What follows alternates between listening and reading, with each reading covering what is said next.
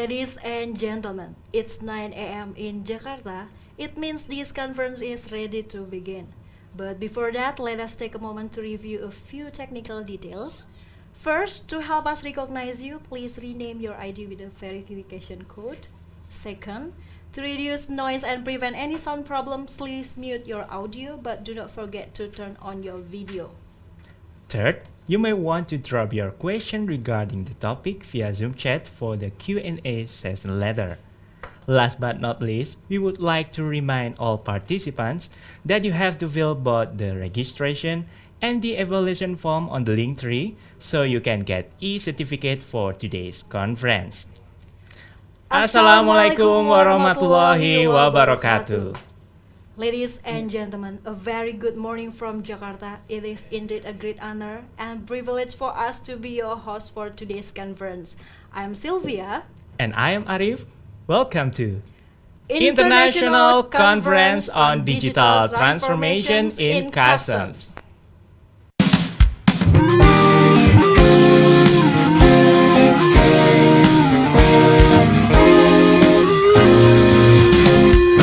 Indonesian Customs and Excise Education and Training Center. Anywhere, anything, anywhere about customs. So come and join us.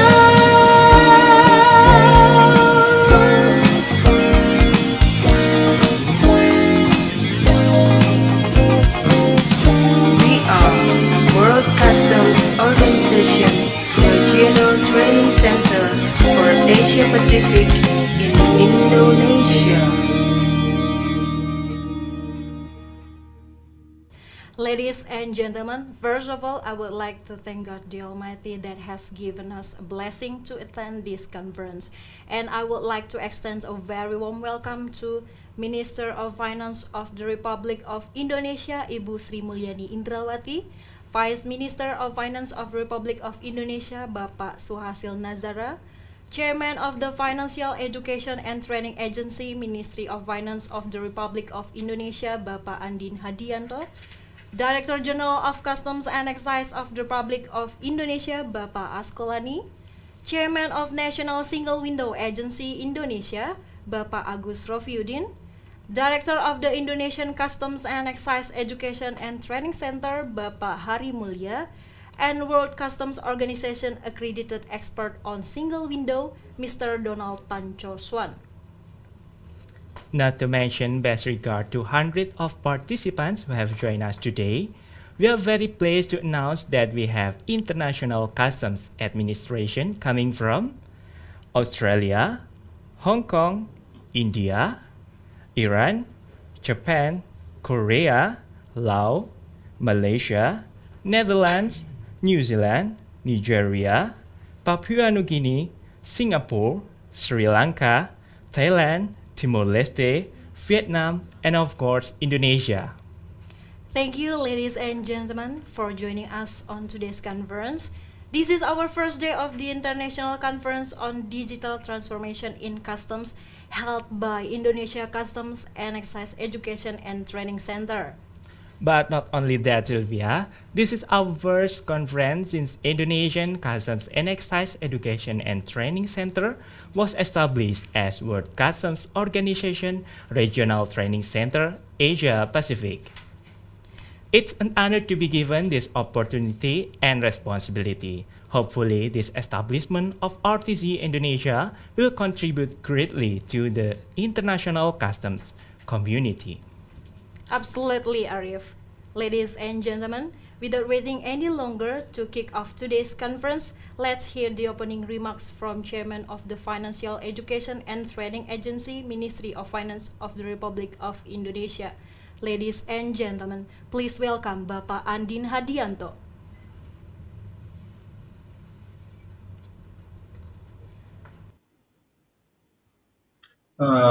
Thank you very much, Honorable Excellencies,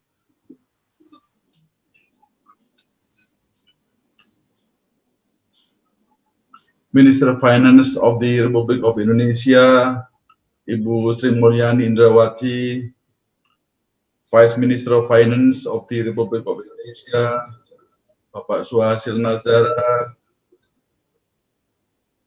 Director General of Custom and Excise of the Republic of Indonesia, and World Custom Organization Vice Chair for Asia and Pacific regions, Bapak Askolani, Chairman of Indonesia National Single Window, Bapak Agus Rofudin,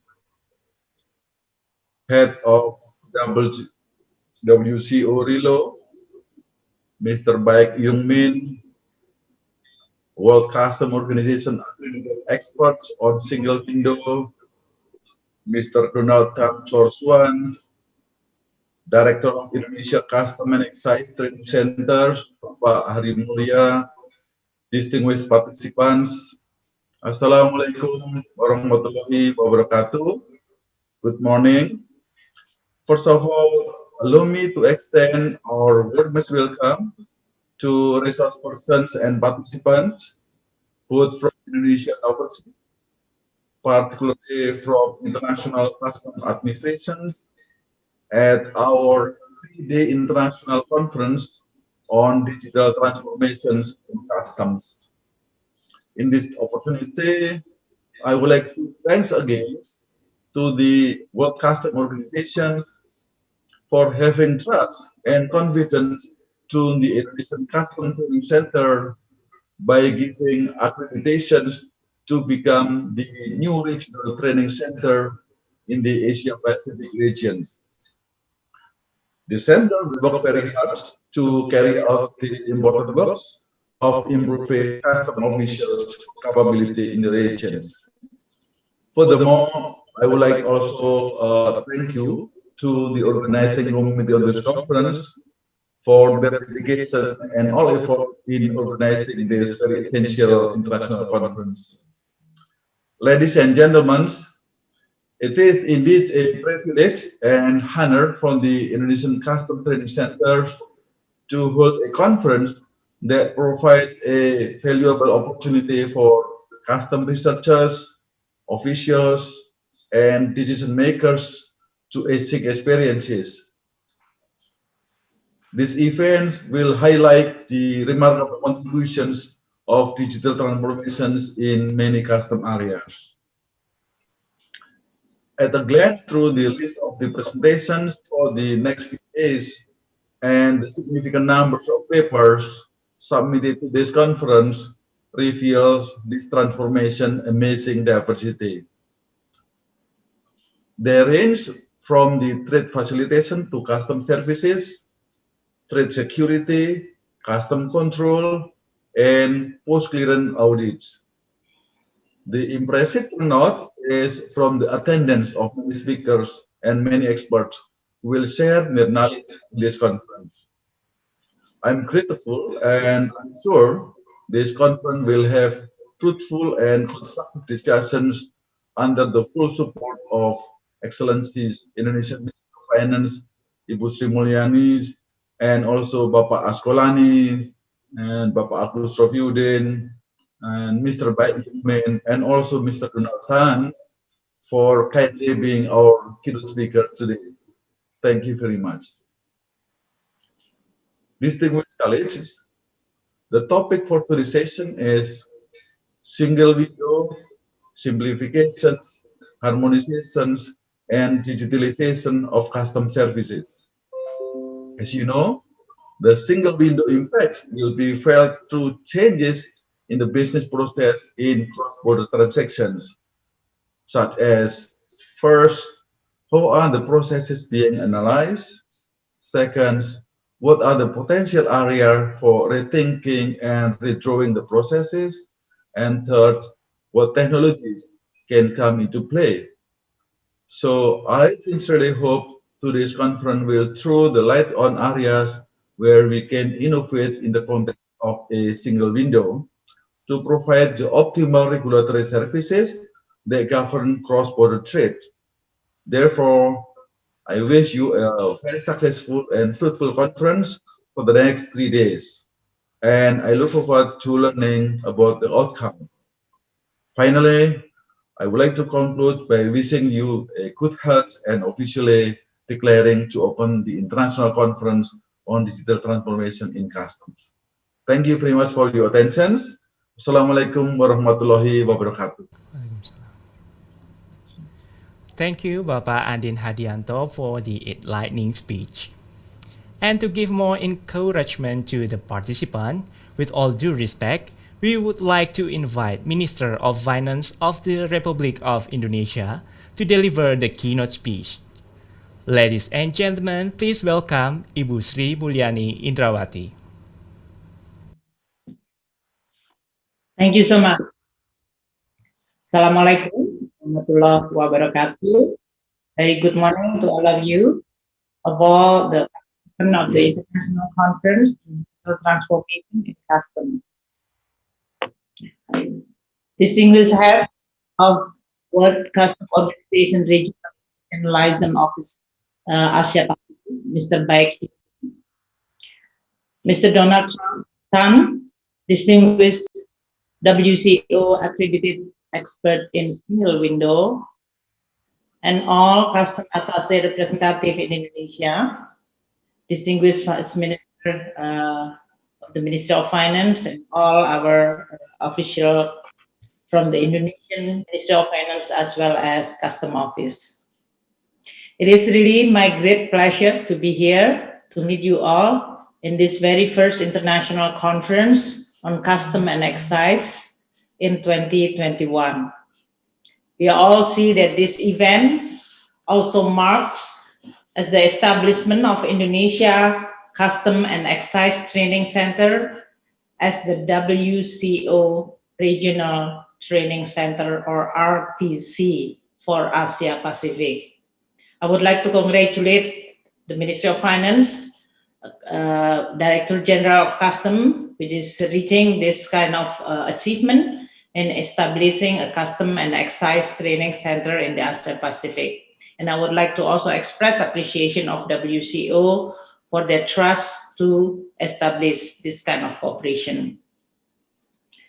We are still facing with the pandemic COVID-19. So I will also at this very moment would like to wish you all, as always, in a good health and safety, and especially for many of us who also affected by this COVID, who hopefully can get a very swift recovery.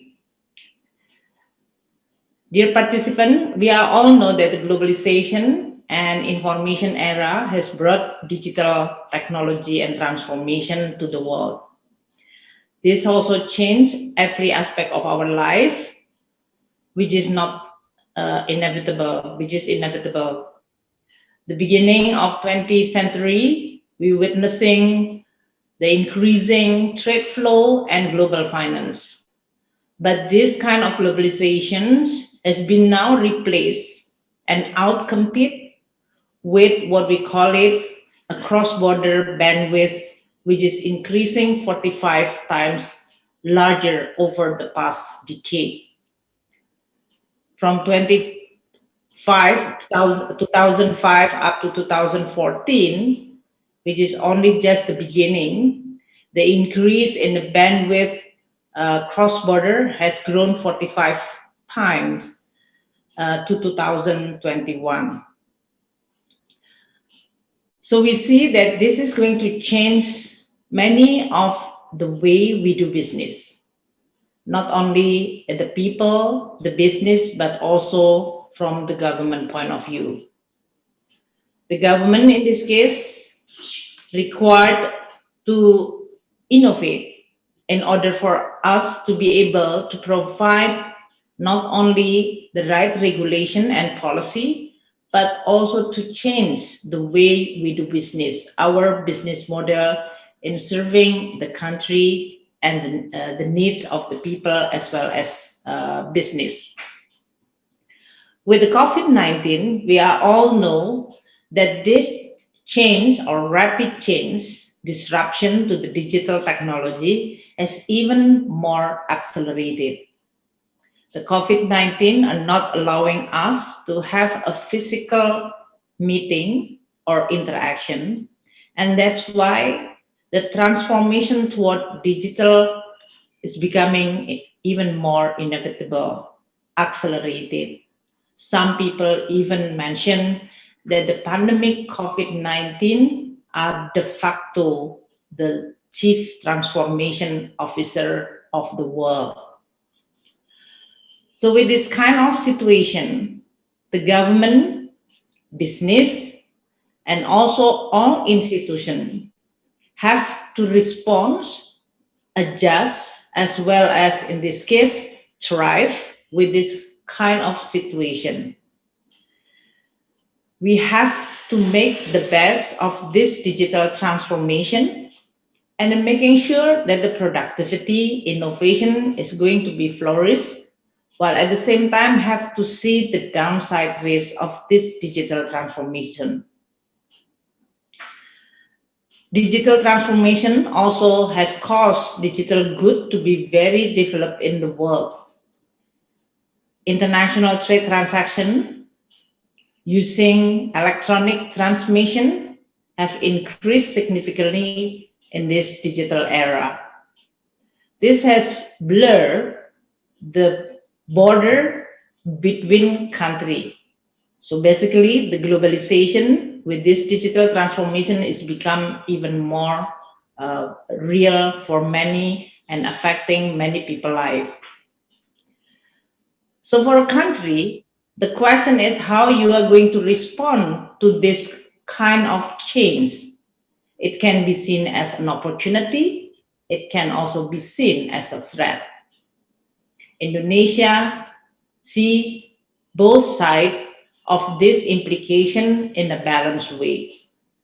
As an opportunity to transform our economy as well as many social economic activity toward digital transformation, the government continue formulating policy regulation in order for us to be able to take this opportunity at the best optimal way. But we also recognize that this is not a smooth transition, especially when we look at the infrastructure as well as the quality of human capital that require to be upgraded. That's why within the fiscal policy, we continue improve the quality of human capital through the education, health, and especially during this COVID-19 and the social protection in order for us to be able to improve the quality of the human capital in Indonesia. At the same time, at the infrastructure side, we are also investing on the infrastructure, especially connectivity, internet connectivity for all geographical area in Indonesia. Indonesia is a big geographical area and not all area or region has the same development as in Jakarta. The development of this digital transformation definitely also provide us an opportunity. Many of the business, including small and medium enterprises, they can even survive during this pandemic by transforming themselves to sell all their merchandise or even services through the digital platform. Indonesia is currently ranked fourth in ASEAN in terms of penetration rates for active internet users. So you can imagine with more than 260 million population and keep growing middle class, it will definitely increase the penetration of the internet and the digital literacy of the people. We still have a much bigger potential with the penetration rate at this very moment at 73.7%. So we still have a very rapid upside in the near future. So let's now talk about this digital implication from the fiscal point of view or taxation. Taxation of digital economy has been one of the most important issues which actually discussed between all the finance ministers at the G20 forum. This is becoming one of the most contentious issues because all countries cannot avoid it from this digital transformation, including the penetration of many economic activity through the digital platform. But at the global level, there is not yet an agreement regarding how we are going to establish a fair and transparent tax regime. So this area, which is going to be continued discussed under the G20 and with the support of the OECD, hopefully is going to reach an agreement by this year presidency of Italy that will continue next year with the Indonesia presidency. The taxation on the digital will need to get the right formula regarding who should pay what and when. And this is not only in the form of VAT, but also on the income tax. The other side, of course, with the today's meeting, we are talking about custom duties. Because with the digital economy, the transaction can be executed through this digital platform, but at the end, the merchandise can and will cross the border of a country. So pursuant to the VAT and income tax under the G20 and OECD guidance, we have worked together to establish a global solution to taxing income from the digital economy. The works have overcome some of the challenges. On the VAT side, at least, this is already maybe relatively settled. The international guidance on the VAT have been published by OECD in 2017, which is very useful and has been adopted widely by many countries in the world. More than 100 countries has already collected VAT through foreign platform or supplier. Especially this is related to the imported digital good or services. Indonesia is one of country which also has collected VAT on imported of services and intangible through electronic system since the 1st July of 2020. The collection of the VAT from such import of services and intangible has generated significant revenue for the government. The challenges on income tax are greater comparing to the VAT. The current rule could not provide yet what we call it an agreed level playing field to taxing income from the digital economy. So substantial modification to the existing rules and concept is really required. The work under the G20 on the base erosion and profit shifting related to the Action 1 recommendation could not provide a solution with regard to income tax. And that's why this work is continued. And as I said earlier, we do hope that this year G20 meeting will agree on the principle. During this time, when the implementation of unilateral measure massively is not creating the expected result. The best recommendation is, of course, to have a global agreement that can be agreed in the more efficient and fair way. So the acceleration of the conclusion of global consensus through the base erosion and profit shifting inclusive framework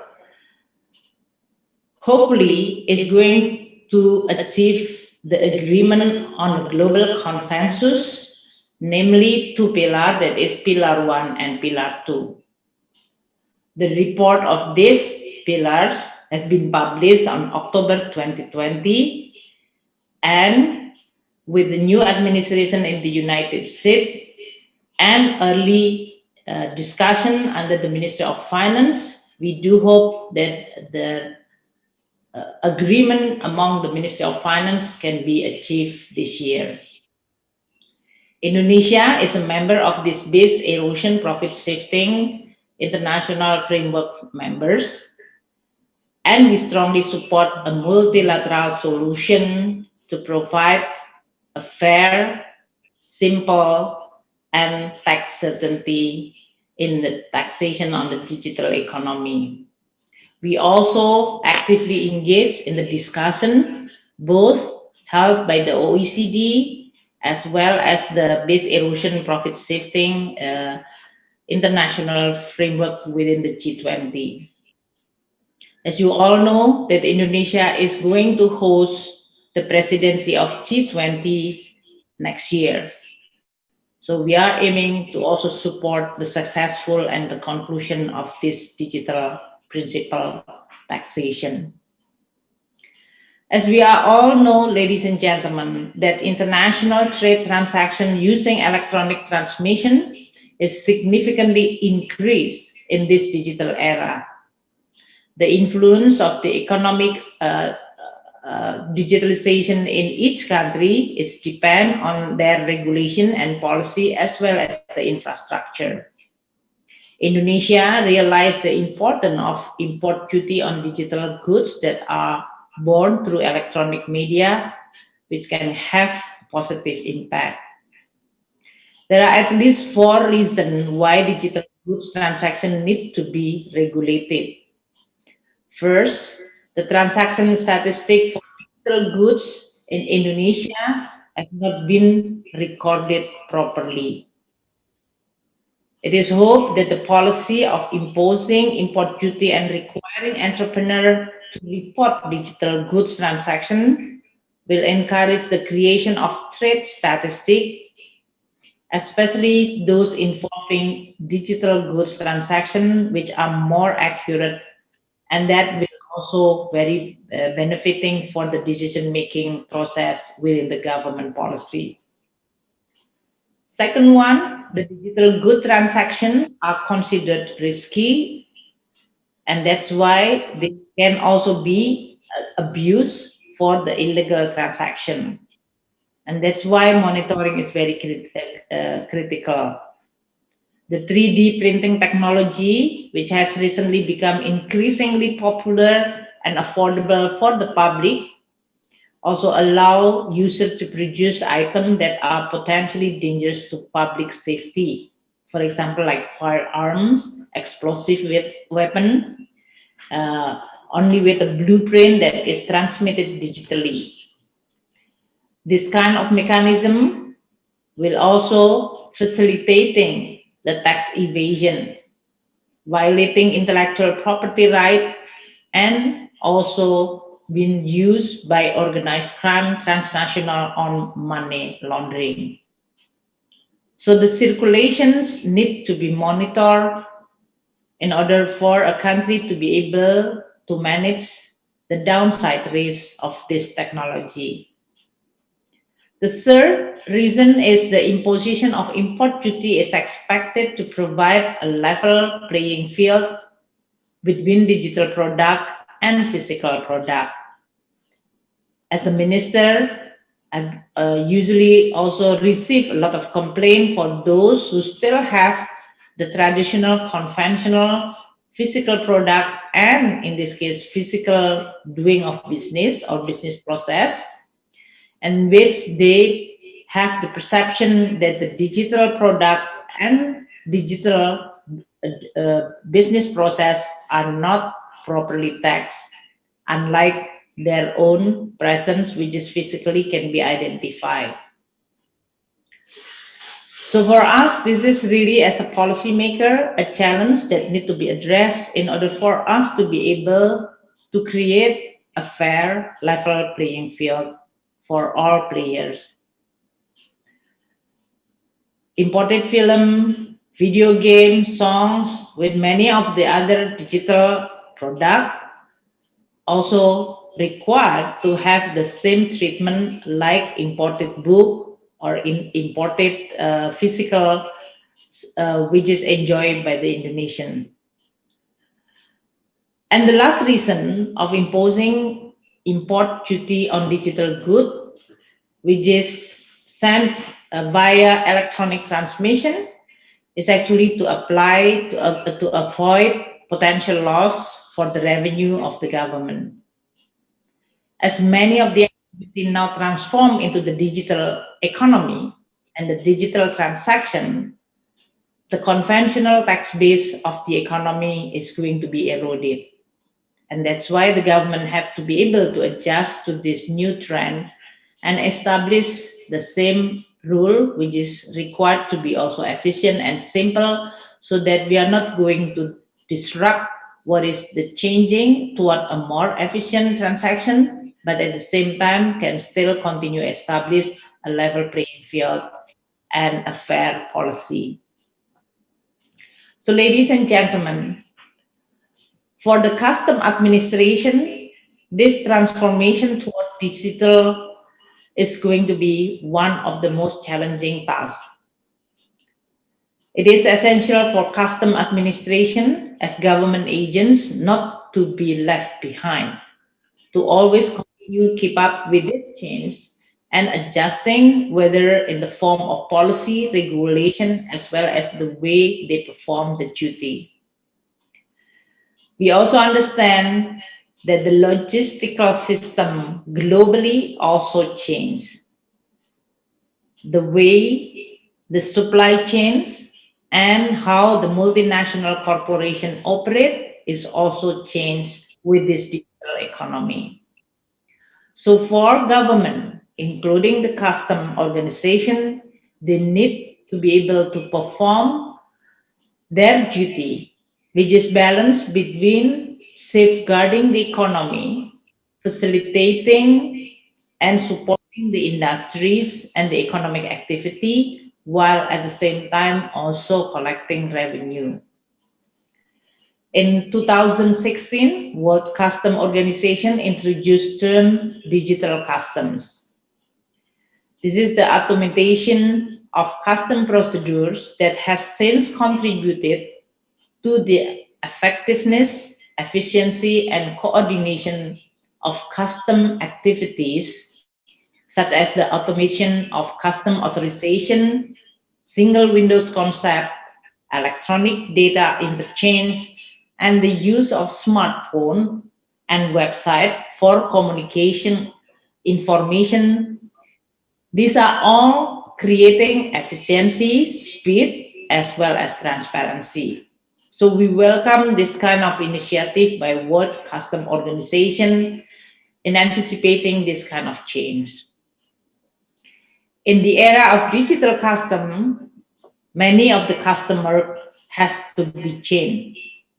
We have to be able to expedite the completion of custom processes and information exchange, the coordination of services and supervision among responsible institutions in monitoring the traffic at the border, as well as the collaboration of law among the law enforcement, as well as enhancing transparency. These are the areas that all custom officers need to anticipate. In the aspect of the custom services, supervision and law enforcement, the digital or automation could give significant and positive impact. They can increase compliance in the international trade because data can be exchanged in a more accurate and timely way. Each party involved can access information so that they are going to be able to then get the same information.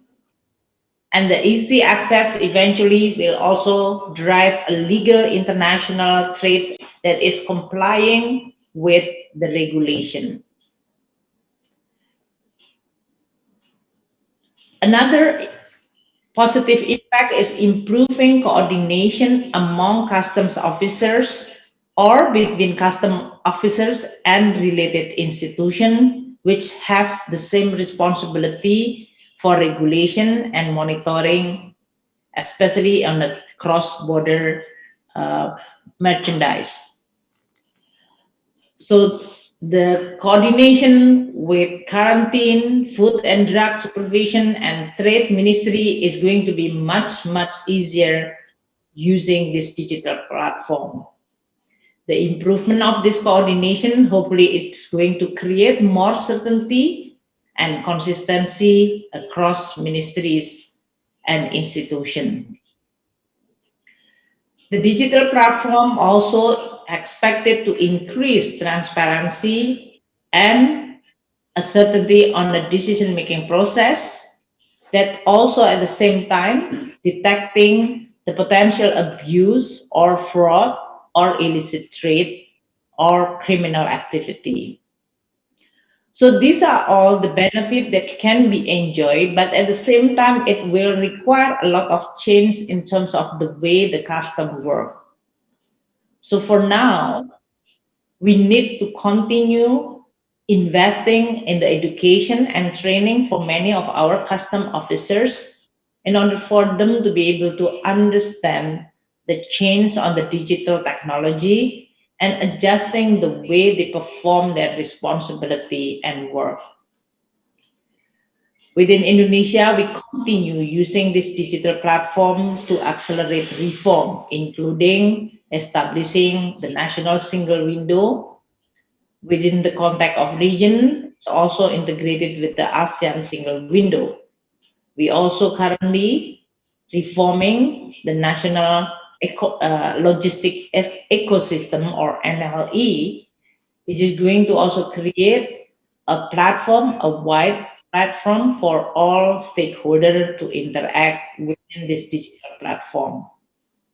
We do hope with the establishment of national logistic ecosystem, we will be able to facilitate for all players, including exporter, importer, and logistical support in the most efficient and transparent way. I hope through the International Conference on Digital Transformation in Custom, we are going to also have the opportunity for all participants that is going to take part in this discussion as well as participants of this conference to be able to exchange view as well as experience and how we are going to shape the policy and regulation in the future.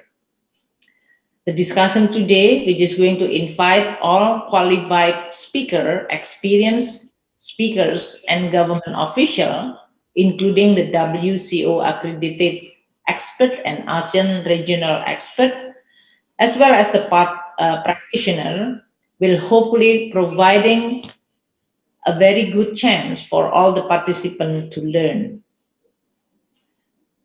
I think the role of the custom administration in regulating strategic policy for the economic sector and beyond, and especially with regard and anticipating to this changing of the digital economy, is going to be very, very critical.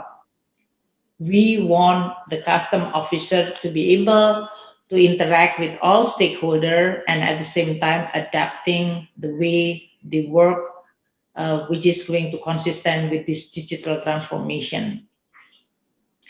So with that, I would like to conclude my speech today by wishing you all a very good and productive conference. And within the slogan of 2021 International Customs Days, Customs bolstering recovery, renewal, and resilience for sustainable supply chains, which is very, very fit with the challenge that we are facing today. That is still continue handling the pandemic COVID-19, but at the same time, we focus on recovering the economy and using the digital transformation as one of the catalysts for this transformation and recovery. I hope and I wish you all to have a very productive international conference And we do hope that the result of this conference will be useful for all of us, not only to celebrate the International Conference on Digital Transformation in Custom of 2021, but especially also benefiting the whole people and economy. Good luck and thank you very much. Assalamualaikum warahmatullahi wabarakatuh. Thank you, Ibu Sri Mulyani, for the amazing remarks. It's an honor to have you here today. Before continuing our conference, Arif, why don't we invite our friends Jane and Tirta to also enlighten us about today's topic? So please, Jane and Tirta, the screen is yours.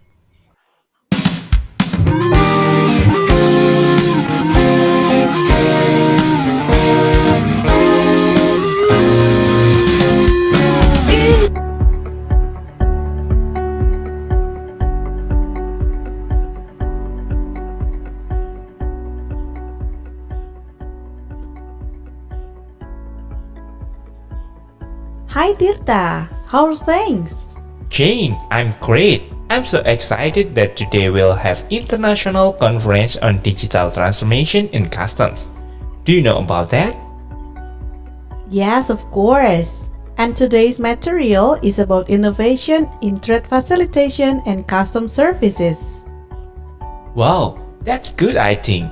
We have to keep updating our knowledge and information because this world is keep going better and faster, especially in the information and technology. That's right, Tirta. As the world becomes increasingly connected and doing business becomes more digitally enabled, it is necessary to make some innovations in trade facilitation and custom services in order to keep up with the digital trade nowadays. That's for sure. Well, we have to share and discuss about the innovation that is made not only in the trade facilitation but also in the custom services with our college in order to ensure the smoothness of world trade chain. That's for sure. Let's join the conference to enhance our knowledge about innovation in trade facilitation and custom services.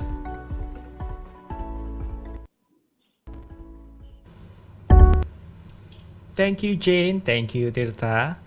We would like to brief you shortly about our today agenda. This morning, we will hear the discussion by our moderator and invited speakers. After that, we will have a break time. Then we will continue to have the presentation of chosen submitted papers. Ladies and gentlemen, now it's time for our special event. In this very first occasion, we will listen to the presentation regarding single window, simplification, harmonization, and digitalization of custom services. So, without further ado, let's invite our remarkable moderator, the Indonesian Customs and Excise Education and Training Center, Head of Training Education and Execution Subdivision 1, to introduce our guest speaker. Good morning, Bapak Daniel Setiawan. Good morning, Sylvia, and good morning, Arif. You look so charming today, sir. Thank you, Sylvia. I think both of you are look nice with that costume. Where the costume came from?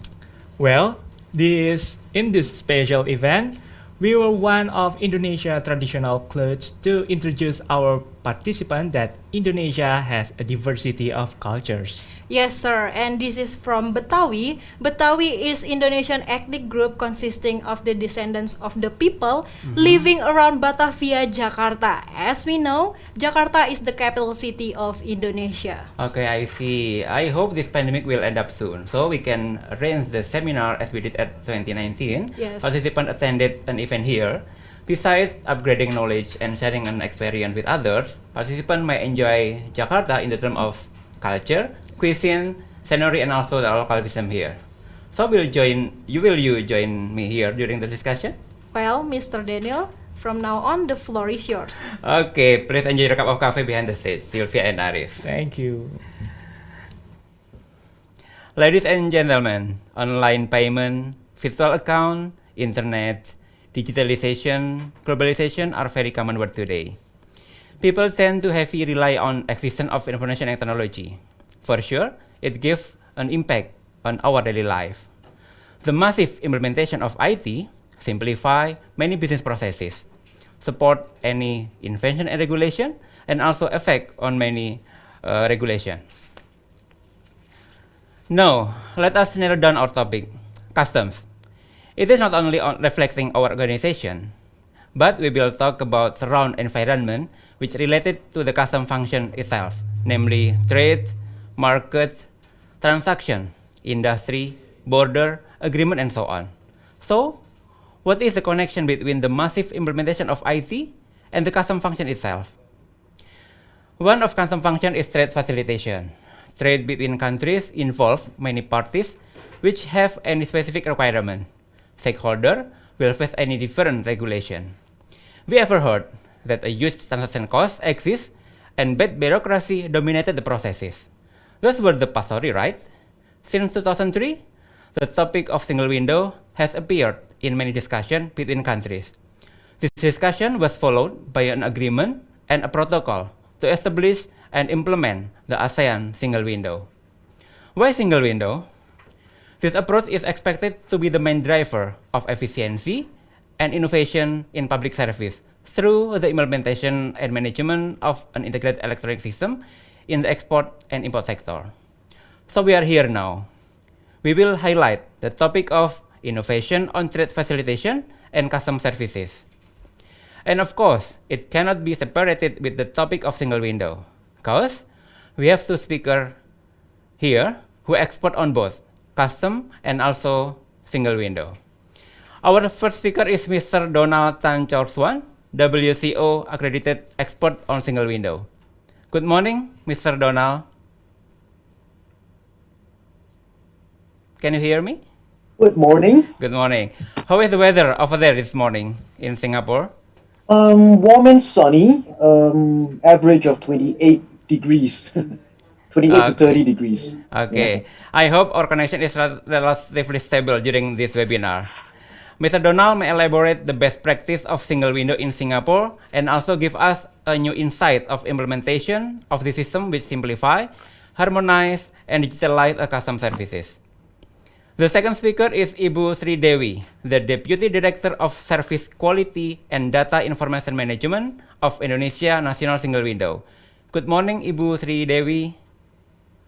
A very good morning. Hello. Hello. Very nice to meet you all. Thank you for joining us. Is my voice clear there? Yes, very clear. Okay. Ibu Sri Dewi may explain the way of single window system has an impact on custom services in the term of simplification, harmonization, and digitalization. I'm proud to have you both today, Mr. Donald and Ibu Dewi. So, please allow me to explain the rule of the presentation today. Mr. Donald will present the material first, and Ibu Sri Dewi will come later with maximum time 30 minutes for each speaker. During the presentation, it is not allowed to participants to interrupt the speaker. We kindly ask you to mute your microphone, take a note if needed, or write down your question on the link. After two speakers completing the presentation, we will have a question and answer session. Please raise your hand by clicking the button in your Zoom screen or just write down your question on the link that you have accessed before. Don't forget to mention to whom your question is addressed, Mr. Donald, Ibu Sri Dewi, or both of them. Okay, let's start the presentation. Mr. Donald, the time is yours. May I have my slides, please? Okay, host may share the file from Mr. Donald. Okay, please, Mr. Donald. Okay. Good morning to everyone, first and foremost. My name is Donald Tan. I am an accredited expert of the WCO on the topic of single window. At the same time, of course, I am also a staff member of Singapore Customs. Just to check, is the sound quality okay? Yes, okay, Mr. Donald. Okay, thank you. All right. I think for the first slide, if we would just have the first slide. Please wait a moment. The next slide. Please wait a moment, Mr. Donald. Sure. Okay. Sometimes we face the technical problem. Host, please.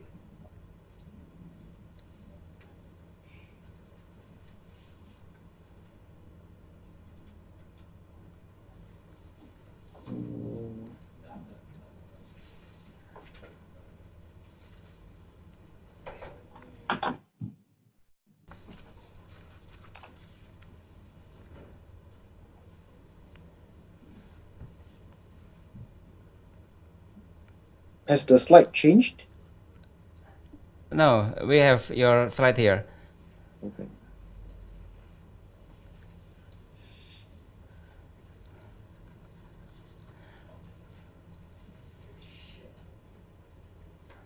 Okay. Okay. I think I would like the previous slide, please. Okay. The one that says Brave New World. The previous slide. Oh, this one, yeah. Yeah. Okay, and the next one, the second page.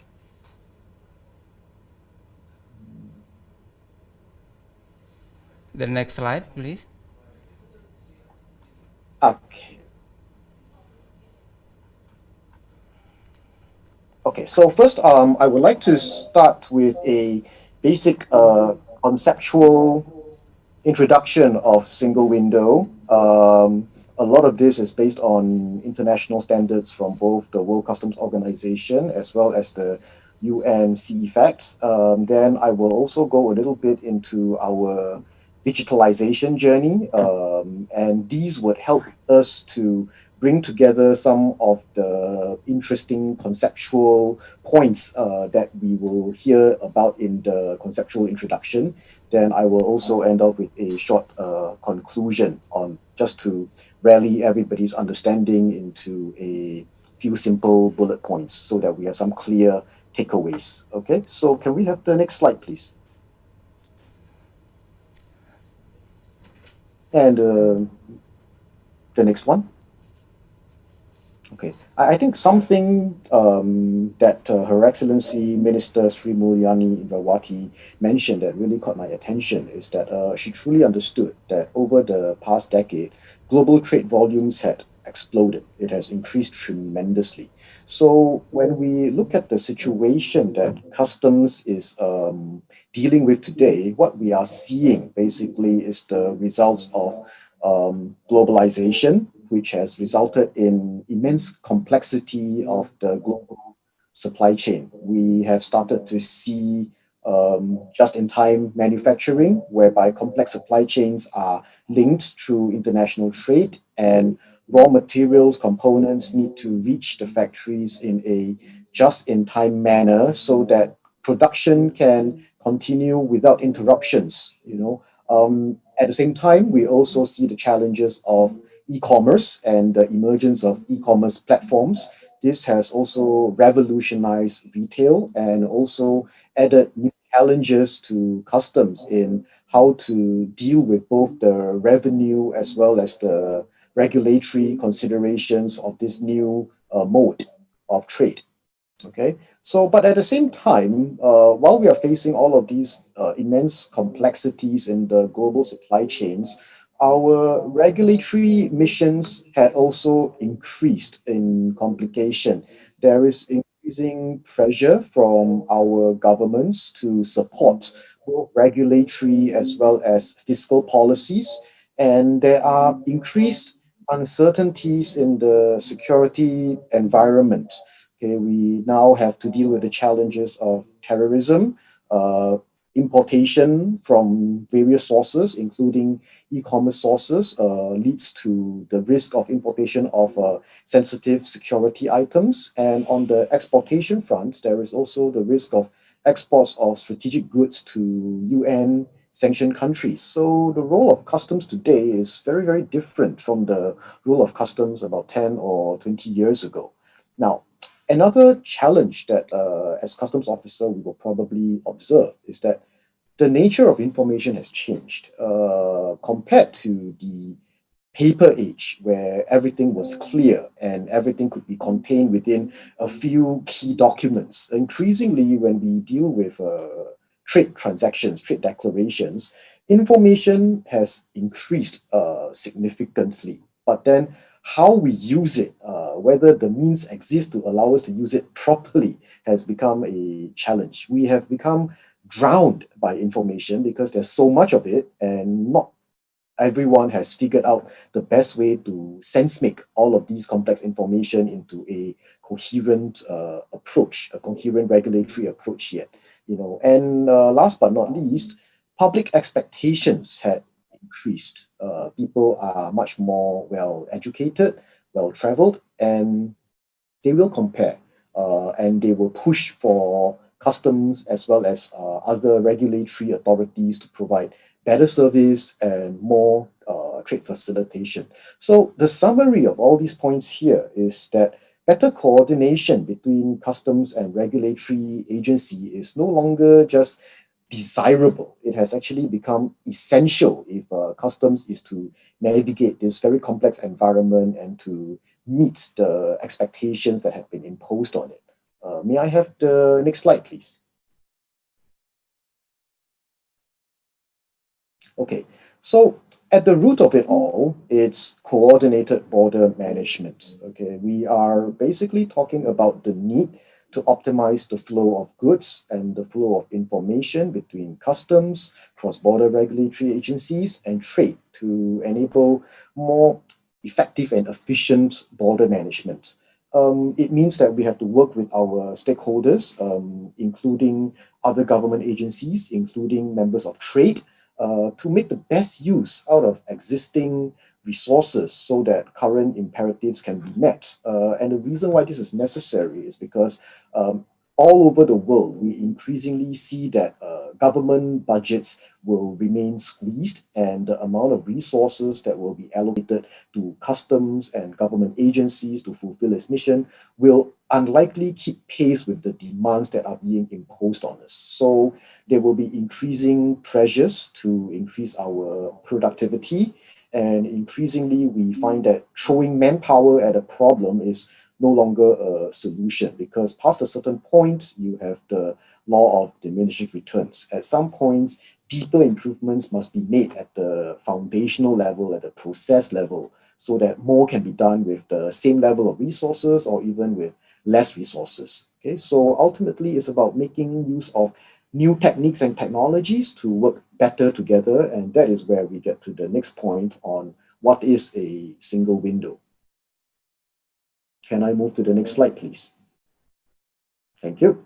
Okay, so this is the UNC Fact Recommendation 33, which basically talks about what is a single window. Now, as we can see, we cannot actually just see a single window in isolation as an IT system. I think that we have to recognize that customs and regulatory agencies dealing with imports, exports, and trade must come together to reimagine the regulatory process and to find a common goal, a better way of doing things that preserves the integrity of the trading system while avoiding the need for excessive increases in budget and manpower. And this is the prize that we are all working towards. And if we achieve it, the government agencies benefits, the trade also benefits. So what exactly is this outcome?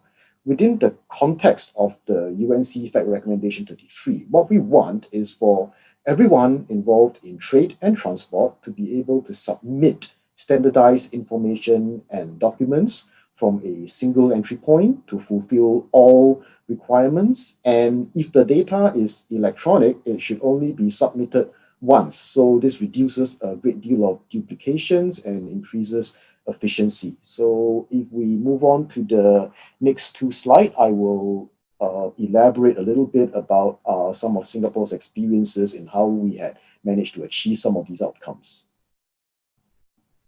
Next slide, please. And the following one.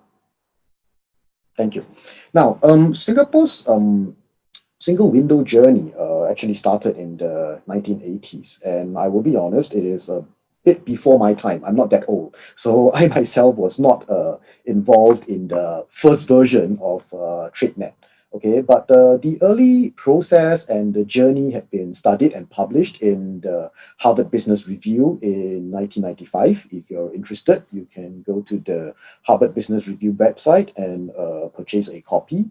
Now, my issue with the Harvard Business article is that ultimately HBR tends to be academic in perspective, and it focuses on the big picture issues such as organization, high level political will, and strategic outcomes. Not wrong, but then I think that as practitioners, we are also much more interested on the details of exactly what and how some of these things were achieved. So can I have the next slide, please? Okay. So if we were to think deeper into detail, ultimately, once the strategic decision was made for Singapore to move to develop a single window environment, that was the point where government as well as partner government agencies needed to come together to properly understand not just about the point that we are going to build a new IT system, but also what do you want the IT system to do? How exactly are you currently doing it using paper, using telephones, using faxes, and using existing modes?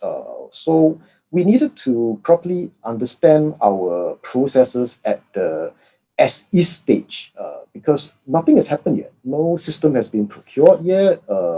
No decisions have been made about how to change the process yet. But before you do anything, it is important for everybody to come together to map the existing process. How are you actually doing it right now?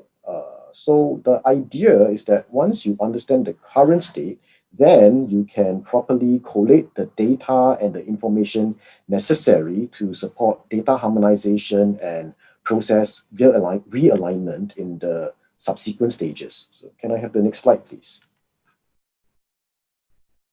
Okay.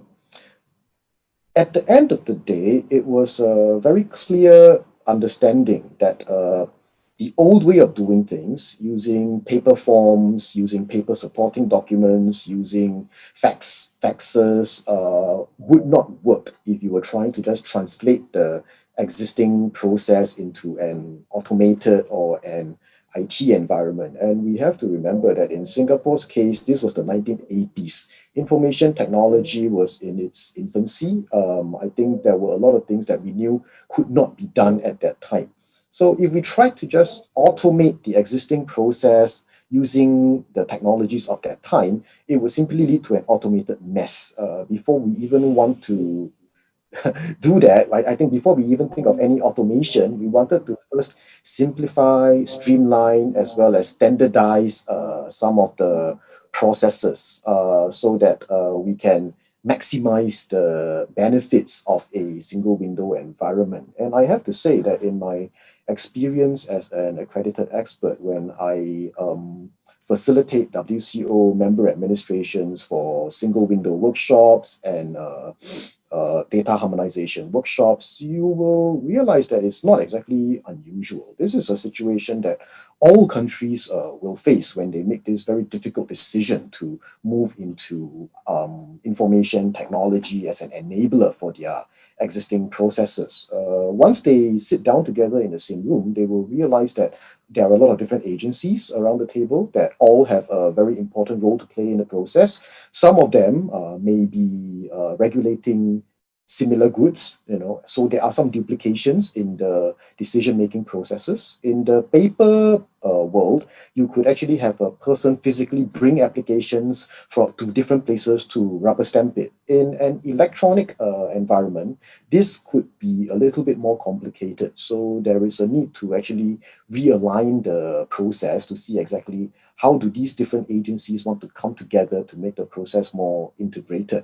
There are also often different technical requirements as well as different duties and fees that needs to be collected from the different agencies. And because all the different agencies report to different ministries, they tend to have different policy perspectives. I mean, a security agency and a revenue agency and an economic agency very naturally have very different perspectives when they come around to sit around the table to talk about trade-related regulatory processes. So the processes and procedures of all the government agency stakeholders have to be realigned into something that is coherent, into something that is logical, and into something that is possible to automate. Okay, So can I have the next slide, please?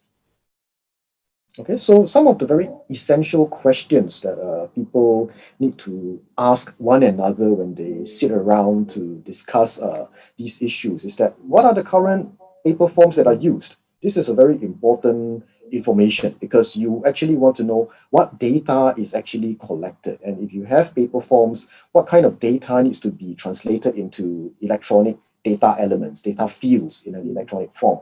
Okay, so the paper forms provides the first basis for reference. Okay, the timing requirements. Do you need this 3 days before clearance, 5 days before clearance? Why? I think a lot of the timing requirements previously were premised on manual processing, where a person basically had to physically read through the document, rubber stamp the document, and potentially dispatch the document to another desk so that it can be worked on further.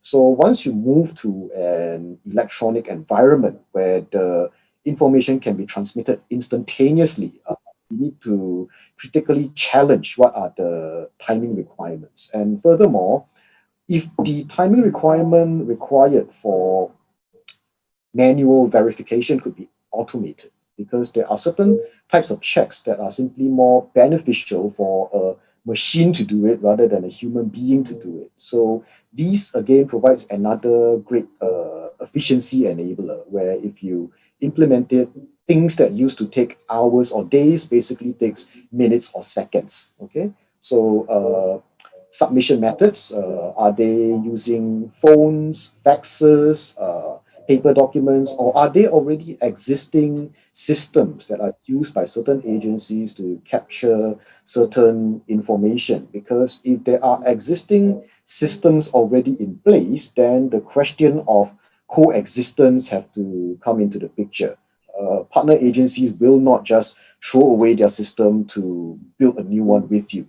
They had invested in it and they will want to make sure that whatever is being built can coexist with their system.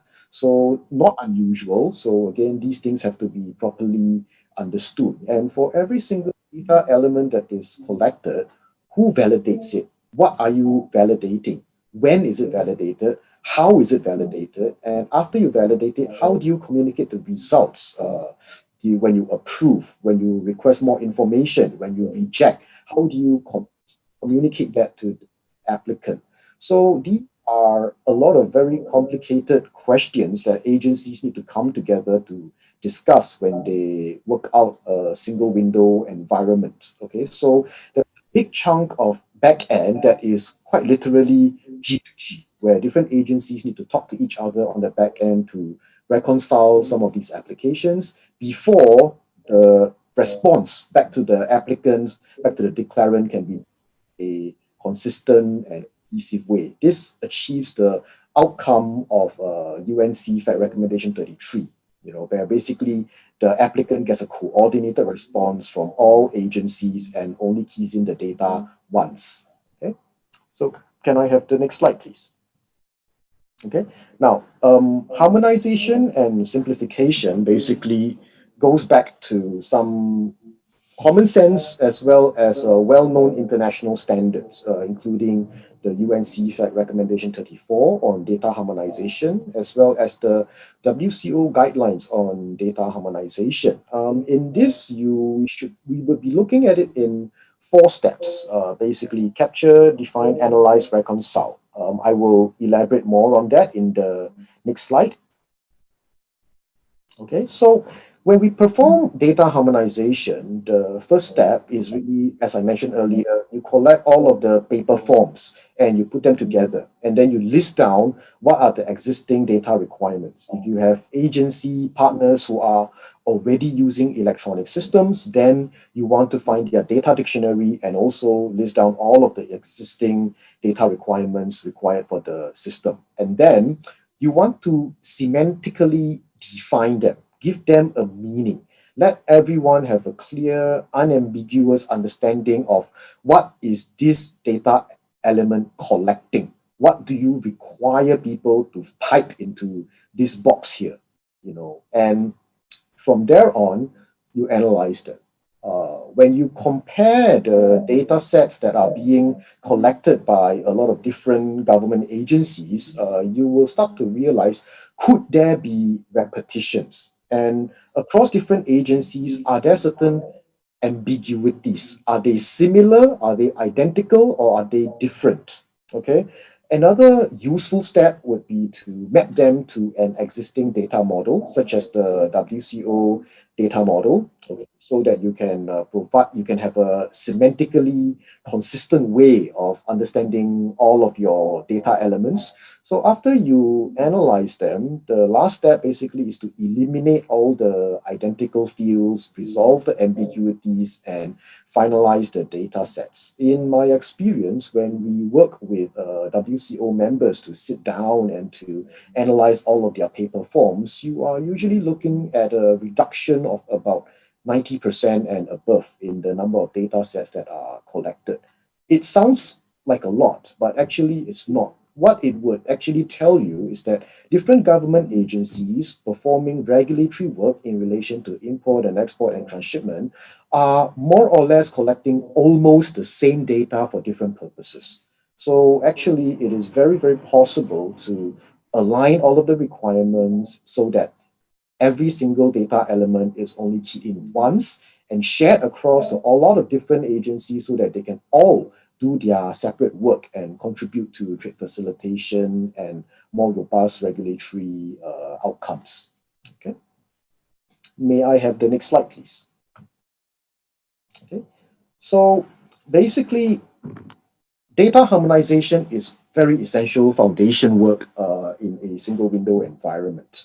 The forms using the harmonized data set allows multiple parties using the same data to collect it only once. And having a clear understanding of the data requirements improves data integrity. People know what they are supposed to key in there, and there are less instances of incorrectly filling in the forms with irrelevant information. And if you can validate the data field, you can also reject the ones that are not in conformance with the field definition.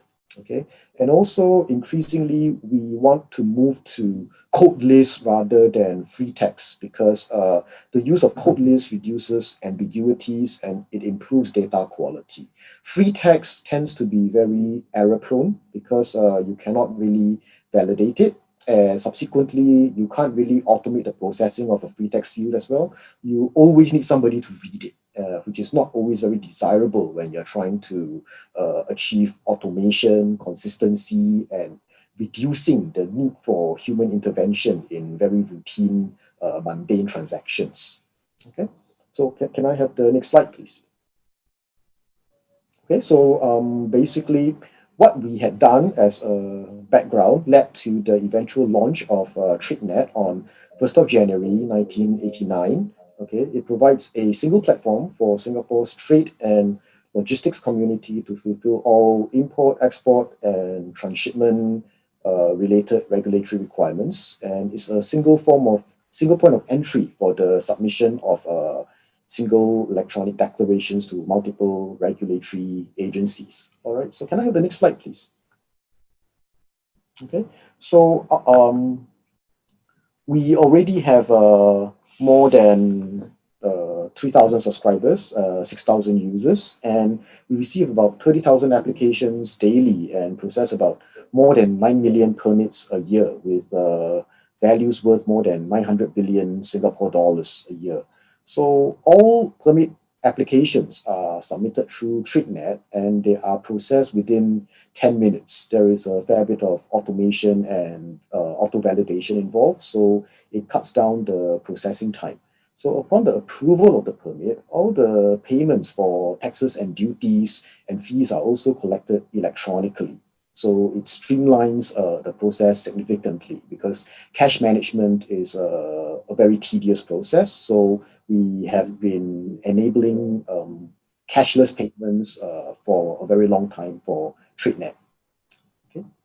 Can we have the next slide, please? Yes. So there is 100% participation by partner government agencies. So TradeNet connects all the relevant government agencies which regulates controlled goods that enters and leaves Singapore, and their reasons for the regulation could be for health, safety, security, or compliance with international obligations. And of course, all of these are legislated requirements, and each agency is basically taking care of their own respective laws and regulations. So if we were to take a quick look at how the process looks like end to end in the next slide. Okay, so basically, once TradeNet receives the trade declaration submitted by the declaring agent, it will be processed with the relevant authorities. It will be routed to the relevant authorities for them to look at it and decide what they want to do with it. And if the declaration contains controlled goods, it processes the declaration based on the agency's requirements. Okay, so if the declaration is rejected, it will be sent back to the declaration to the declarant for follow-up. But if it is approved, then the fees and the taxes are deducted electronically from the declaring agent or the importer's bank accounts, and thereafter customs conducts a risk assessment based on the permit information and conveys the decision to our partners, the immigration and checkpoint authorities, to assist in the inspection and clearance of the goods at the borders. So when the goods crosses from the port into customs territory, usually they go through X-ray scanning, and our colleagues at the immigration and checkpoints authority will assist in this process. So lastly, after they clear the container or they clear the goods, they update the clearance information and send the information back to TradeNet. So in a nutshell, this is Singapore's import, what our import regulatory requirements look like after it has been enabled by a national single window environment. Okay, it's very, very simple. Okay. So if we were to move on, can I have the next one? So if we were to think beyond TradeNet, so Singapore has already achieved 100% submission of all trade regulatory requirements through TradeNet, and the review and enhancements of system-based regulatory process is quite entrenched and mature. Automatically, every few years, when there is a minor version upgrade, people will come together, discuss, provide inputs, and the enhancements will be made and planned and rolled out. So can more be done? We think so. Okay, so one of the new challenges that we have noted, maybe, can I have the next slide?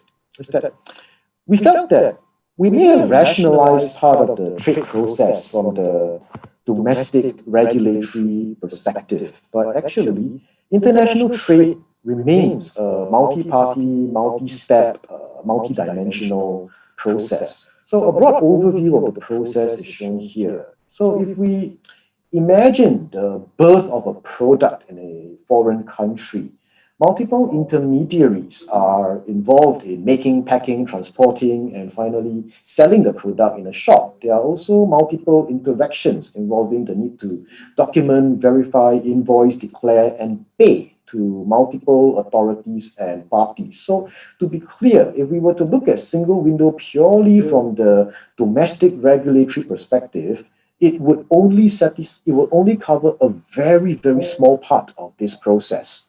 Okay, so we definitely think that more can be done. So next slide, please. Okay, so on 26 September 2018, the Network Trade Platform was officially launched by Singapore's Minister for Finance, Mr. Heng Swee Keat. Broadly, we saw a need to move beyond a traditional national single window and to focus on the domestic regulatory process, and we want to consider the broader interactions and to provide an enabling environment for all parties, both public and private, to interact. The flow of goods and the flow of information ideally should be aligned and optimized so that the regulators and the economic operators can work together seamlessly. Next slide, please. Okay, so here we have the network trade platform. We feel that the network trade platform should serve as a neutral facilitator and convener. It is an enabler, it is open, it is not for profit. That is how we have conceptualized it. Okay, so the platform provides the utility layer, which is the foundation, and then it brings together various stakeholders, which is the collaboration layer. Then the private sector service providers can come on board to provide competitive service offerings, and such participation is non-exclusive. Different companies may come on board to provide competing services. This provides vibrance to the overall ecosystem, and competition leads to better quality products and more competitive pricings. Can I have the next slide, please? Okay, so broadly, what we have tried to look at is basically the NTP wants to focus on the government to government cross-border connectivity, which involves collaboration with partner countries to identify specific use cases and to build cross-border digital connectivity and to enable the reuse of data resulting from cross-border digital connectivity to facilitate digital trade. Now, emphasis here should be on specific use cases. And I think that we all have to bear that in mind when we are developing systems. The use case has to be quite clear, otherwise it becomes very confusing when you think about how you want to define the requirements for a system. Okay. So we are also looking at business to government interactions as well as the government data services where we try to make use of certain government trade data, open government trade data, to allow private sector entities to come in, analyze them, and to reuse them for better decision making in making their commercial decisions. Okay, so broadly, if you look at some of the offerings of the NTP, basically the government services, the single window functionalities of declaring, making a declaration and collecting duty, taxes, and fees is already an inherent part of the ecosystem. So additionally, some of the various certificates and applications, processes that are being offered through the NTP are also shown here. But and also, we have the value-added services that are offered by the private sector, as well as the G2G international connectivity that is being worked on with our trade partners. Can I have the next slide, please? Okay, so just to give some examples of some of the government services available on NTP, certificate of free sale, certificate of non-manipulation, import certificate, delivery verifications, ICDVs. Now, as you can see, all of these applications and processes already go slightly beyond the traditional scope of a single window, which focuses on the import and export declaration. But if you were to think about it from the technical perspective and the data perspective, if you had done your data harmonization properly, the data requirements for some of these applications are actually incremental, not different. Meaning to say that you just need a few more data elements to complete a form like this. You don't need to collect everything from scratch. You see, because the foundation basically is the main declaration document. So this is what we mean by data reuse. If the same data can be used for multiple different purposes over the course of the transaction, we should enable it so that people can save time and save money. Okay, can I have the next slide, please? Okay, so these are some more government services that are available in NTP. Can I have the next slide, please? Okay, and here we can see some of the trade-related services that are already offered by the network trade on the network trade platform, as well as there are various focus areas. Okay, so can I have the next slide, please? Okay, so as you can see, based on the design and the idea of inclusiveness of the NTP, what we are trying to achieve is the increase in trade efficiency through digitalization and data reuse. So in the data world, data may not be born digital. The digital chain can be broken through necessity, such as the need to print it out and give it to somebody. Okay, and once that happens, data entry and the accompanying inefficiency becomes inevitable. If we were to refer to the WCO guidelines on dematerialization, this was also a point that was made quite strongly in those guidelines, that data that is born digital should stay digital. Once you break the digital chain, it becomes very unproductive because the process of reintroducing it back into the digital cycle, it will require data entry. Okay, so in a digitalized world, we would want the data to be digital from its origin. We want it to be born digital, and we want it to be unbroken throughout its life cycle by linking up as many parties as possible so that the data can flow seamlessly, so that we can achieve better utilization of the data, as well as to save time and save money for everyone by reducing needless and unproductive data entry. It is a journey. It is likely to be a very long one, but I mean, it is a journey that, like all journeys, you have to start. If you don't start, you will never know. Okay. All right. And of course, the next slide. We want to be connected across the wider trade ecosystem, because it's not just about one country having a single window that links up 10 or 20 or 50 government agencies anymore. There exists the use case where two countries can come together and find value-adding, beneficial ways to cooperate using data to enhance their regulatory requirements, to enhance trade facilitation and efficiency.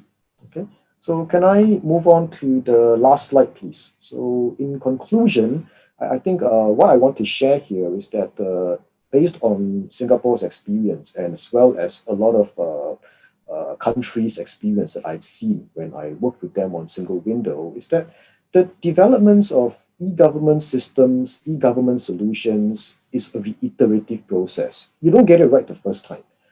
Ideally, you get started, and the first one achieves some very basic objectives. And over time, you put in place small improvements with every iteration so that it gets better. Okay, so you have to start by establishing a strong foundation, by simplifying the procedures and bringing on board all the government stakeholders and private sector entities. But once you start, you can't stop. The continual improvement has to take place. And that means cutting red tape, performing technological refresh, introducing new features, new service offerings, new opportunities, so that users increasingly benefit from such platforms. And over time, as they get more and more benefits out of the platform, they become convinced by the ecosystem, and they become valuable stakeholders to the ecosystem.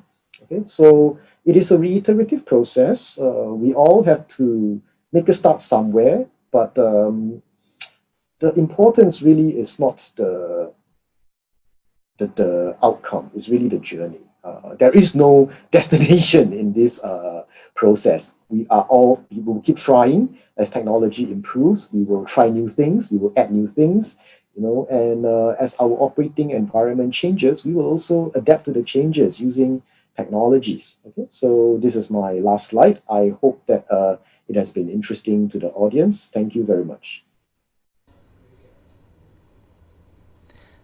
Thank you very much, Mr. Donald. It is a long journey for Singapore on implementing single window since Excise, right? It will be many stories behind that can be explored by the participant during Q&A session later. Okay, now we move to the second term. Bu Sri Dewi, the time is yours. Okay, thank you very much for the opportunity. Bismillahirrahmanirrahim. Assalamualaikum warahmatullahi wabarakatuh. Distinguished Mrs. Sri Mulyani Indrawati, Minister of Finance of the Republic Indonesia, Mr. Suhasil Nazara, Vice Minister of Finance of the Republic Indonesia, Mr. Baek Hyung Min, Head of the WCO Regional Intelligence Liaison Office for the Asia Pacific region, Mr. Askolani, Director General of Custom and Excise. Good morning, and may the Almighty grant us peace. First of all, please allow me to represent on behalf of the head of National Single Window Agency, Mr. Agus Rofiuddin, to deliver today's presentation. Secondly, I would like to extend my warm welcome and appreciation to all of us. It is an honor for me to be here, and I am very grateful that this recent situation of COVID pandemic doesn't hinder us in holding this session. Sincerely, I hope that this pandemic will come to an end very soon, so all of us could personally meet in the next opportunity. This morning, I will present the topic about innovation in trade facilitation and custom service. Without further ado, I will proceed to the next slide. Can I have my presentation, please? Thank you. Yes, in this occasion, generally I will talk about these points. The first one is about Indonesia, facts about Indonesia, overview and coverage area of Indonesia National Single Window System, National Single Window strategic role for national development, National Single Window Reform Program and contribution, our unique points, what differentiate us from other national single window, national single window role in international forum, and our way forward. Next slide, please. Yeah, so before we go into details, I would like to give a preview about Indonesia. Currently, Indonesia is inhabited by more than 270 million people, which make Indonesia the fourth biggest population in the world, after China, of course. She is the world's largest archipelago, with the capital city is in Jakarta. The distance between the most east island, Sabang, to the most west island, Merauke, is around 8,500 kilometers.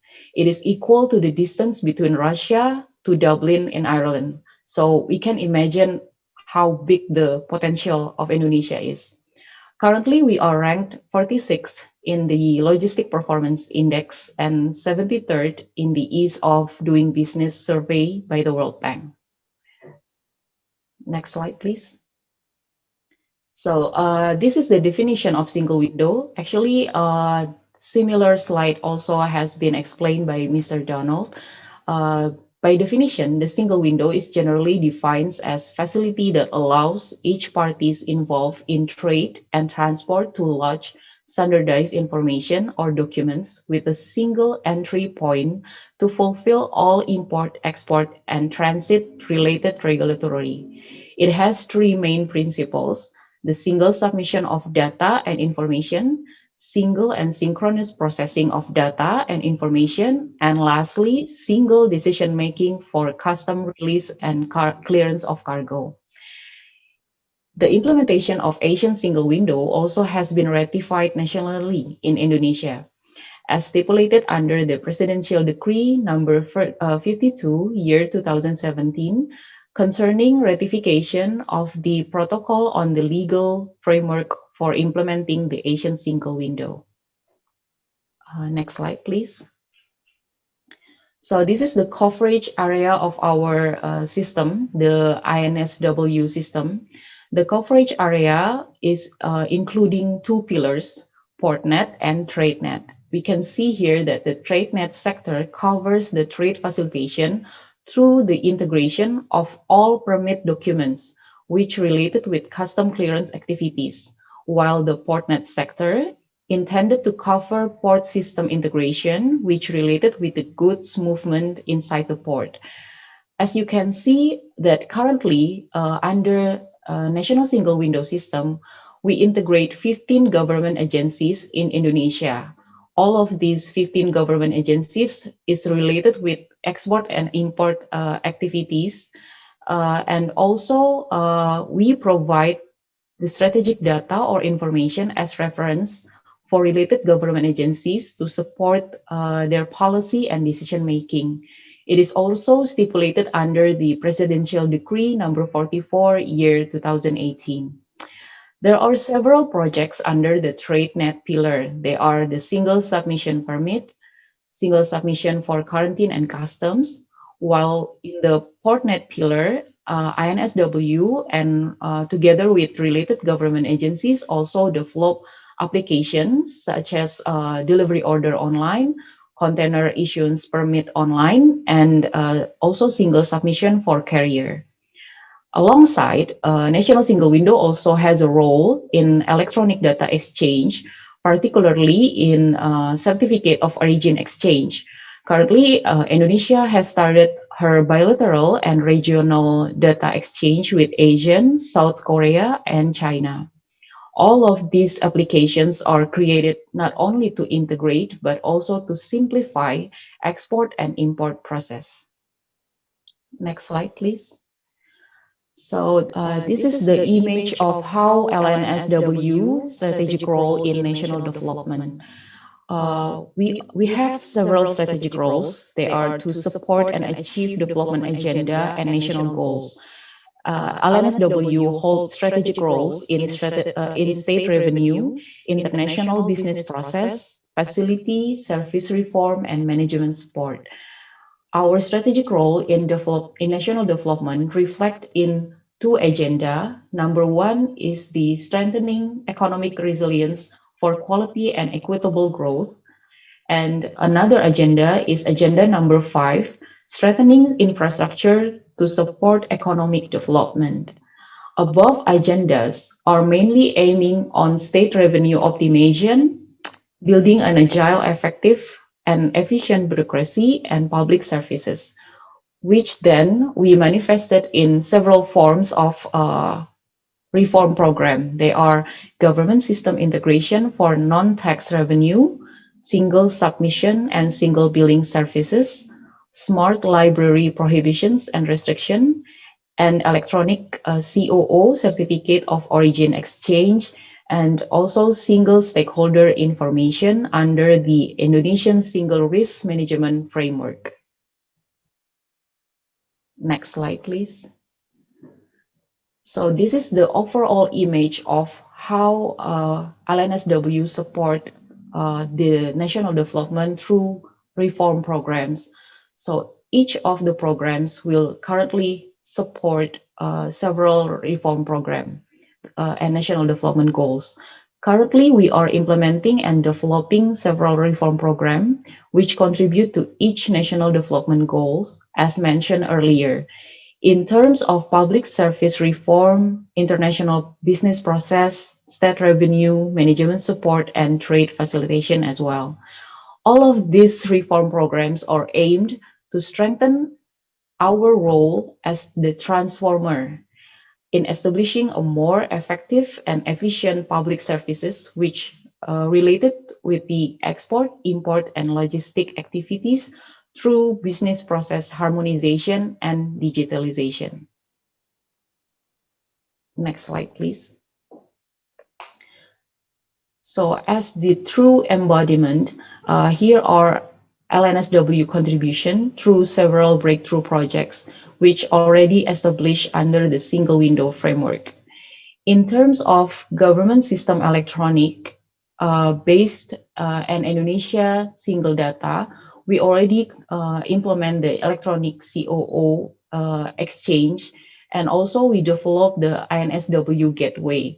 It is function to do the bilateral electronic data exchange with other countries.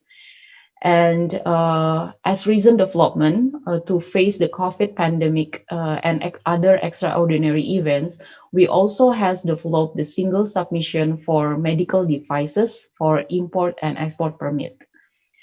And also to meet expectation of public and other ministries or agencies, we also developed the single submission for permit and licenses. And also we have our contact center which function 24/7. And we also have a single window service unit, which are the representative from all 15 government agencies that is integrated under the INSW system. And also we conduct the satisfaction survey yearly based to know how we can meet the expectation from the society. Alongside, we also support the government policy through the improvement that we are doing for the trade across border, especially to support the ease of doing business survey. We also develop the dwelling time dashboard as an improvement of the logistic performance index survey. Moreover, the activity supervision in export-import also supported through the monitoring dashboard. It is basically the executive dashboard to monitor all of the implementation of application that is integrated under the INSW system. While for the logistic development in export-import and domestic, INSW also developed the delivery order and container release through online system, and also cargo list of application through online and integrated system. Lastly, for supporting the duty and function implementation of Ministry of Finance, we also support through the project of import duty borne by government and the coal and mineral application integrated in single window system. Next slide, please. Yeah. So what is unique about the single window in Indonesia? These are the points that we would like to highlight in this occasion. So single window platform in Indonesia is considered advanced and has become the benchmarking of other countries, especially in Asian countries. This can be achieved because the development of single window in Indonesia was not only triggered and forced by the outside, but also triggered by domestic necessity to expedite goods clearance. Therefore, we have several strong points which made our single window different from the other. The first one is the strong political will.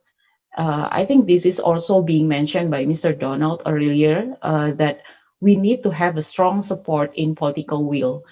Currently, Indonesia single window already has a strong legal base, which regulated in the Presidential Decree number 52 year 2017. And while for the organization itself, the National Single Window Agency also has been ratified in the Presidential Decree number 44 year 2018. We also have a security assurance, whereas our single window system follow the international best practice based on the UN recommendation number 33 and 34. We also support the service excellence, where our service all provide a very clear service level agreement and certainty. We give certainty. For example, we have tracking document and tracking status under our system to give a certainty for business entity to track their cargoes and documents. Moreover, we also follow the international standard like the WTO and the ATIGA agreement under Annex 7, and also the UN CFACT, whereas we applied the electronic business XML and also the simple object access protocol, or SOAP. Lastly, we also fulfill the transparency and validity principles, whereas we provide the menu for document tracking, and we also provide access for business entities to be connected with our system. Next slide, please.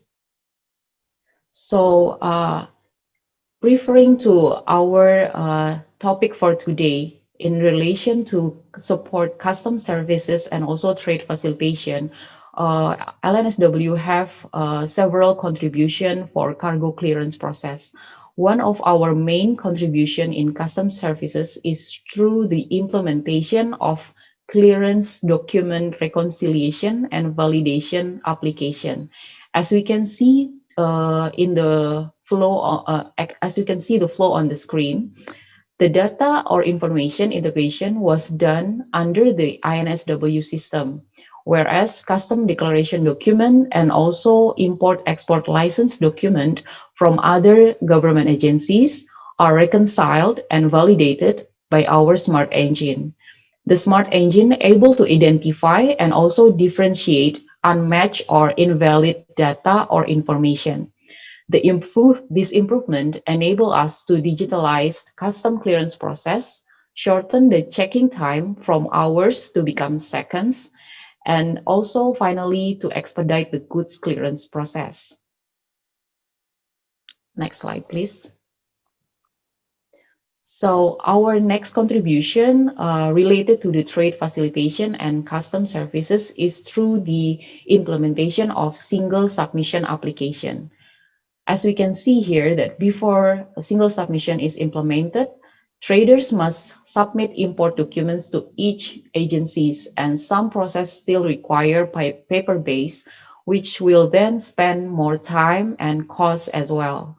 Therefore, LNSW and other government agencies develop the single submission application with the objectives to simplify and also to integrate the procedure of import, which will have impact in cost and also time efficiency.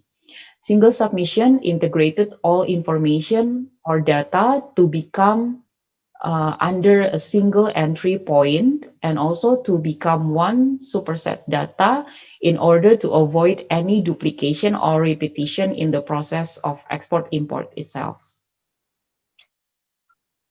Next slide, please. So this is one of the embodiment of the implementation of single submission. We name it as a single submission for quarantine and custom.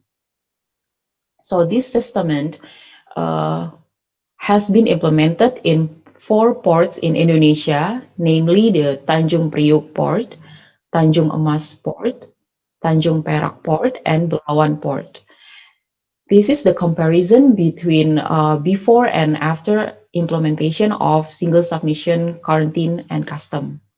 So before the single submission is being implemented, importers has to submit their import documents to quarantine agencies and to customs sequentially. While after the single submission being implemented, once importers submit import documents through single submission application, the system will transfer the process to other agencies. So the private sector only need to submit one time. The single submission application will then combine the submission process of quarantine document and also custom document, as well as to facilitate the joint inspection, which done physically between custom and quarantine.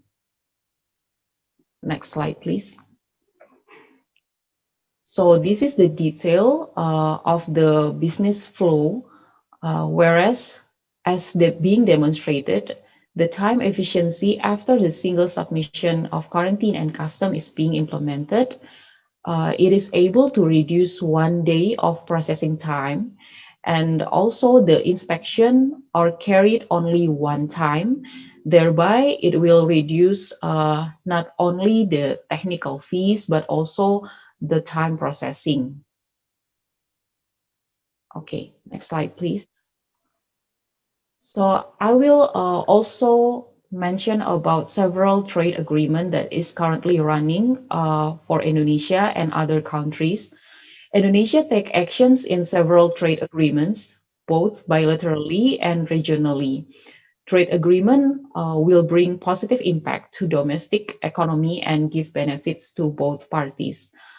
Currently, the bilateral agreement has been signed are Indonesia and Japan, Indonesia, Pakistan, Indonesia, Chile, Indonesia and Australia, Palestine, and many other countries.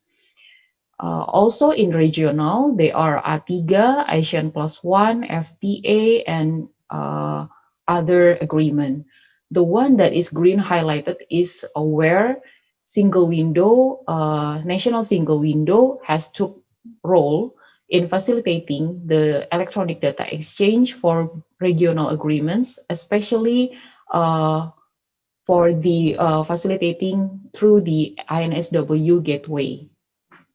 Besides bilateral and regional trade agreement, another trade agreement already signed, and it will be a giant FTA, is RCEP, the Regional Comprehensive Economic Partnership. This trade agreement estimated cover almost 30% of world GDP. Next slide, please. So this is ILNSW role in the international cooperation.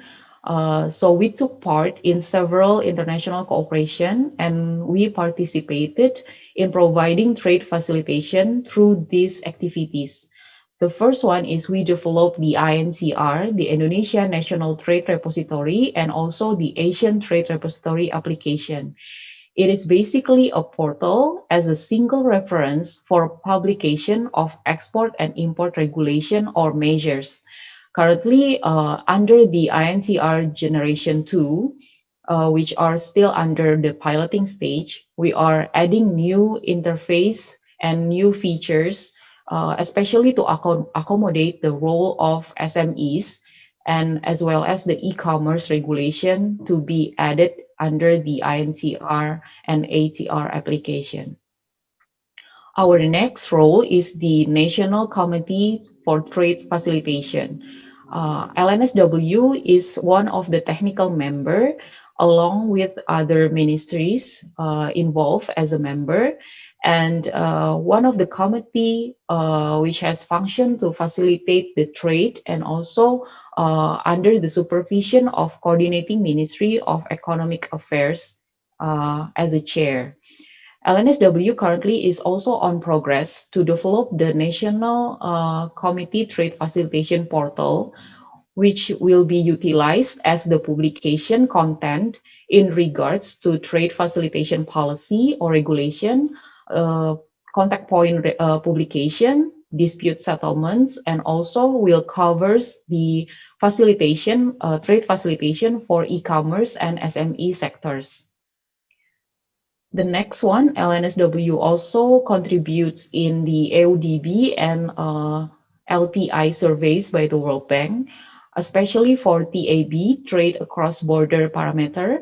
We provide the comparative data and analysis to improve Indonesia's ranking in both AODB and LPI, and also we support the involvement through the collaboration projects that is currently running with other ministries to support our rank in the TAB. Lastly, we also developed the INSW gateway. As I already mentioned earlier, that this gateway is took part to become the electronic data exchange platform in Indonesia, whereas LNSW provide an electronic data exchange system with other countries in Asian and bilaterally as well, and also in multilateral forums. So what is next for the single window in Indonesia? Here are our several future projects to be mentioned. So the first one is the development of Indonesia Single Risk Management Program. As we may all know that currently for risk management category, Indonesia is still notified under B category by the WTO. Therefore, our goals is to develop the Indonesia Single Risk Management Program, which generally will be applied as a common platform as reference for all government agencies to assess the companies or private sector. While as we know that currently each of government agencies has their own definition of risk management. They have their own treatment for each of these private sectors or companies. So in the future, we are hoping that through the implementation of Indonesia's single risk management, all of these government agencies will be integrated and will do the synergy to assess the companies through a single platform. Our second project is the National Logistic Ecosystem. It is also has been mentioned earlier by our minister, Mrs. Sri Mulyani, that it is basically the API platform collaboration between B2G, G2G, and B2B, where we expect to integrate all of the data, information, as well as services to stimulate a conducive logistics environment. And lastly, our future project is the INSW system second generation, which are currently still on progress to be fully operating. And moreover, the system development will cover all of the single submission function. So the single submission itself, several of its function is already running since last year, and some other single submission function, for example, like single submission for carrier, single submission for permit, will be running within this year. Hopefully, all of the function will be running alongside with the implementation of Indonesia National Single Window System second generation. And we also has adopt latest technology, which include mobile services. We also provide chatbot in our contact center and other user-friendly adaptation in our system and technology. Hopefully, in the near future, we will also have the data analytic in place. Currently, we are still under the development and piloting project together with the other units in the Ministry of Finance.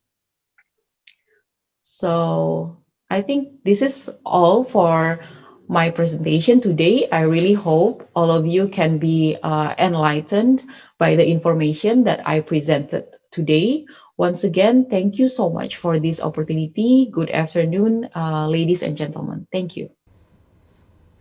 Okay, thank you Ibu Sri Devi for the great presentation.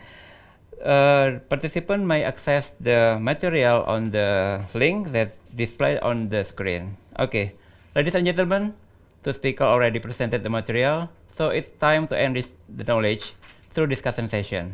It is also possible for you to share your experience in your own country related to the single window and innovation on the custom services. Let me check the question from the Zoom chat, please, the host. Okay, question from RCB, Asia Pacific, Mr. Gideon Ikhwan Han to Mr. Tan. If the single window is down, how do you measure for that? Do you have plan B? And the second one, can your NTP recognize the fake document that fraudulent importer has submitted? Mr. Donaldson? Shall I answer them now? Yeah. Okay. I think it is quite common for important IT systems that we have backup servers and disaster recovery plans in the event of downtime. So mission critical national infrastructure like TradeNet is no difference. There are service levels for disaster recovery, and there are also hardware that can provide resiliency. These things are not unusual. When we do upgrading, for example, you must always have a backup plan, because you never know when the upgrade will go smoothly, or whether there will be some bugs or some problems and the system may go down, because the newer versions tends to be a little bit less stable.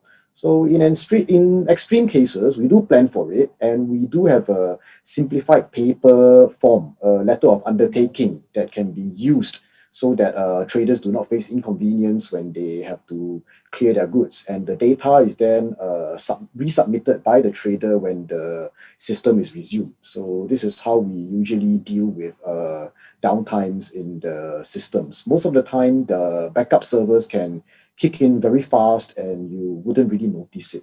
Okay. So the second question about forgery, I think that there are a few parts of the question. Let me just break it down a little bit.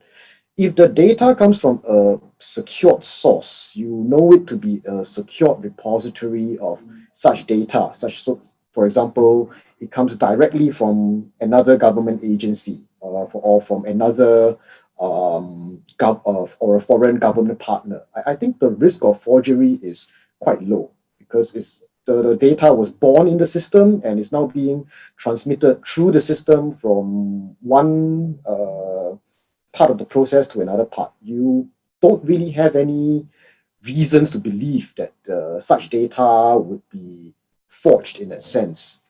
But if we are looking, if the data is not digitalized, for example, if it is a scanned document, somebody had printed it out and then put it in a scanner and then sent you a PDF. I think the same risk exists. A human eyeball will be hard pressed to identify if it is a fake. They also will not be able to spot a forgery 100% of the time. They will need to ask more questions to validate. And I think that this is really a question of risk management. If there are concerns with a declaration, if a particular applicant, importer, or economic operator is known to be moderate or high risk, I think that officers should always ask for more information or for clarifications. And this is no difference between paper and electronic systems. Electronic systems will not solve all of the problems for you. Sometimes the human element still has to come in. Okay, I hope that I've answered that question.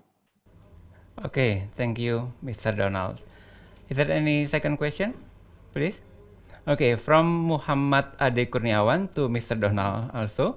When the NTP system was implementing mandatory across Singapore, was there any rejection from the business sector to join in the system? If there was a rejection, what was that and how to tackle that issue? Thank you. Okay, I think I want to clarify. First of all, submission of declarations through TradeNet is already 100%. If you want to undertake import, export, if you want to pay duty and GST, you have to go through the TradeNet system. There is no other way. You cannot come to customs office and say, I have a paper form, I want to submit it. It will not be accepted. You have to go through the system. So even with the introduction of NTP, this is unchanged. You cannot submit a paper declaration to Singapore Customs.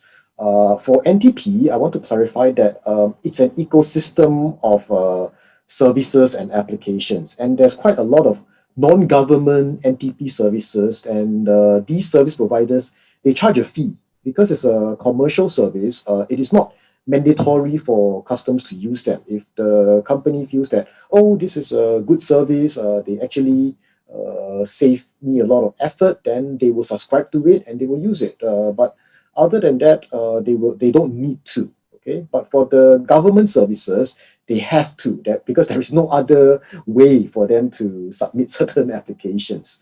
And as for how do you force people to come on board if you are building such systems, I think in regulatory policy, the question is always about your carrot, your stick, and your reasonableness.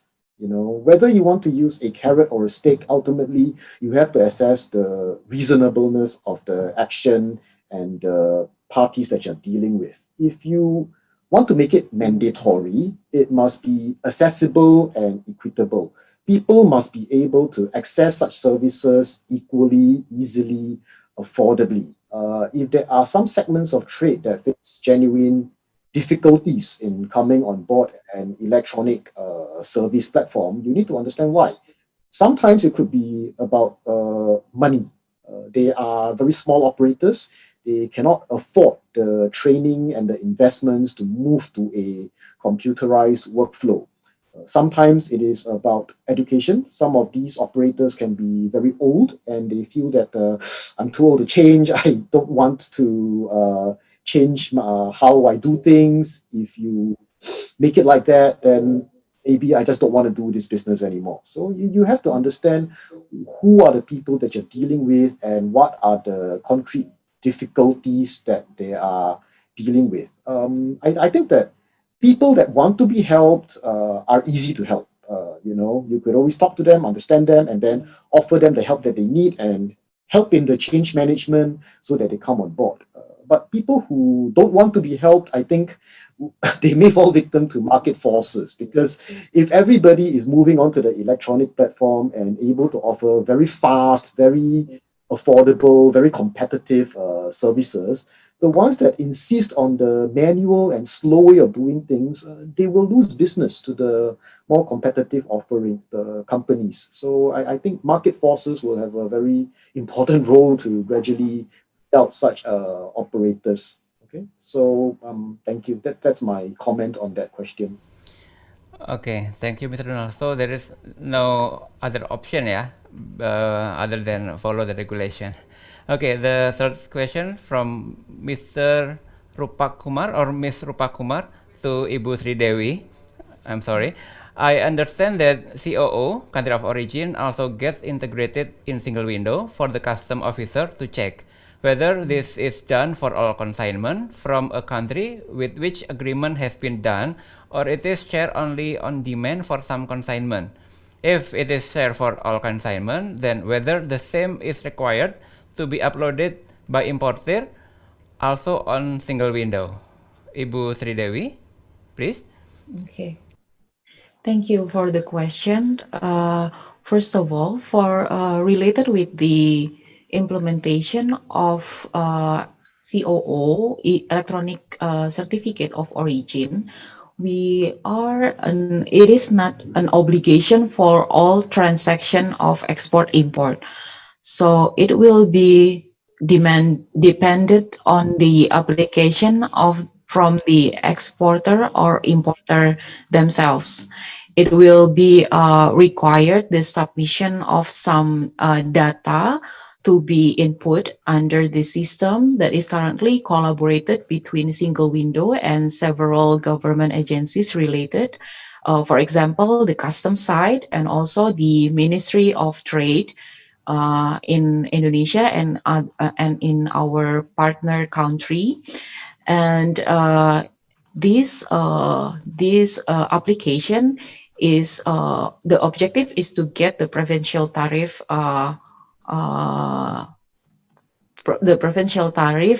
from the total transaction cost. So it will be depending on the application from the exporter or importer themselves. But while they already submit to the single window, they will no longer need to provide the paper-based document or need to submit anywhere else. So actually, for Indonesia case, it is already integrated under the single window framework. Thank you. Okay, so the requirement is different between depend on the agreement, yeah, Ibu Sri Dewi. Yes, it will be different, but for the certificate of origin, it is merely the same. So for one type of document is actually merely the same with other countries. Okay, Yes. thank you, Ibu Sri Dewi. Next question comes from Ms. R.E.H. Salha to Mr. Donald. What are the obstacles you face in implementation of NTP for prohibited and restricted goods? What tools are Singapore use so that they do not contribute to obstacle in spending up custom services? For information, in Indonesia, we use the HS code as the language for coding goods so that all policymakers use the HS code. And this is often problematic because of different interpretation. Can you share how Singapore handle the prohibited restricted goods via the NTP system? Mr. Donald, please. I can share and I will disappoint you because HS code is so common that everybody uses it. Okay? So yeah, it's not a secret.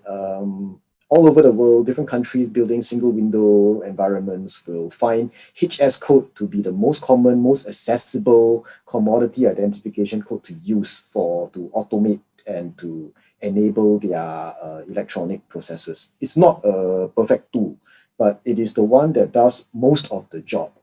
There are other identifiers available internationally. They had been explored variously in countries and at WCO, they are definitely less harmonized, and there are also implications if you are to use them. One example would be, for example, end use codes. For example, if you have a HS code and you add on with an end use code to describe some of the specified end users so that regulatory agencies can decide if they are controlled for that purpose or not. Or also, there was also a discussion several years ago in the WCO on product identification codes, basically the GS1 standard for product identification. So these solutions are less harmonized and less used internationally. So if we are looking for one comprehensive commodity identification code that complies with the majority of our requirements, fortunately or unfortunately, HS code is the only one that is most useful to us at the moment. Okay. Okay, thank you, Mr. Donald. The next question from Muhammad Hikmah, again to Mr. Donald. Regarding the exchange of data between Singapore and other countries, can this data also be used for tax purposes? I think the exchange of data between countries has nothing to do with single window systems or any kind of systems. It's basically the product of customs mutual assistance agreement or arrangement.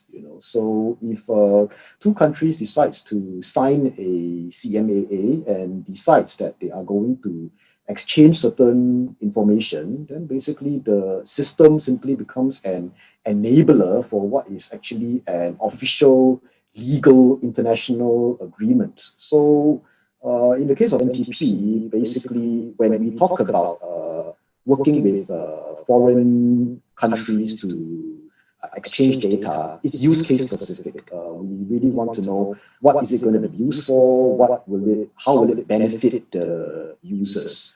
Well, just for information, for now, Singapore had not shared for such purposes. But then fundamentally, in this question, it's not about system. If you have a CMAA and you agree to share it, the system is just one way to share it. Yeah. Okay, thank you, Mr. Donald. Okay, ladies and gentlemen, you may ask the question by clicking the raise hand button on your Zoom screen, so you may talk to the speakers.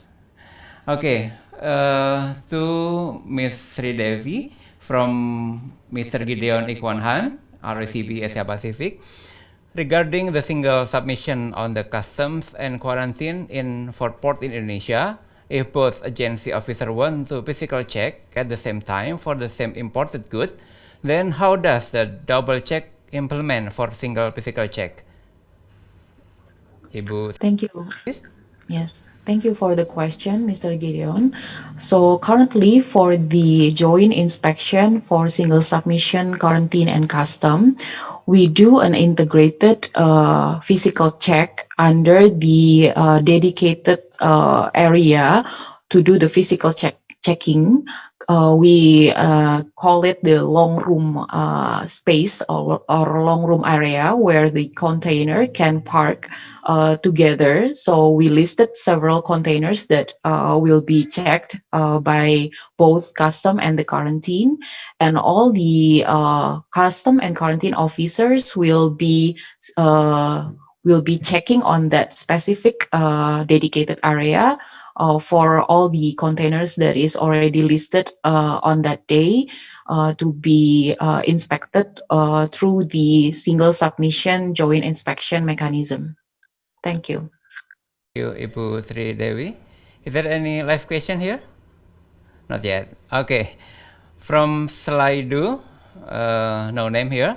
Interesting in presentation, Donald. Could you please elaborate more about the way private sector can make use of data collected in NTP for the sake of their business?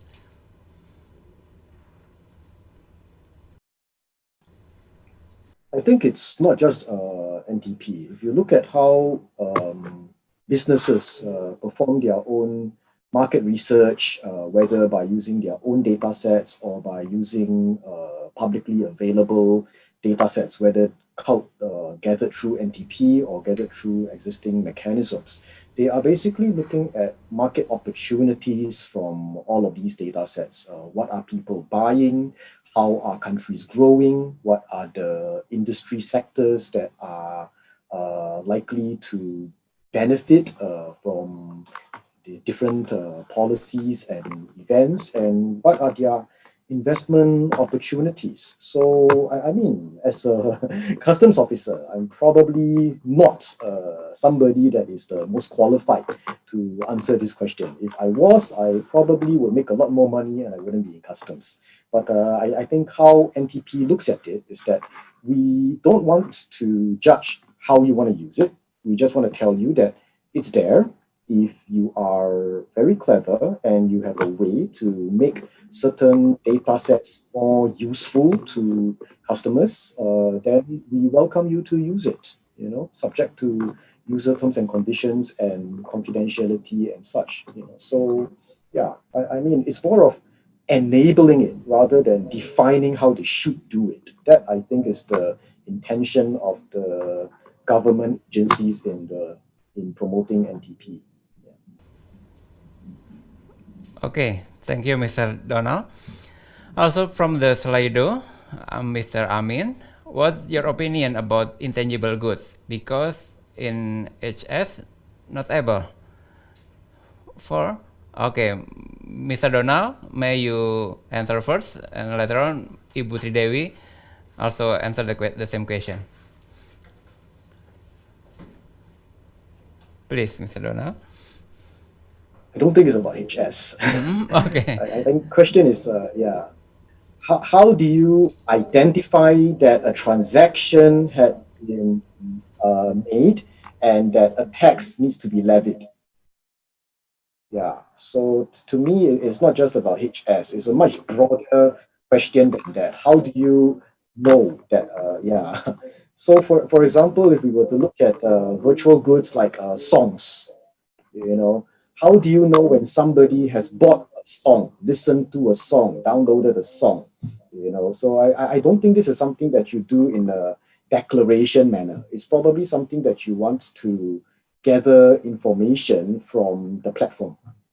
How do you audit them to ascertain how much sales they had generated and what is the exact amount that is due? I think it's still a very open question how countries are able to do that. I think the finance minister has brought up this morning that it's an ongoing discussion. So technically to me, it's about identifying the transaction, not really about how you classify it using 6 or 8 numbers. Okay, thank you, Mr. Donald. Ibu Sridewi, would you like to give any comment? Yes. Okay. Thank Please. you. Thank you for the question. I think the answer will be very similar with what Mrs. Sri Mulyani already conveyed this morning, that it is one of the challenge for us to identify first how to identify the transaction that is already occurring currently in the economy. But more than that, I think one of the thing that we need to build is the awareness from the society, how they can do the self-assessment of reporting, and how do they really realize what they are doing is actually contributing or able to contribute to the national income. I think one of the highlighted and important, very important thing, especially for Indonesia, is the society awareness, how all of us can have the awareness to contribute to the national income, and how we can have all the knowledge and all the knowledge about tax, about what is contributing to the nation in place for all the society. So maybe in our side, from the government side, is how to identify, but also it will take both ways from the society, how they have the awareness also to do the reporting or to do this self-assessment. I think that is my answer. Thank you. Okay, thank you, Ibu Sridewi. From Slido, from Marta Octavia for Mr. Donald, could you explain more how custom in charge of NTP in Singapore? Mr. Donald, please. I think firstly, customs was simply told to take care of it. So I don't think there is a very big backstory to it. Since the 1980s, when we started the TradeNet development process, customs had always been a very key player among government agencies in developing the single window environment. And so in this case, when we were thinking about how to improve on TradeNet and develop NTP, it was simply a policy direction for customs to develop the setup and the capabilities to support it. And this is being done through a directorate in customs with its own staffing, and they basically oversee the developments as well as some of the promotional activities for NTP. I'm sorry that there isn't a very exciting answer for this, but the basic answer is that we were told to do it, and being loyal civil servants, we did it. Thank you, Mr. Donald. Again, from Slido to Mr. Donald, how to effectively coordinate among some regulation or cultures of many countries even have the same direction about the coordination between countries. Don't we already actually? I mean, if you look at ASEAN, it's 10 countries at different stages of developments, very different norms in the border condition. You have landlocked countries like Laos, you have archipelago states like Indonesia and the Philippines, you have island nations like Singapore, you have mainland countries like Malaysia, Thailand, Cambodia, Myanmar. So already you see the diversity in ASEAN, and there are already existing communication channels established at both the strategic level through the ASEAN DGs, as well as through the subcommittee on customs procedures, as well as a working level through activities that happen from time to time through personal networks that are already established. I think that it's less exciting than it seems, right? I mean, we live in a region with 10 countries with different levels of communication, and there are all kinds of exciting things that are already happening at the strategic level and the working level. Thank you, Mr. Donald. Continue from your answer. In the early stage of implementation of single window, is my question for Mr. Donald and Ibu Sri Dewi. Is there any political barrier or something friction between institution or parties? Yeah, because in my opinion, there is any different stage of business process between institution. Some institution maybe rely on the IT, but someone else or some institution still in paper based. So how to deal with this different condition in early implementation? Mr. Donald first, and later on Ibu Sri Dewi. I think it's very common because different agencies basically do their modernization at different times and with different IT companies and solutions. It's very, very common.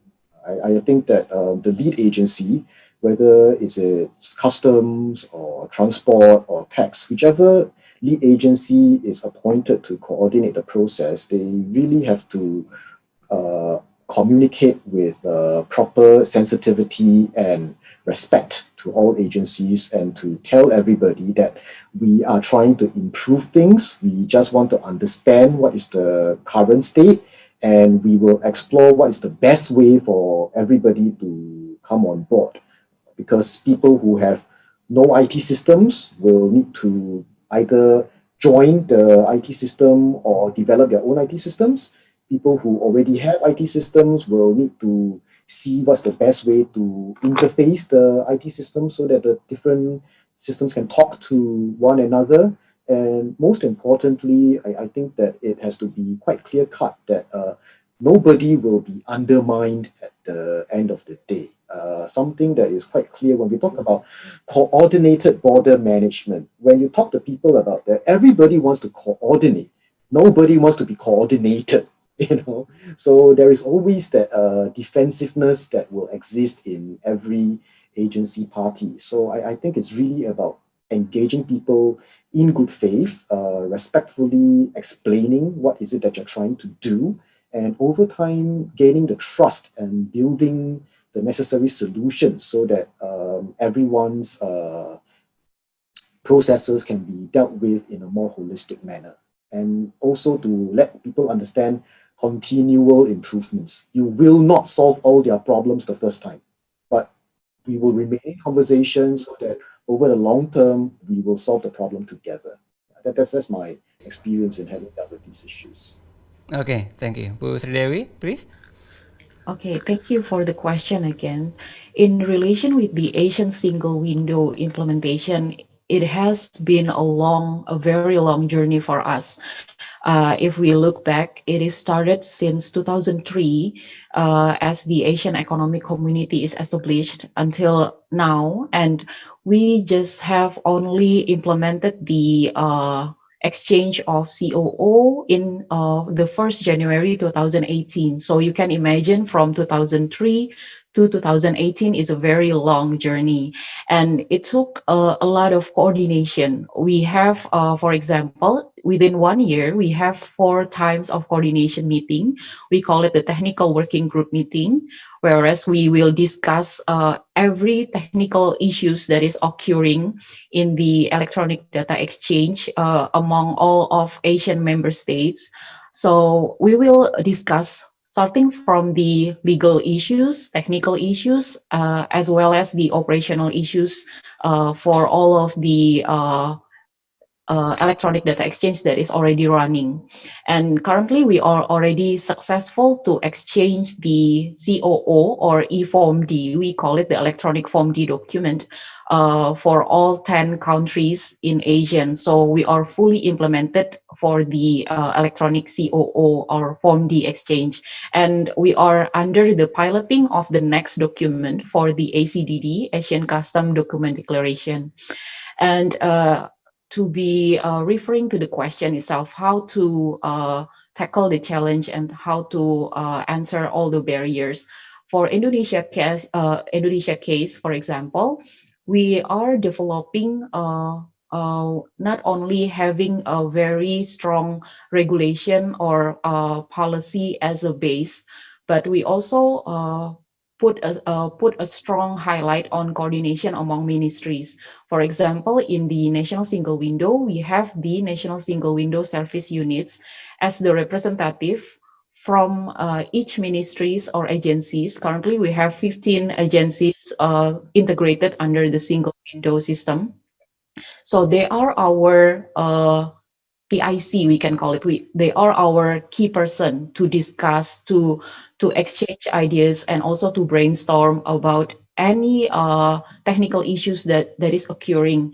Not only to send the issues from other countries to Indonesia, but also we deliver their aspiration from domestic issues to the Asian forum. So it took not only strong political will, but also strong coordination among all agencies. I think that is so far that we can exchange, we can share. Thank you. Okay, thank you, Mr. Donald and Ibu Sridewi.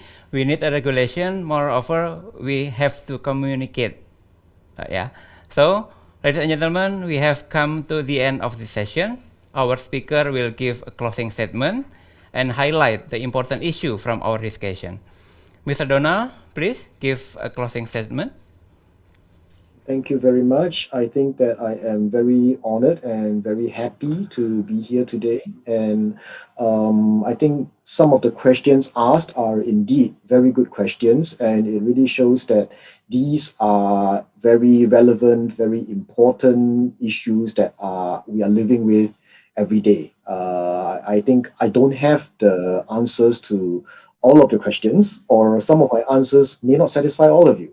But I think that at the end of the day, it's really for all of us in our respective countries to find our own way forward, find solutions that meet the unique needs of our own countries and our own conditions. So it's not so much of best practices that we learn from, that we take from other people, but really country practices that we learn from one another. You know, there may not, best practices may not be the correct way to frame it, but really it's country practices, sharing with one another, learning from one another, and figuring out what would be applicable to our situation and what would be not so suitable for our conditions. Okay, so with that, thank you everyone for your kind attention, and thank you for your questions. It has been a learning experience for me as well. Thank you.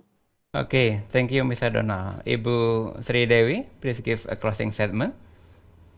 Okay, thank you very much. First of all, I would like to convey that it is a very good forum for all of us to share knowledge and to ask questions related to the technical and operational issues that is actually occurring from all of us. I know that we have a lot of homeworks to be done in the future and a lot of challenges, but I am very optimistic that Indonesia, alongside with other countries, can really escalate the cooperation of economy and also especially to digitalize the custom process in order to give more trade facilitation in the future, to bring about not only to contribute for the national competitiveness, but also to escalate the cooperation and investment with the other countries. Moreover, it is a continuous improvement for all of us to utilize the data analytics that is currently already starting to integrate from all of the government agencies that is already integrated under the single window framework, and also to support all the activities through the data-driven spirit, not only in the environment of Ministry of Finance, but also to spread the spirit and the courage to other ministries and agencies, not only in Indonesia, but also the cooperation with the other countries. I think that's all for my closing remarks. Thank you. Thank you, Mr. Donald and Ibu Sri Devi, for a very great discussion. Today is a valuable moment for us to learn, share, and also discuss about single window and the connection with custom services. Hopefully, by understanding better on this issue, we may reach a better custom in the future. Good luck for you, and hope we can collaborate in another international event. Thank you, Mr. Donald. Thank you, Ibu Sri Devi.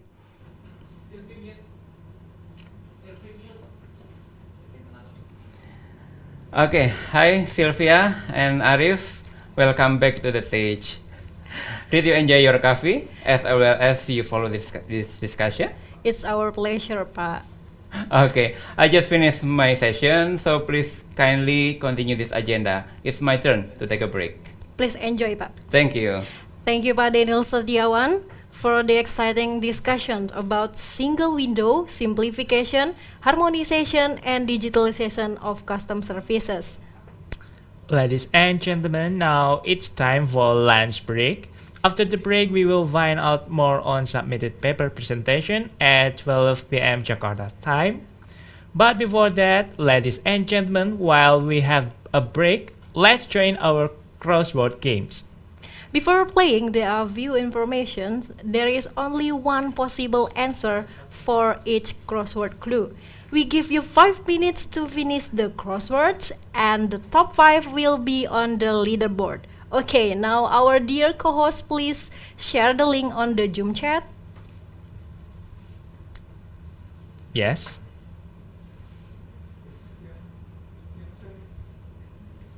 Yes, just click link on the Zoom chat or copy that to your web browser.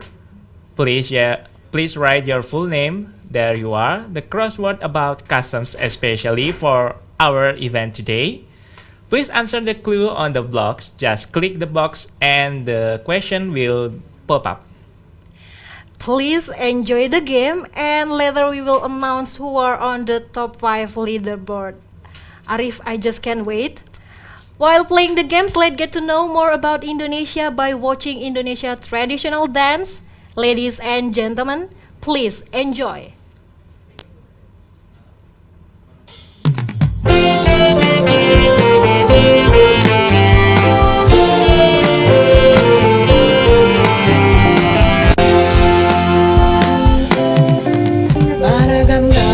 Doang ku cita-cita hitam manusia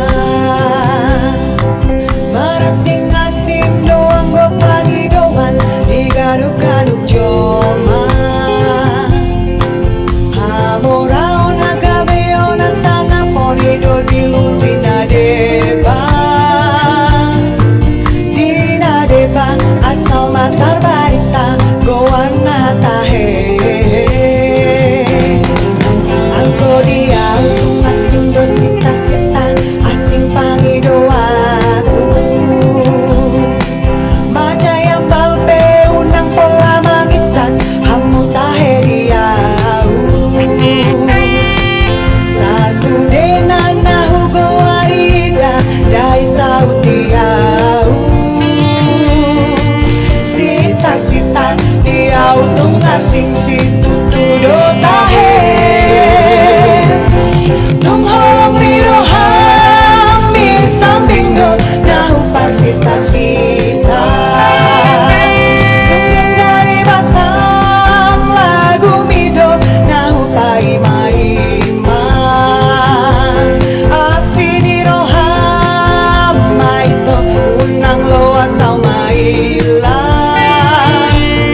Beharoham dok mahatam alusia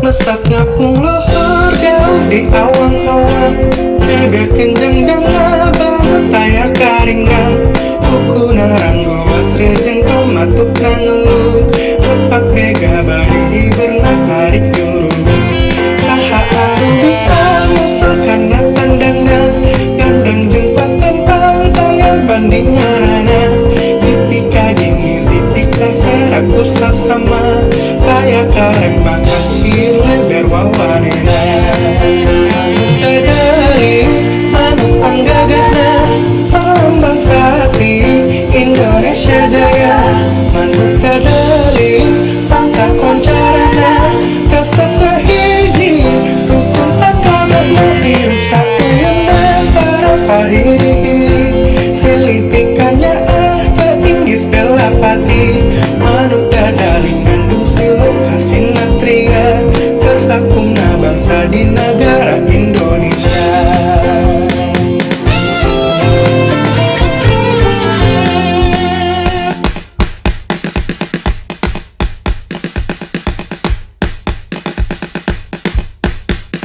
Hey amko rambe amko Hey amko rambe amko Hey amko rambe amko Hey amko rambe amko Aronawa kombe Hey amko rambe amko Aronawa kombe Demi no kibe kubano kombe ko yumano awe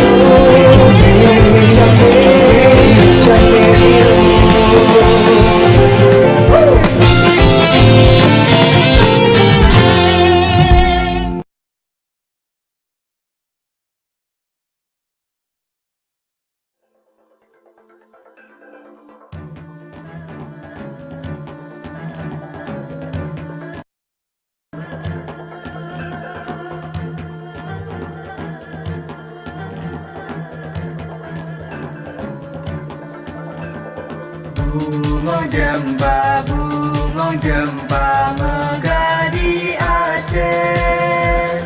Bungo telebe indah lagoinya. Putih kuning menjampu mirah, kemasi ular tidak tak lupa.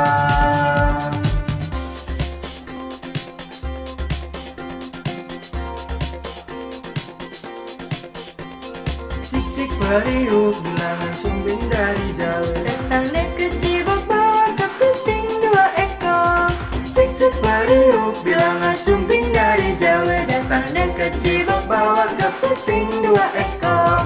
Cincang keling manis cingklang cindeter, kosrak olong bapak sadar bulan. Cincang keling manis cingklang cindeter, kosrak olong bapak sadar bulan. Rasa sayangnya, hei lihat dari jauh. Rasa sayangnya, hei lihat dari jauh. Rasa sayangnya. Kalau ada sumur di ladang, boleh kita menumpang mandi. Kalau ada umurku panjang, boleh kita berjumpa lagi. Mana kancil akan dikejar ke dalam pasar, cobalah cari. Masih kecil rajin belajar, sudah besar senanglah diri. Rasa sayangnya, hei lihat dari jauh. Rasa sayangnya, hei lihat dari jauh. Rasa sayangnya, sayang si patokan, matego gorokan. Sayang si patokan, matego gorokan. Sayang aku mengimu tanaman jauh, mengimu lirik aku. Sayang aku mengimu tanaman jauh, mengimu lirik aku.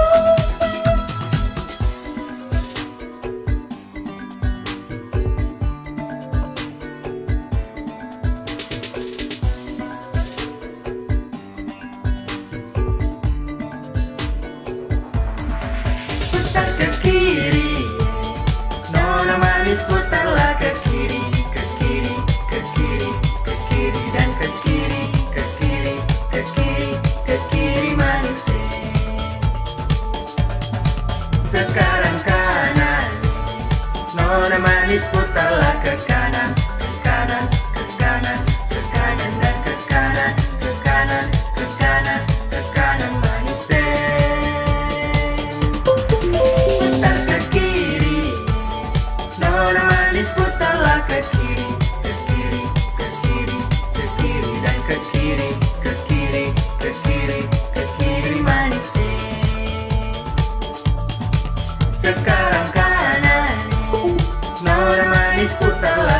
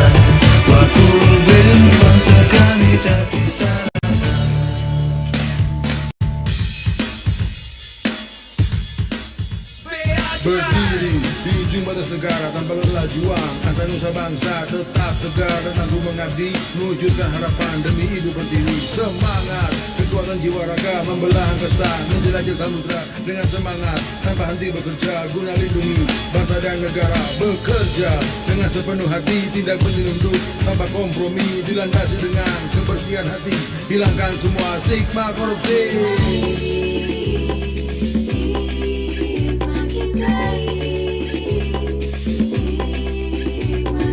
Walaupun terpisah jauh dari keluarga, demi biaya cukai bukan tetap berkarya.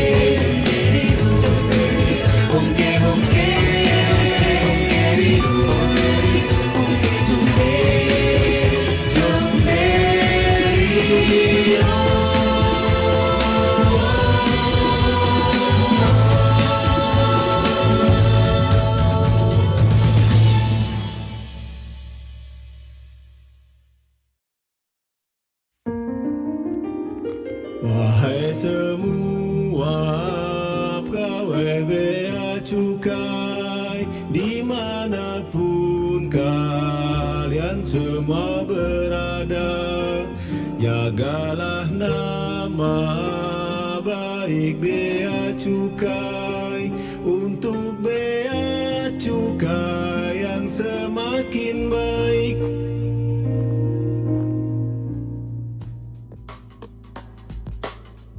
Luruslah jalan Payakumbuh, babelok jalan kayu jati, di mahati tindakan rusuh ayam dan lape.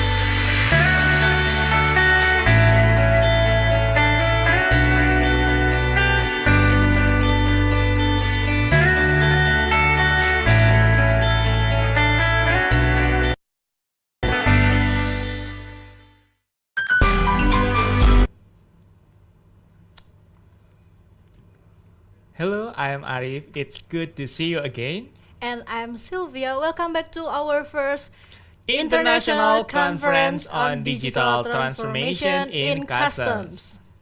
Ladies and gentlemen, let's continue our conference. But before that, for your information, all the performance we saw you earlier were performed by Indonesian Customs and Excise officer.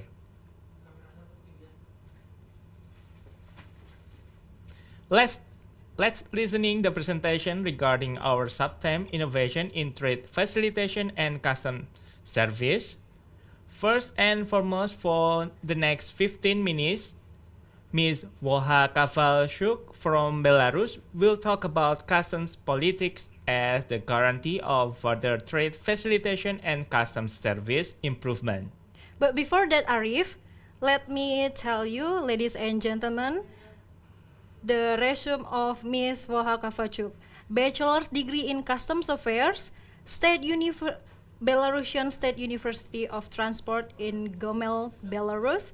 Master Studies in Diplomacy and International Relations at Karli Vytautas Magnus University, Kaunas, Lithuania, and current position Transport Coordinator at BUAB Baltic Transline, Lithuania.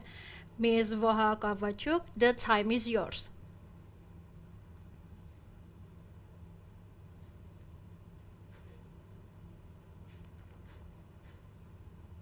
Have a good morning to everyone. Could you hear me well? Yeah. Hello, good morning. Please, Could you miss. see my presentation? Yeah, already, miss. So let's start. Nowadays, I would like to present the topic of customs policy as a factor to guarantee the trade facilitation customs service and as a special tool. Nowadays, states try to cooperate to facilitate trade and customs service through resolving problems together and get benefits from closer cooperation. Yeah, really. And then integration and cooperation, they use to transit potential of states to protect official supply chains. And during this, there are many barriers, as such like residence principle or withdrawals, which members don't comply with and have no intention to resolve. These facts follow to consider the customs policy as a special actor that could influence the actions of states and which could be a tool for which states can operate for achieving their goals. And here, customs policy defines the achieving the extent of unity and state integration, but also our participants using customs policy for ensuring national security through the economic policy and customs policy, using protectionism tools and taking economic measures. But the question, what are the customs policy exists? Customs policy could be defined as a part of foreign policy where the state rules the amount, structure, and condition of goods transportation in the third countries and divide the place of state in the integration. And the term customs policy isn't common in the EU and Eurasian Economic Union, and it could be defined as a policy of union or states toward the third countries rather than customs strategy, which means the activity inside the union to reinforce domestic customs services. And well, the term customs policy is broader, and it involves the activity of states inside and outside the unions, including the description of manufacturing, the distribution of that, while customs strategy is directed on internal cooperation inside the union and long-term development of cooperation. Taking the next, we'll talk about historical meaning and the using of customs policy. To show historical part of customs policy using, let's see at Eurasian Economic Union performing, where economic factor take the core role. Originally, the prerequisites of EIU performance lays in USSR history, and the industrial system was built on the principle of placement near market or assembly production using the elements of flexible manufacturing, where the manufacturers and fabrics produce the export products were placed near border to reduce the transportation costs. But the raw materials were delivered from other parts of the country which could provide that. And likely, Gilpin writes that destruction enables production to be closer to their principal customers, even if they are not in another country or near the border. And the collapse of the USSR became the key extent of the further economic development of many former countries, and many from like Belarus or Lithuania collapsed their economy because of the lack of raw materials. On the other hand, industrial forces stayed in the countries, and on the other hand, economic new agreements could be achieved between two countries to maintain the industry. Thus, governments not all countries could react in time, and as a result, the majority of factories declined their industry or worse, even they cancelled. And that was the problem, that the number of factories oriented in the ultra market was reduced, and that perspective views USSR authority forecast the development of the whole region for decades. And the main core of many countries is political stability and unity, and common market and the next step of cooperation for every union which is followed the difficulties in trade and barriers and restrictions. And the desire of every member to protect the national economy is a natural factor that indicates the customs and economic policy as hesitating between protectionist and free trading. And to sum up, political reasons, the export water law, and ever integration functioning, and the integration organizations are created under circumstances of security protection and further economical cooperation. And during this, the customs policy indicates the pivotal extent of ever integrations, providing the trade facilitation, which also could be a separating factor when states tried to protect their economies from a great interference. The integration process can't mean endless growth. It's an international of stagflation and moments of growth. Of course, considering Eurasian Union and European Union, for example, it's expected that the adopted treaties within the European Union would be ratified by all the participant countries, but this doesn't even begin to act in the same way. And thus, UK, for example, Ireland didn't accept the Schengen Agreement, while the Eurozone has only 18 members, except besides of 27. And therefore, the process of integration slows down, and since all participants participate equally in this process, but pursues their own national goals. And there is obvious identification of locomotives in the European Union, such like Germany and France, and in the Eurasian Economic Union, like Russia. It's also possible to argue that politics is coordinated and based on the interests of these countries, however, decision made by the entire union. And as for Eurasian Economic Union, it's also possible that a common political point of view will emerge with shared economic stance.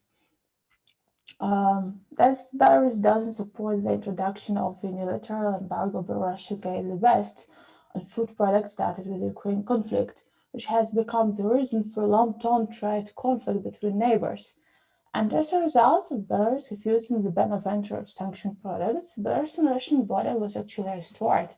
And in response, Russia has introduced veterinary control of the border within the Eurasian Economic Union and has created barriers to trade. In this case, during the political disunity of Eurasian Economic Union, the economic trade disconnection exists, and using of customs policy for protection could be observed. And now, the share of import tariffs incomes mechanism in European Union is 2480, and it's used where 20% of import income the country imposing the duty saves for their own budget, and 80% is taken to the budget of the European Union, oppositely to the Eurasian Economic Union, as using system of dividing incomes in proportion of percentage territorial terms, where Russia has a larger share. And the mechanism seems similar, but the use of principle of residency doesn't allow the countries an equal amount of equal duties they can collect in fact. And according to the principle of residency, all goods should be cleaned in the place of their use. And for instance, if goods must be loaded in Kazakhstan, it should be transited through Belarus and Russia and then cleaned in Kazakhstan customs office. And in the EU, this principle is refused, Therefore, every good can be cleared at the first customs institution, so-called centralized clearance. And logically, all duties have also been paid at this customs office. During the problem of double or higher taxation, this taxation emerges, and to which much attention is also paid. And yes, European Union already its principle refusing shows to how Eurasian Economic Union, the further step, tries to step in trade facilitation. And the current use of transit potential by countries participants as the logical outcome of integration benefits, but don't cooperate with business needs. It's step by step, the trade facilitation goes through the gradual reduction of trade barriers, improve transit potential, and the abolition of the principle of resonance with the orient to the main customs policy. And the next point of attention is membership of states in World Trade Organization that promote the further trade facilitation and generalizing of trade process in the world. And the core question is, should potential members coordinate their membership inside the integration unions where they currently take part? On the one hand, our state tries to use trade opportunities to facilitate trade development. Yeah, really. And on the other hand, membership in integration organizations follow direct obligations with which the membership could contradict each other. Like Belarus. Belarus had been started the negotiations to join World Trade Organization in 1993, and the problem parts are also taken to the bilateral process within alleged agreements with other countries. The core problem of Belarus is the requirement of low import and export tariffs for products, and the import tariffs are coordinated inside Eurasian Economic Union tariff. In fact, all members of Eurasian Economic Union besides Belarus joined the World Trade Organization, but through Belarus have to deal with these requirements, but doesn't take any benefits without membership. And once more, all production that causes years of another disputes. But customs unions doesn't mean the whole integration, only the part. That could be seen in how the Brexit process has finished the last 20 years, and UK exit from the European Union, but tries to save its participation in the European community. And why does it happen? Why customs affairs is so important? And the logical answer is reluctance of the UK to take further political integration, but the visible desire to use the benefits of economic integration. Here, the political decisions define the further customs policy of the country. And the customs policy also might deteriorate the country inside integration. The recent case during elections this autumn is a clear example. Because of elections and further political protests in Belarus, changes became the work of customs authorities and customs rules. And in October, the State Border Committee reported that the Republic temporarily restricted entry for citizens from Latvia and Lithuania, Poland, Ukraine due to the current epidemic situation. And the traveling from Belarus restricted for once a half a year. And interesting fact that airlines could be used without any problem. Let's indicate the state borders were closed, but the customs borders wasn't closed fully. And to customize the connection between political decisions and situation on the border, this significantly changes the status of country in the international area. And the case of Belarus is amazing from the point of view how operating on the border, the government is trying to isolate the country even through the breach of diplomatic relations, and at the same time use this pandemic to its advantage.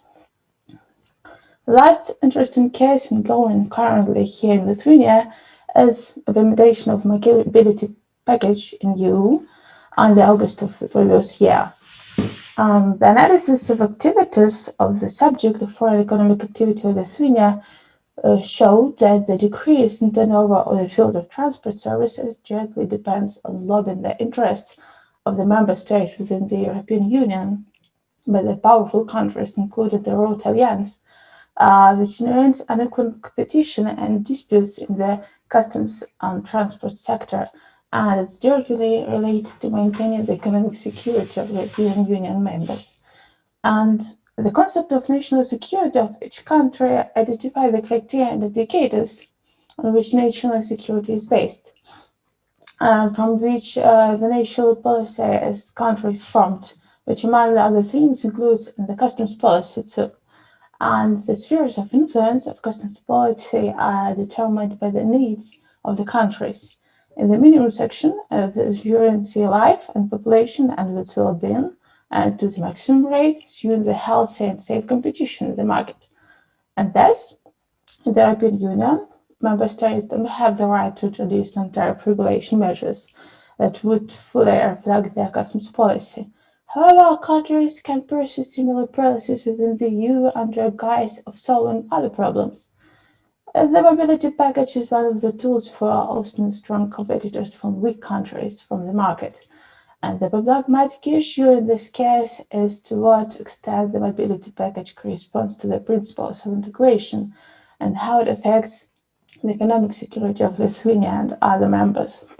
And reduced cabotage, the direct restriction of market access for couriers from so-called newcomers to the Constitutional Court, and particularly Baltic countries.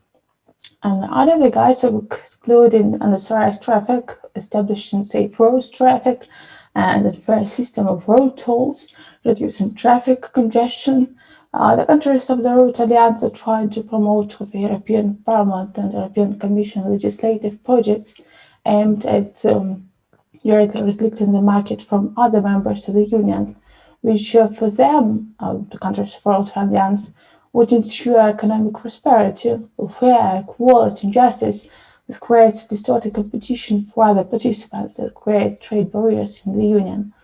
And such actions reflected the natural need of participants to protect national interests, which is inherent in the concept of national security.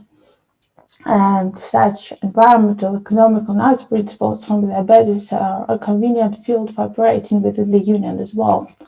A critical threshold on this problem is the transition of the bulk of orders from the service sector of Western Europe to Baltic Koreas. And the threshold values are declining economic indicators of Korea's Western Europe and rising ones in Baltic countries. And the other countries have their own take measures to maintain economic security and use customs policy to achieve their goals as a tool. And theoretically, this problem should be solved. They should be solved through economic integration, through negotiations. However, as we can see, not all participants in foreign economic activity benefit from equal competition, and the concept of equal competition is as such different for everyone. In this case, customs regulation has to maintain goal of regulating the foreign economic activity of the state, which affects integration relations within the Union and outside it. Oh, bit long. With this, I would like to sum up my presentation regarding customs policy. This mix of ideas represent the customs policy as a basic tool which lays country separation either for trade facilitation or for protecting national markets. Integration is influenced by both economic and political aspects, which are referred to the customs policy. And customs policy is considered as a tool to deepen the economic integration and indication of how it affects countries for taking political decisions. And the Brexit shows why the UK tries to exceed the EU negotiation for the political integration, and why it wanted to save its membership in EAR or achieve trade agreements by using the customs policy and saving economic cooperation. That's all my presentation. I would be glad to ask for your questions or discuss. Thank you, Ms. Folhal, for the presentation. We will now take questions live from the audience. Ladies and gentlemen, if you have a question, please raise your hand by clicking on the raise hand icon in the middle right of your screen. Let me see who raises hand.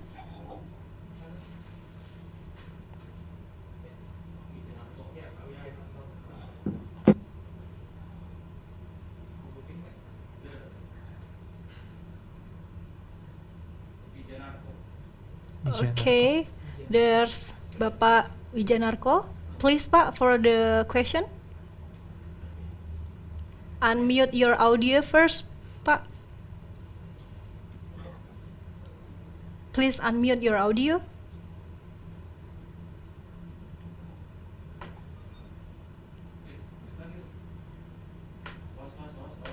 Sorry, can't hear Please you. unmute your audio, Pak Wijanarko. We can't hear your voice. Yeah. Yeah. My name is Wijanarko. Thank you very much for the time. I would like to ask you whether do you have to receive official development assistant or ODA in Belarus? If it is in the case that Belarus received ODA, official development assistant to finance the state budget financing, my question is that does Belarus apply a custom duty exemption tax-free for the transaction any project financed by the ODA? This is my simple question. Thank you. Correctly, Min. You would like to know if the Belarus use taxation for rising the budget incomes, yeah? Yes, precisely. Yeah, that's core question for Belarus and as for the other country, and the rate of taxation because of the customs income to Belarus takes about 45%. That is very good for Belarusian budgets, but not so good for the whole economy because, as we know, the customs incomes take a big part of budget, but we can't rely on that. And yes, Belarus use this tool for taking their incomes, and some of that also used for another parts, for example, for the assistance of the national debt. Yes. I just would like to share with you that Indonesian cases receive annually ODA, official loan assistance, loan and grant to finance the state budget. Then we apply exemption that the donor, the contractor does not pay any custom duty on transaction. This is the sharing for Indonesian cases here.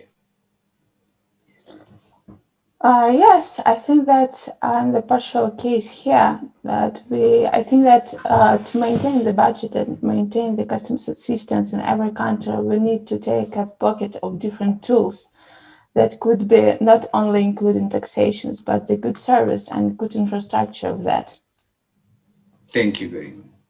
Thank you very much. Thank you, Bapak Wijanarko, for the question. Is there any question? Please, ladies and gentlemen, you can raise your hand by clicking the icon.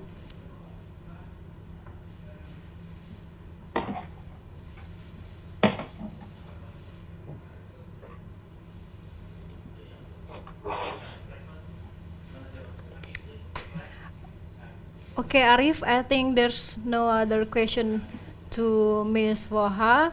Thank you, Ms. Voha, for your presentation about customs politics as the guarantee of further trade facilitation and customs services improvement. Once again, thank you, Ms. Voha. Thank you. Thank you too. I was glad to share experience and collect thousands to describe this situation. Have a good day. Have a good day, Miss.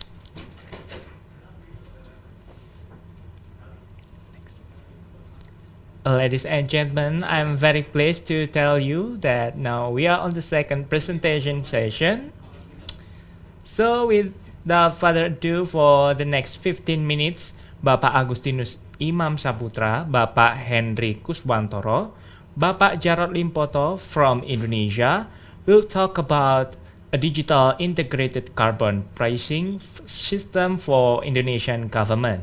Before that, Arif, others are civil servants at the Ministry of Finance of Indonesia. All of them earn bachelor's degree from the College of State Accountancy, and recently they become Financial Education and Training Agency Scholarship Awardee for dual degree master program Gajah Mada University and Victoria University. Their research interests include public sector accounting, finance, taxation, and appraisal. Sir, the time is yours. Okay, thank you from the Master of Ceremony, Mbak Sylvia and friend. May I share screen now? Please.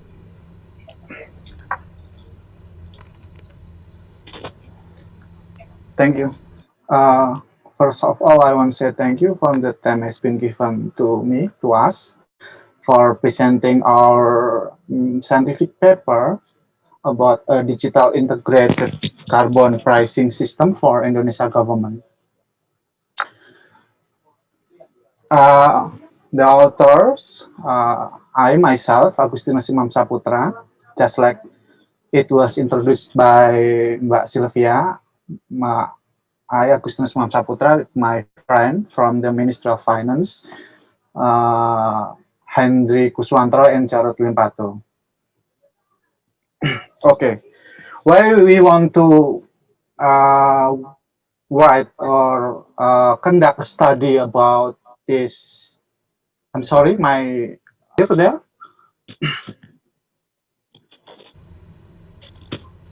Already clear, sir. Okay, thank you.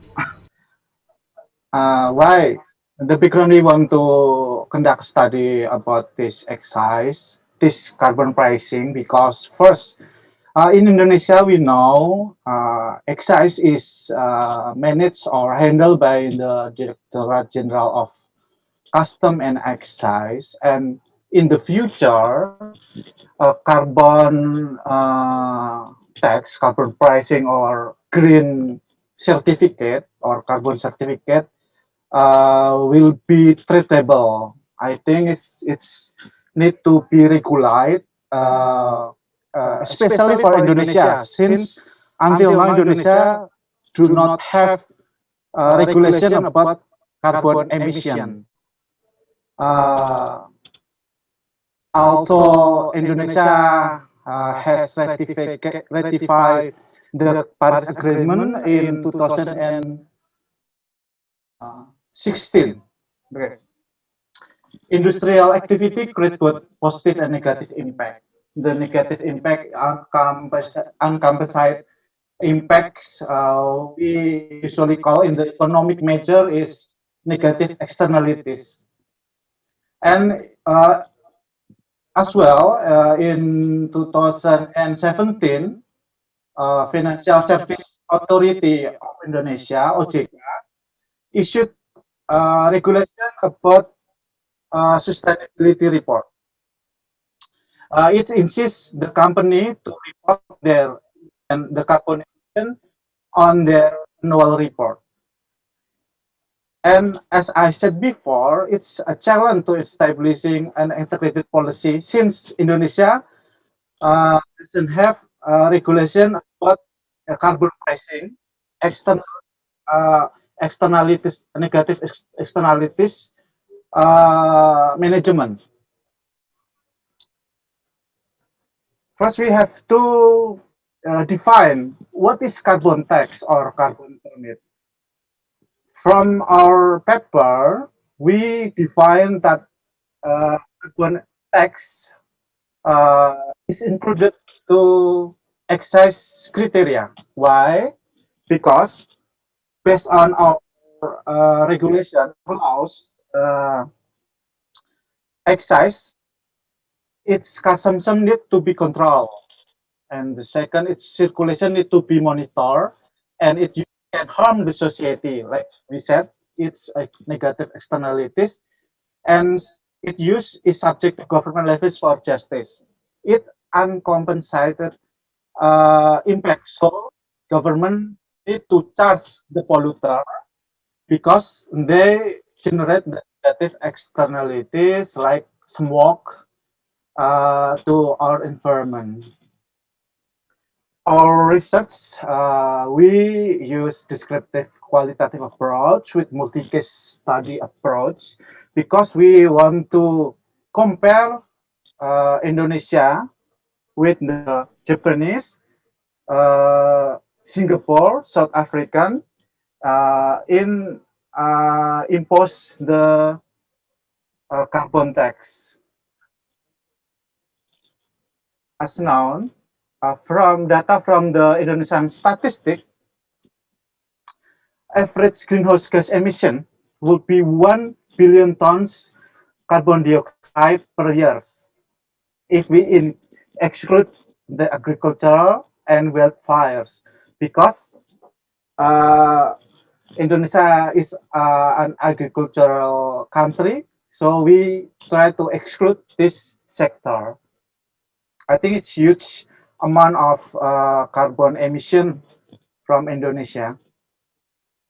So what the potential state revenue?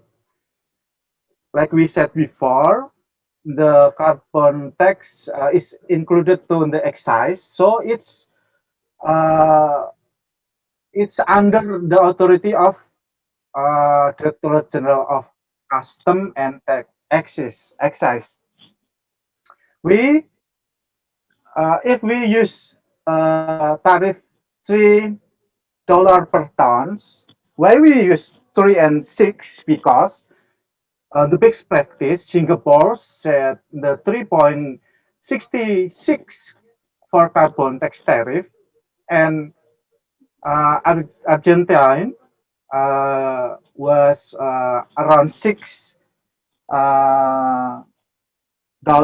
per ton carbon dioxide. So we use, because we have the same the same economic level, we use this. We use Singapore and Argentine as the best practice. We can imagine that the potential revenue about 43 trillion rupiah if we use the tariff. We impose the tariff at the $3, and it's double to 87 trillion rupiah if we use the $6 per ton. I think it's huge of money to conduct recovery for our environment. From the excess from the carbon permit, it's just same with the carbon tax, but the different, if the polluter have over permitted emission production, they will charge with heavy fine. We start with a level at $20 per ton. So we have potential revenue around, if we want to decrease our carbon emission up to 29%, the potential revenue for our state, for our nation, around 115 trillion.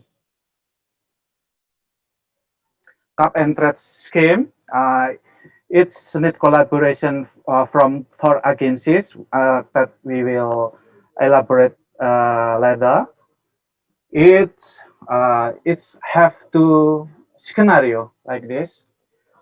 First, if B doesn't buy emission from the A, because B is exit from the permissible emission level, B has to pay a heavy fine, just like the carbon permit. And the second, if the B buys an emission surplus quota from A, B has to collect value-added tax or GST, good and service tax, instead to pay excess as of a severe fine or heavy fine. But A has recognized sales as non-operating revenue and become the base of tax income. That's why we need for agency to monitor, to collaboration in manage this scenario.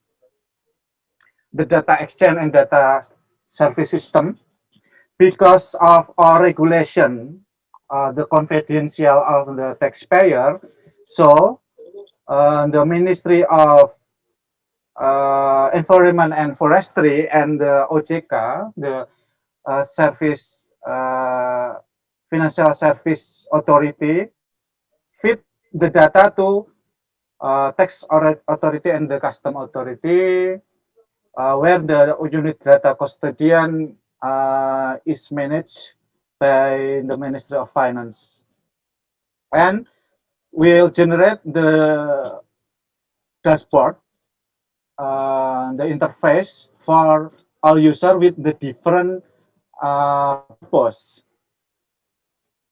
It's the architecture of the data service system for the four agency: tax authority, custom authority, financial authority, and environment and forestry ministry. There is extract transfer data to the data warehouse that managed by the Ministry of Finance because of its confidential matter. So the data will be managed, will be saved by the Ministry of Finance. Maybe in the database of custom authority or tax authority. And then Ministry of Finance have the dashboard, the single window dashboard for their purpose. We propose to input in this dashboard in the go.id.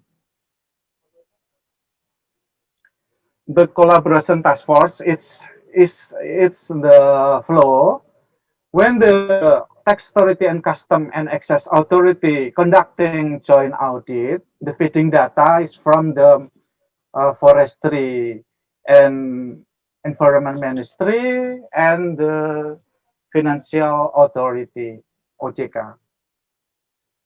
The logical model on the data intelligence: quota granted minus the quota sold or surplus, because when it's under the cap, the permission level, it will be a surplus, plus quota purchase if it's deficit, plus subject to fine. If it's deficit, the exit is subject to fine, equal to actual emission. It's the logical model data intelligence. It's the authority, we separated it for the four agency. Quota granted will be monitored by the environment ministry and the custom authority. Quota sold will be monitored by the tax authority. Quota purchase and the deficit polluter will monitored by the custom and excise authority, subject to fine. It's the collaboration of the Ministry of Environment and Custom Excise Authority. And the actual emission will be monitored by the OJK and Ministry of Environment. Okay, in the conclusion, because it's a potential revenue for our country, especially for Indonesia, to recover the diminishing of quality, environment quality, I think tax permit or cap and trade, or in Europe Union called emission trade system policy, it's need to be implemented as soon as possible. And integrated supervision on carbon pricing policy, it's not only mandatory for the custom authority, custom and excise authority, but also it's needs contribution from the tax authority, financial authority, and Ministry of Environment. We think four agency need to be one, make a collaboration, solid collaboration to implement the regulation as soon as possible when our government issued the regulation, the law about carbon pricing. The last, like I said before, we need to accelerating its policy to be implement since we already ratified the Paris Agreement in 2016. It's not too late to catch up the other country to make it true to insist the polluter charge to pay the uncompensated impact to our base standard. On the limitation of our study, first it's document and regulation review study. Because of the COVID-19 pandemic, it's restriction for us to conduct interview to for agency, maybe from the custom or tax authority.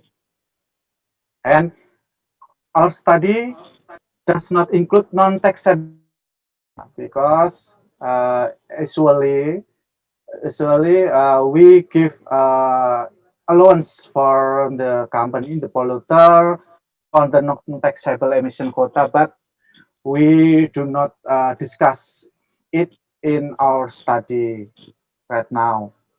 The further research can be conducted in the different methodology. Maybe we can use deep interview or focus discussion group, and maybe we can make econometric method to know the impact of the excise to the tax revenue. I think that's all. We also want to say thank you for the Financial Education Training Agency for the opportunity to conduct this study. Because of the scholarship, we have opportunity to taking our further education. Thank you.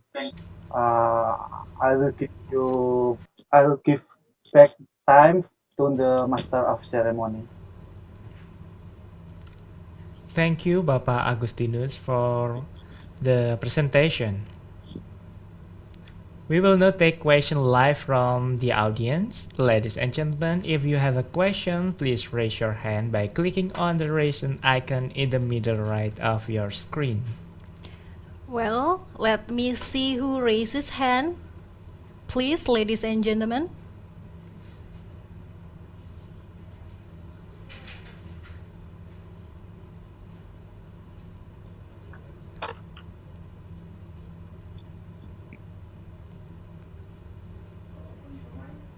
You can deliver your question live. Just raise your hand by clicking on the raise hand icon in the middle right of your screen. Okay, Arif. Yes. I think Bapak Agustinus' presentation already clear for the participants. Thank you, Bapak Agustinus, for the presentation about a digital integrated carbon pricing system for Indonesian government. Thank you for the time that's been given to both of you, the Master of Ceremony. Thank you. And Thank you. our audience. Thank you very much. Thank you. Thank you, sir.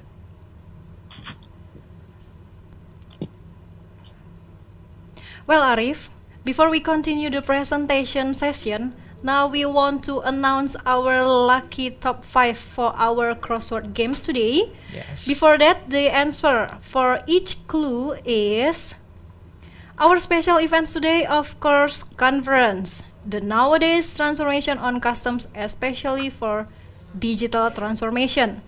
The country hosts this event, Indonesia. The name of this event's mascot, please don't forget Jen and Tirta. Our event scheduled on 3 days, until Thursday.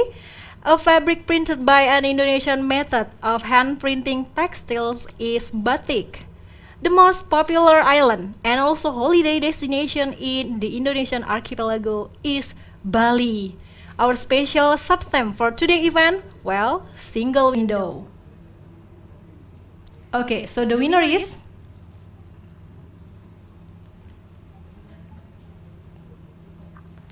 yeah. Okay, here they are. Top 5 is Datyo Alfiyadi, and the fourth is. Let me help you, Arif. Okay, thank you. For the fourth is Diova Kristanovic, and the next top 3 is Victorianus Mario Isdianto Bimo Adi, and the runner-up is Muhammad Ilham Apladiba, and please welcome our winner for today crossword puzzle is Ibu Anissa Arif Rizkiani. Thank you, ladies and gentlemen, for enjoying the crossword games. We will give you our virtual trophies to appreciate for your participation.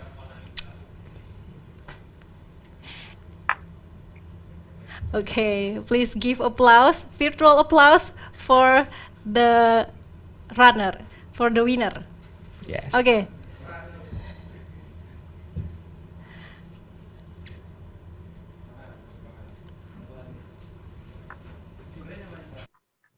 Okay, let's continue our conference. Ladies and gentlemen, now we continue on the third presentation session.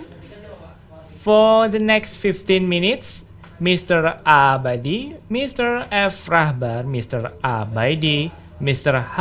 Ar-Rashid Rad, Mr. M. Talebi from Iran will talk about a new dynamic system model to control the price of goods during the epidemic of COVID-19 using customs tariff.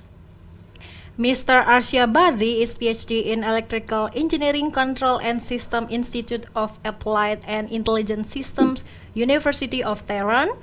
Mr. Fahad Rahbar, PhD in Economics, Faculty of Economics, University of Tehran. Mr. Habibullah Arasterat, PhD in Computer Engineering, Institute of Applied and Intelligent System, University of Tehran. Mr. Ali Abadi, PhD in Public Administration, Islamic Republic of Iran Customs Administration. Mr. Muhammad Talebi, MSc in Economics, Faculty of Economics, University of Tehran. Sir, from now on, the time is yours.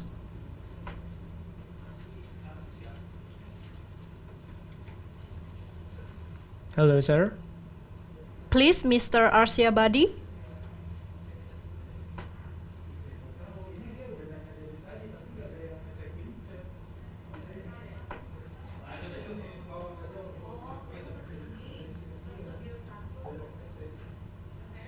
Okay, sir.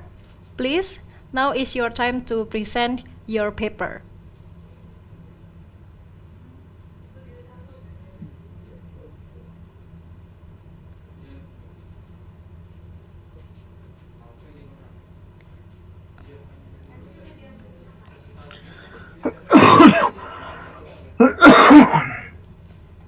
Mr. Arsyabadi.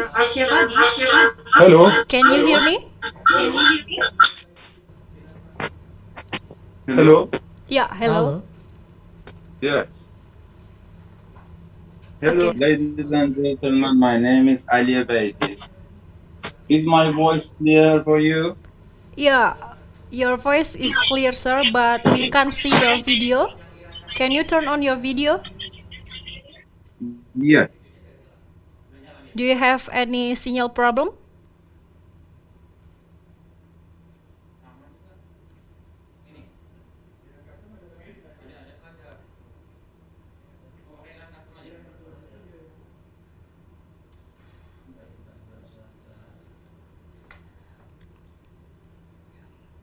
Hello. Yeah, hello, mister. Can you Please hear me? open our PowerPoint presentation files. Okay, our dear co-host, please share screen the presentation. Yes, please share.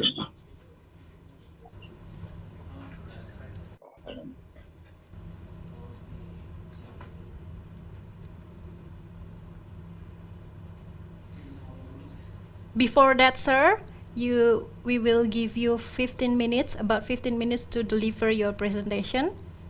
And after that, we will take questions from the audience live from the Zoom.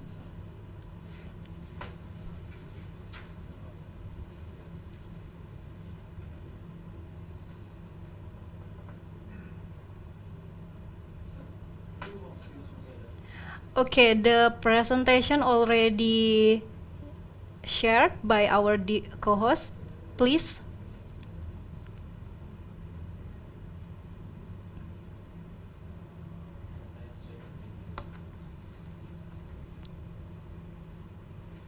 Is my voice clear for you? Yeah, clear, sir.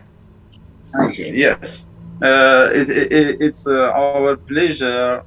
It's our pleasure to participate in this valuable international conference.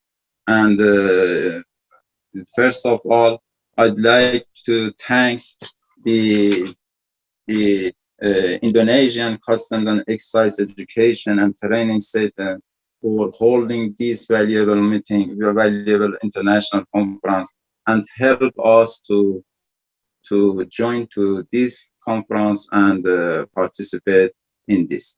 My colleagues and I, that is our pleasure to attend and participate in this international conference.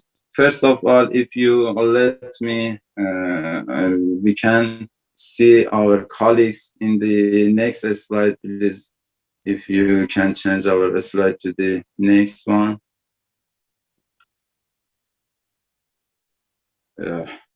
Okay.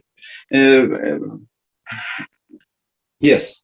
And this is our colleagues. As you can see, we have five of us that we prepared this article. Mr. Farhad Bahbar, the full professor of the Tehran University, and he is the head of this article. And after that, the second person that you can see in this slide is me, Ali Abaidi, PhD in public administration, and I teach in University, Tehran University, public policy and public administration. My colleagues after me that helped me to this presentation is the last one image in this slide, Mr. Dr. Arshabadi, the PhD of the electrical engineering, and other person that help us in this research are Dr. Habibullah Arasirad and Mr. Taleb.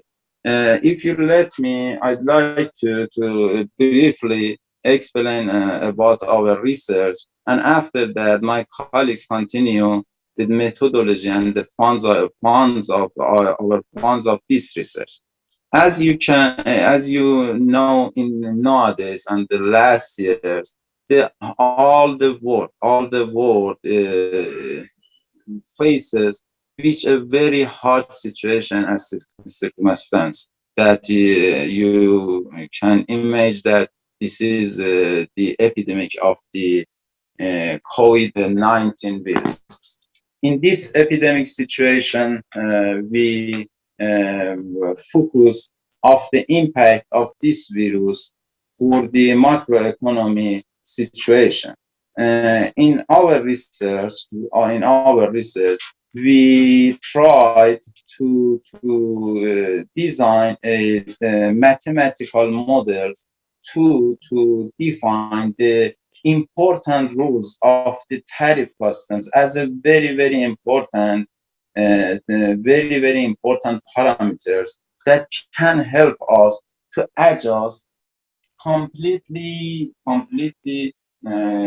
systematically adjust the amount of the tariff custom to the epidemic situation and after this situation for the foreign tariff. In this research and in these articles, we think about that when we experience expert in all the world, the amount of demand about the foreign goods and domestic goods decrease and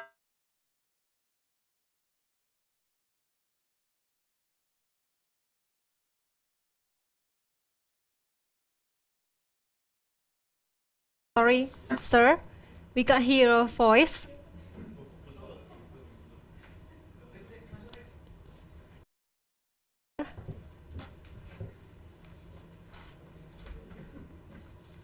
Sir? Can you hear us?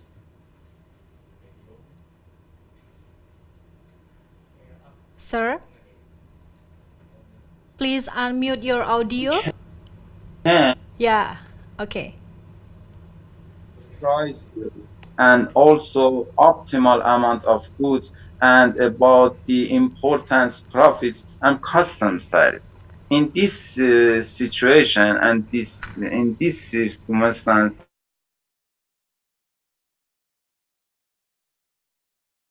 that we can completely, in my opinion, situation that we face that. So in this model and these mathematical models that we define in our research, we can find that we have to and we can to adjust very good the amount of these tools and parameters as a customs tariff for ensure about the benefit and optimal the amount of the price in the domestic goods and also imported goods. So if you let me, my colleagues, Mr. Body, Dr. Body, help me and continue this situation about the methodology and conclusion and also all of things that you may be asked about this. Thank you very much, my colleagues, help us for this. Okay, please. Please, Mr. Buddy.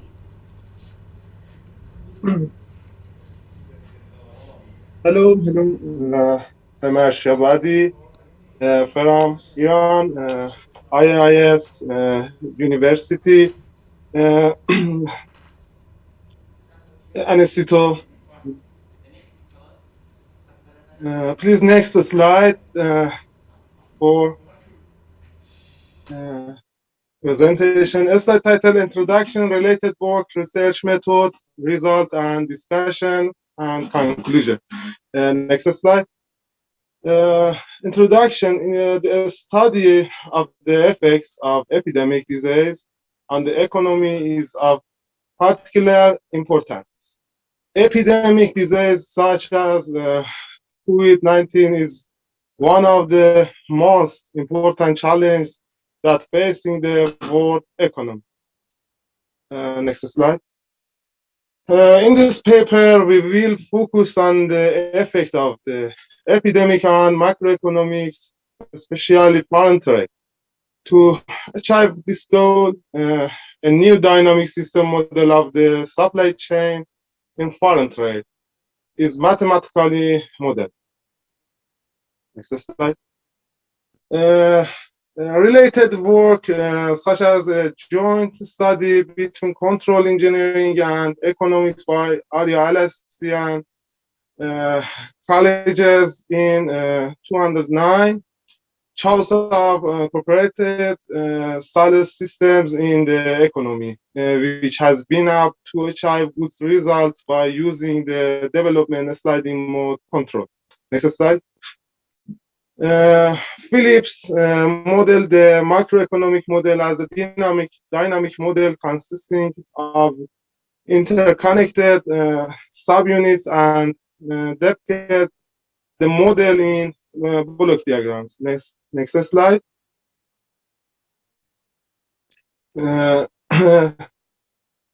Please, next slide. No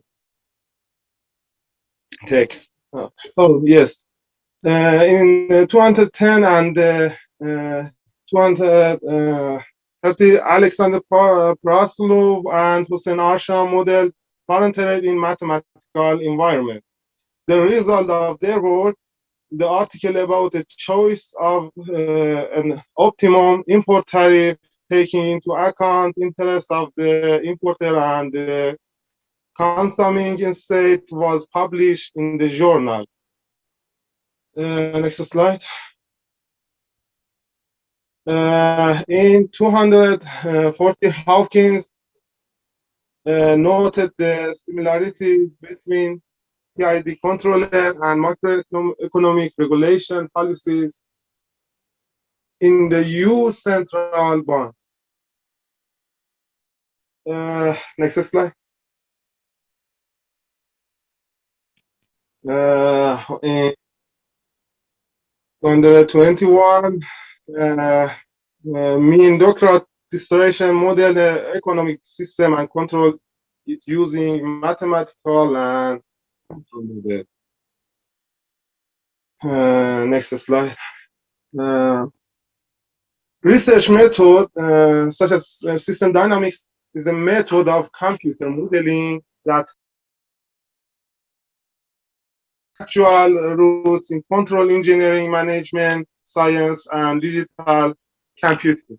It was originally created as a tool to help managers better understand and control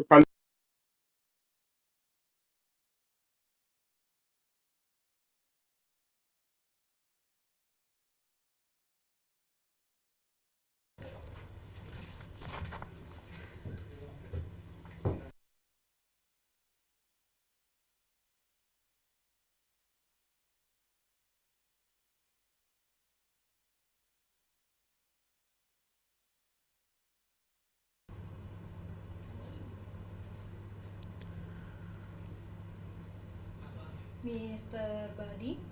Yeah. Next slide. Okay.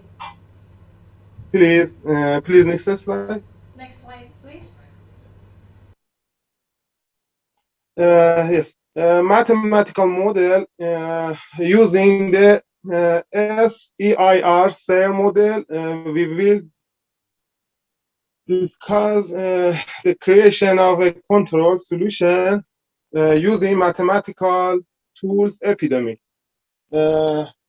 This model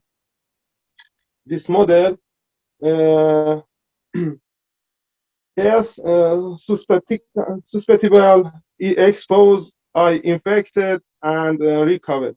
Suitable and pollution assumes to be unchanged. It is assumed that at first the whole population, hence S N.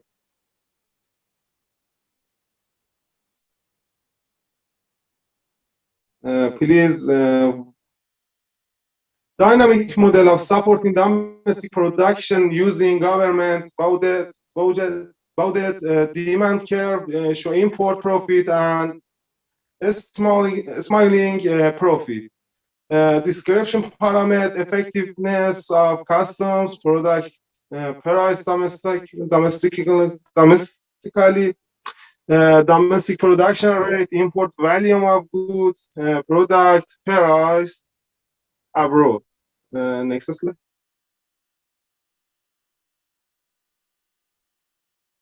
And volume of smuggling,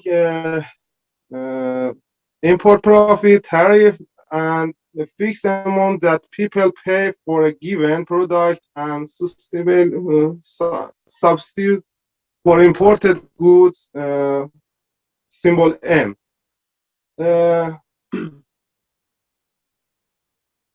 Dynamic model of supporting domestic production using references considering temporary factors in international trade based on equation. Dynamic related to government budget, demand curve, and show import profit. According to introduction regulation, the amount obtained from the equation, which include custom duty and taxes, we will be allocated to the state budget. Alpha effectiveness of customs product price domestically, X domestic production rate, Y import volume of goods, and Q product price abroad. Also, the import curve. Next slide.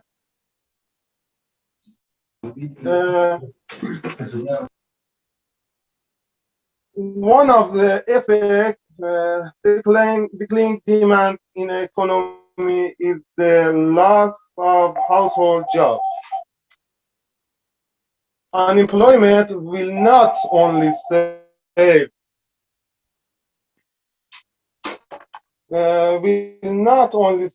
household money, but will also reduce demand. Consequently, this will result in the closure of many factories, which will reduce the production. In this article, we will consider the increase in demand in the majority of infected and people, and we will assume that demand in this group of people decreases and converges to almost zero. Next slide.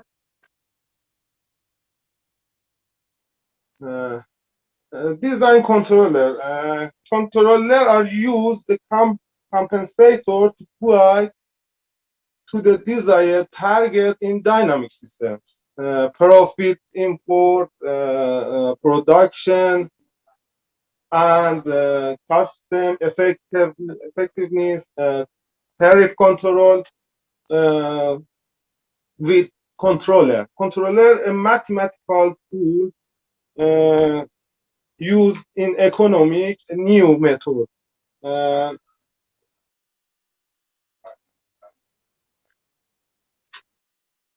This theory provides a simple and effective way reduce derivation in parametric space. A version of this self-regulation algorithm does not require information about the control system. These characteristics make the algorithm resistant to change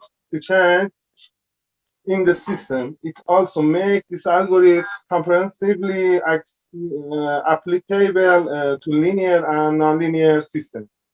The algorithm achieves the goal by minimizing an error performance. The optimal goal, the controller can be achieved the desired rate or to achieve the desired optimal amount by input tracking. Input tariff or profit import, production, it's on. Innovation in this paper is the use of the mathematical engineering method and its integration in the economic field. Next slide.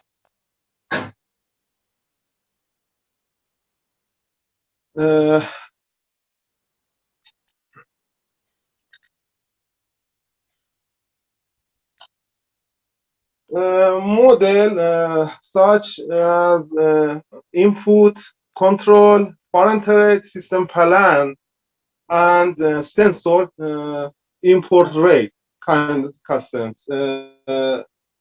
Import rate customs feedback to input and desired model in this paper, the amount of import required by the country in the field, hypothetical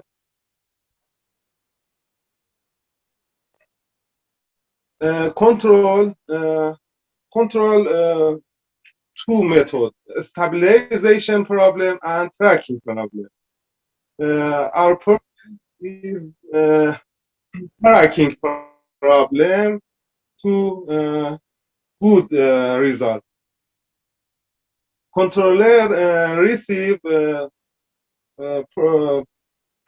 import, production, and price goods.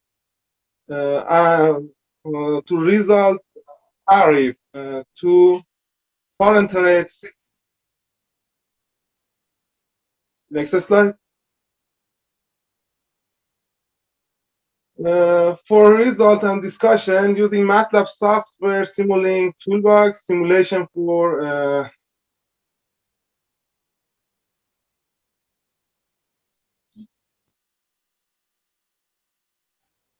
in the first scenario, it is assumed that the amount of production is approximately constant but more than the amount of demand. Production rate in initial demand, tax, production price abroad, initial price of the product in the country, proportional controller gain, integral control gain. Constant production without epidemic disease. Given that this circumstance, the purchase of domestic goods in order to prevent overproduction, domestic products are preferred. And given that the price of the desired good is cheaper abroad, the policymaker controls the tariff according to the circumstance. Next slide. Next slide. Yes, please.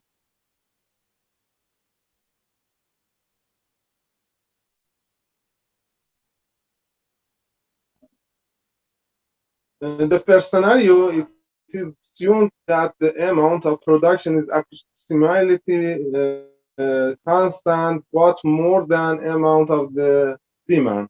Tariff rate, the aim is that in order to lower price of the mentioned goods, we will first consider the tariff in the highest possible case. In this case, the import will be fixed and due to the decrease in price. It will be unprofitable due to the increase in supply, and it will not be profitable. In this situation, considering that the domestic producer may be unmotivated to continue production and reduce the quality of product for more profit, the policy will reduce tariff due to lower price and create a competitive environment. It should be noted in this scenario in question that given that the amount of exit demand and any case the amount of government profit from hypothetical commodity will be due to lower price. Next slide. Import profit lower in first day and highest in 10 day.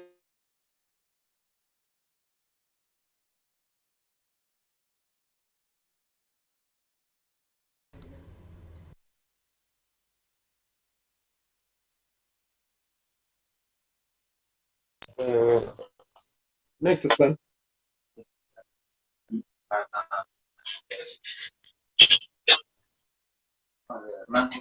Next slide, please.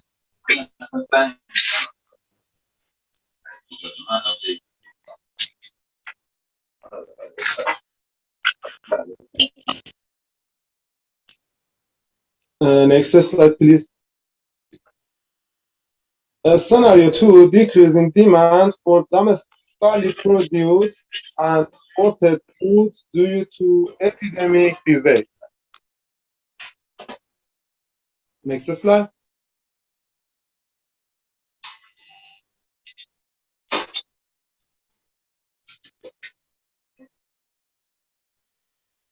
Adi, sorry for interrupting you. We will give you 5 minutes more to deliver your presentation. Please. Thank you. Very low time.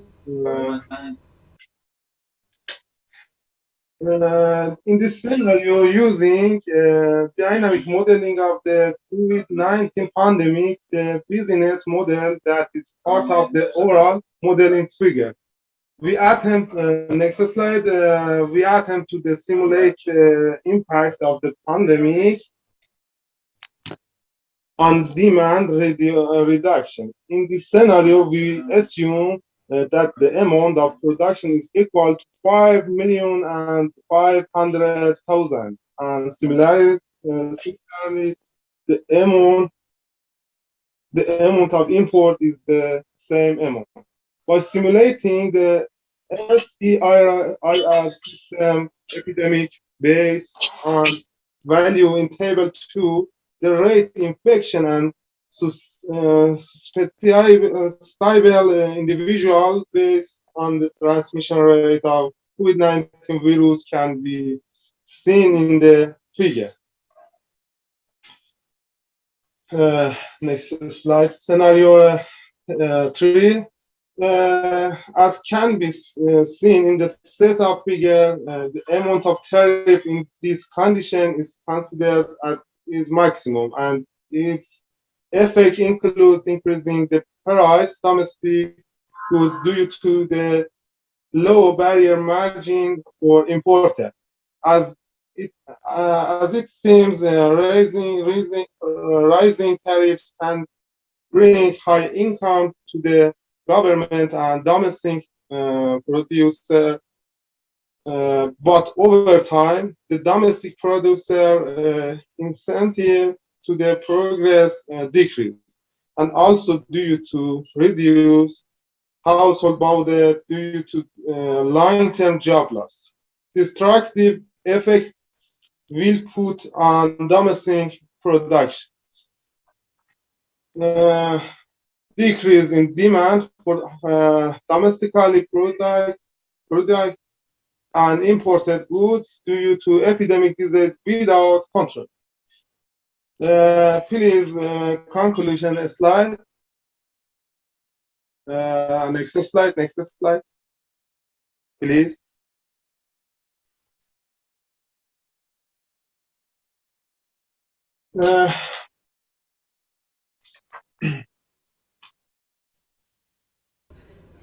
In this paper, foreign trade system modeling with a controller in the form of customs tariff system, next slide, please, was discussed.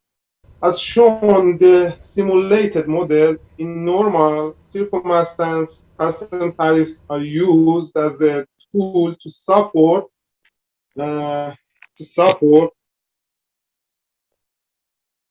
domestic production.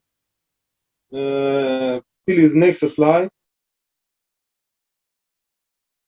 But these tools can also play an important role in predictable economic conditions such as epidemic. In this situation, the amount of demand significantly reduced due to household involvement by the virus. Therefore, in this condition, the price of imported goods and domestic production decreased sharply due to the lack of applicants.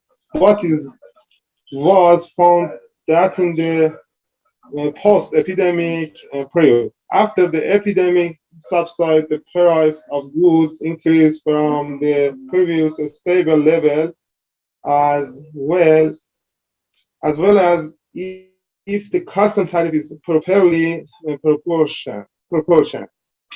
If the price of goods not change, it could create more difficult conditions for domestic consumption. The controller that is used in this article has been able to successfully obtain the optimal amount of goods, imports and imported profits, so custom tariff can play an important role in macroeconomic, especially in foreign trade. Conclusion: foreign trade system modeling with the controller in form of custom tariff system feature investigation, the impact of epidemic disease on trade, the effect of tariff control variable on the price of goods, predicting the effect of tariff change during the epidemic.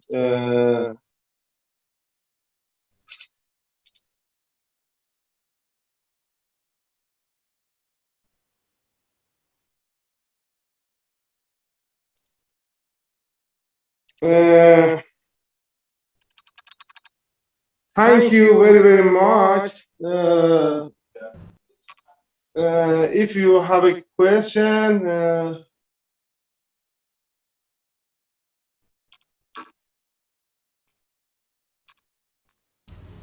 Okay, thank you, sir.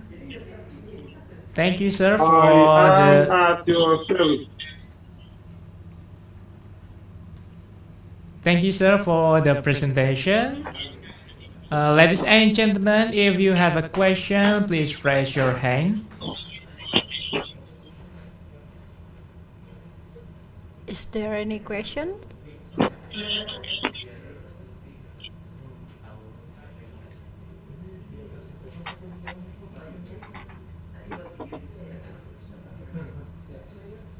Okay, I think Arif, the presentation is very clear. Thank you for Iran Customs for the presentations about. Thank you. Thank you. Yeah. Thank you. Thank you, sir. Thank you. Thank you very much. Thank you. Thank you for the presentation about a new dynamic system model to control the price of goods during the epidemic of COVID-19 using customs. Oh, wait, sir. Is there one question? Please unmute your audio and state your name.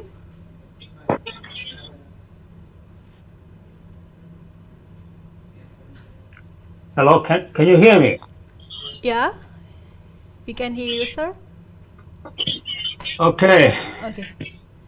Yeah, I'm from ROCBP,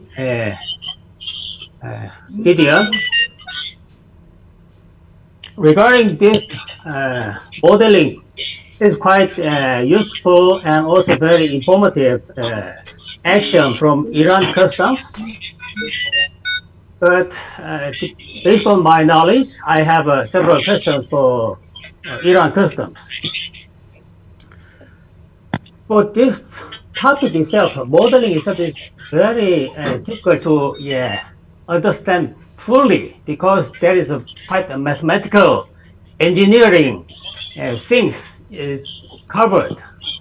But the topic itself, I have a question. A new dynamic system model to control the price of goods. In the WTO valuation agreement, nobody can control the price of the good itself because the principle of the customs value itself is the transaction value method. It means that custom can monitor the price, but we cannot control the. But why the Iran customs put the title as a control? Second one is that the modeling system is quite difficult to see in terms of the customs perspective. Can this modeling system could be used to detect or tackle undervaluation or overvaluation of the transaction? I have a doubt how to implement or apply this system to the customs field. Yeah, that's all. Yeah. Thank you. Okay, please, Mr. Body. Thank you very much for very nice question. I think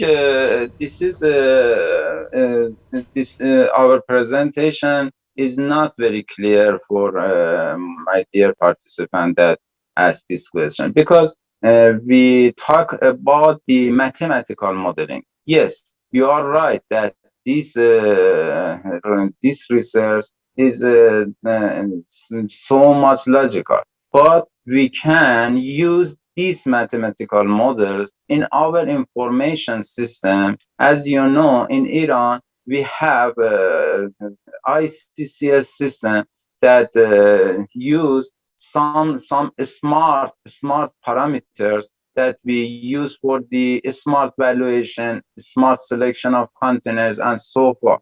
I think we can use this model for the adjustment the tariff. But our research is the completely focus of the mathematical models. You know, and we all know that for the changing the rate of tariff is related to some other organizations, such as, for example, Trade Ministry. I know that. But we research about this. We can present this research and this article for the governments, Iran governments, and if they let us, we can use systematically these funds of our research in our systems. Because since 2 years ago, we moved toward to intelligence customs, and we can use some smart criteria in our system, but we can use the fund and the funding of this research in our system. But I know that the other governments, other ministry, for example, trade ministry, and some other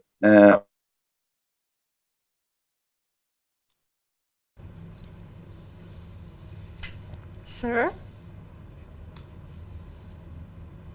Sir, you're organization should send research for this valuable international conference. Is it clear for you, Sir? Yeah, thank you for your answer. But I think for the customs purpose, I think it's more a practical modeling is more proper to improve our customs control system. Yes. That's my last comment. Yes. Thank you for. Yeah. Thank you very much. Thank you very much for very nice question. Okay, there's a question from Jumchat from Bapak Wirakusuma. Okay. Is there any direct impact using this modeling in the real term, let's say to the national income or national budget in Iranian experience? Sorry, in Iranian experience. Can you show us? Thank you. Please, sir.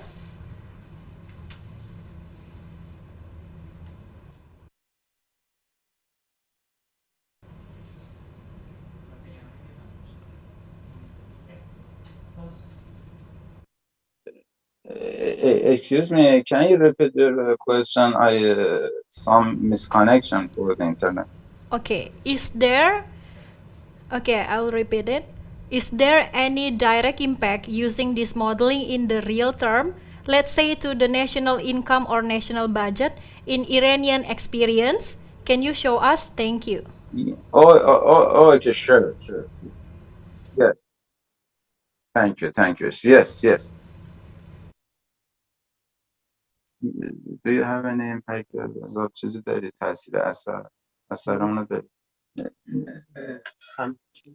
This is as my colleagues mentioned, this is only case study and sample case, and we don't have any result for sure at this time. But we are completely ready when we pilot this model.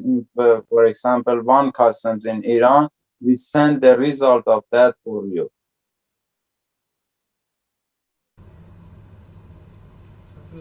Okay, thank you. And one question more.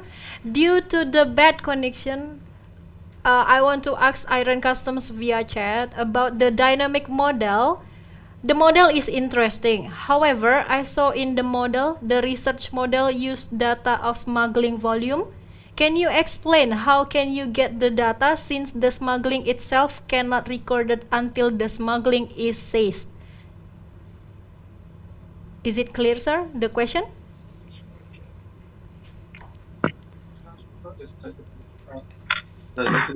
Okay, my colleagues explain about this. Okay.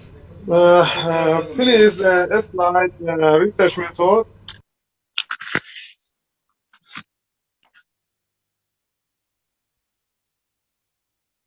Please. Education. The research model use data of smuggling volume. Can you explain how can you get the data since the smuggling itself cannot recorded until the smuggling is seized? Is it clear, sir?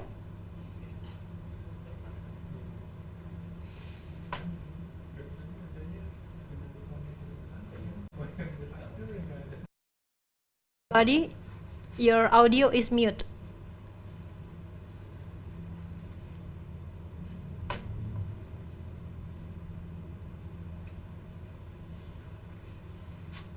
Sir Buddy? Sorry, sir. Your audio is mute.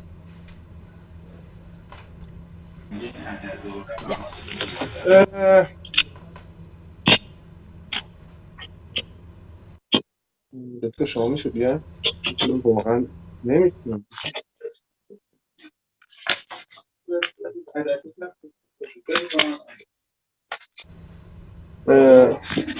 من داده هم نزد روش شناسی سیستم.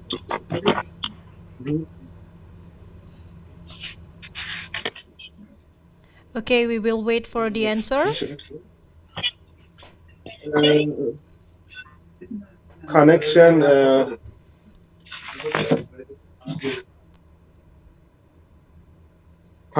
very bad connection, unfortunately. Okay.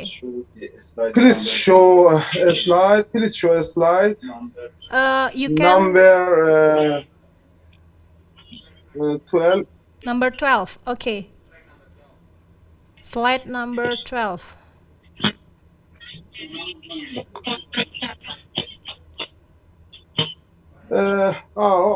Yes. 11. Please 9. Please 9. 9, please.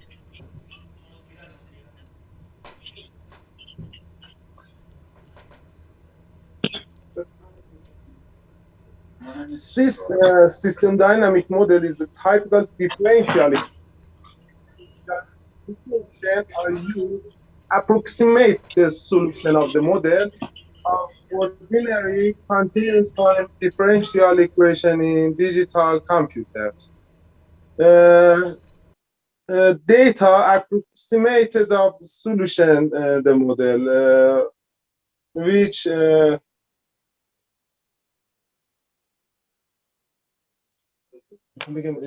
what's the system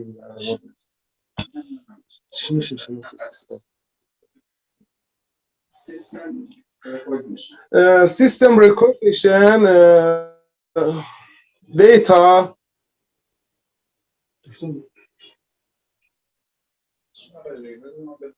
میخوام بگم که دوست شما بگیم من بهتون من ترجمهش میگم به شما به نگاه این الان آبرو میده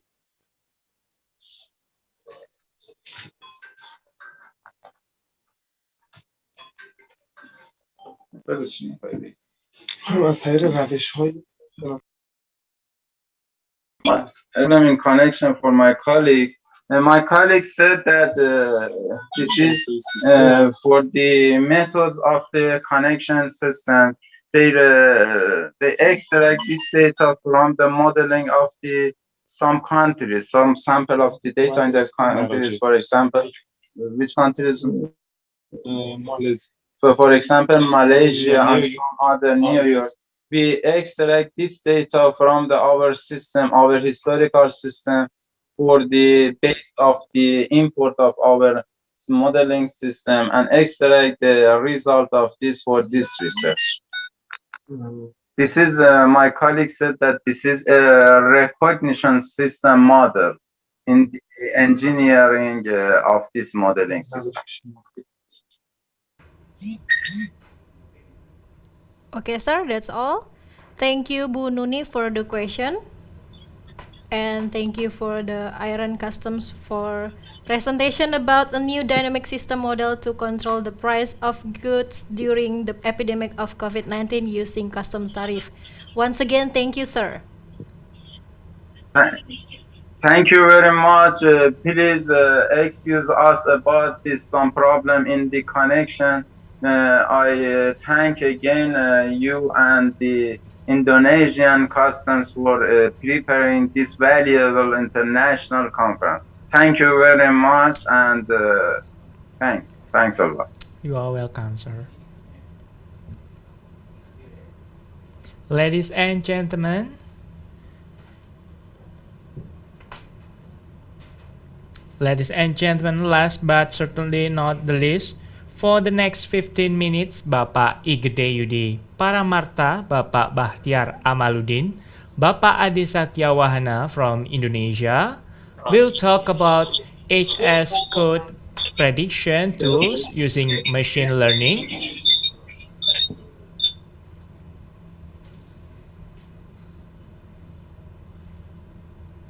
Bapak Igede Yudi Paramarta, Bapak Ade Satyawahana from Inspectorate General Ministry of Finance Indonesian Republic, and Bapak Bahtiar Amaluddin from Secretariat General Ministry of Finance Indonesian Republic. Please, sir. Hello, can you hear my voice clearly? Yeah, clear, sir. Okay, I'll share screen.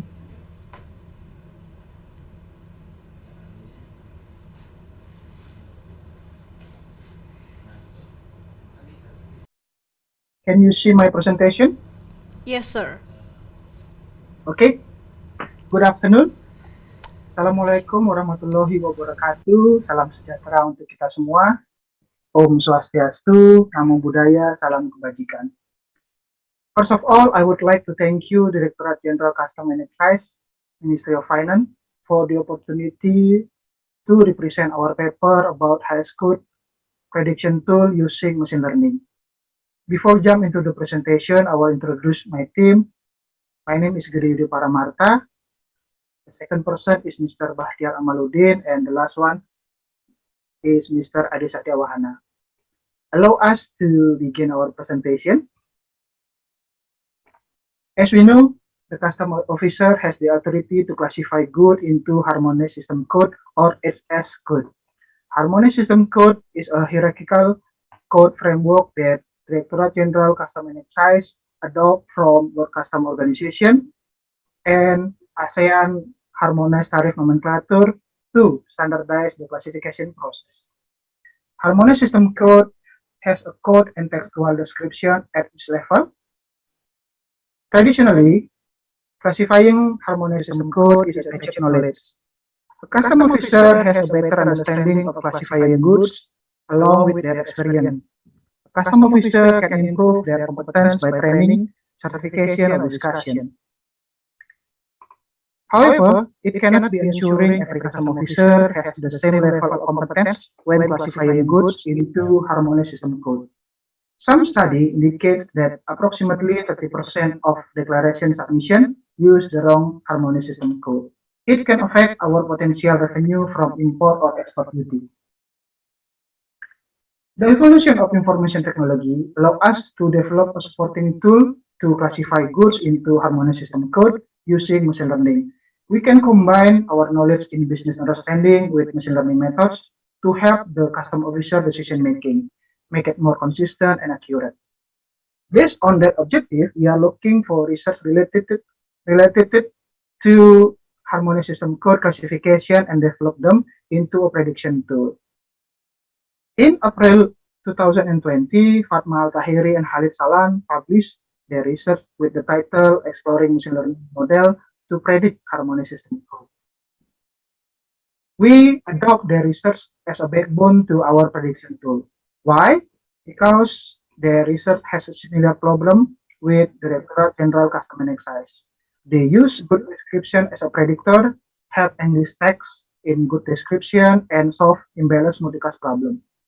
To develop the Harmonized System Code prediction tool, we adopt cross-industry standard process for data mining or CRISPR-DM. This framework divided into 6 steps. The first one is business understanding, data preparation, modeling, evaluation, and deployment. Earlier, glimpse we talk about business understanding. In this study, we implement supervised learning from machine learning method. It means we use the harmonious system code label based on the decision made by the custom officer. In the importing process, every importing transaction will be recorded with multiple information describing the transaction, like the unit of good, packaging type, goods value, importer, and receiver part. However, as we mentioned before, we only use description to predict harmonious system code.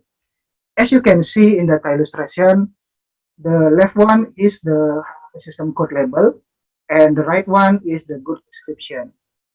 For example, 84, 15, 90, and 19 is the highest code label, but the good description is part of Daikin air conditioner and etc.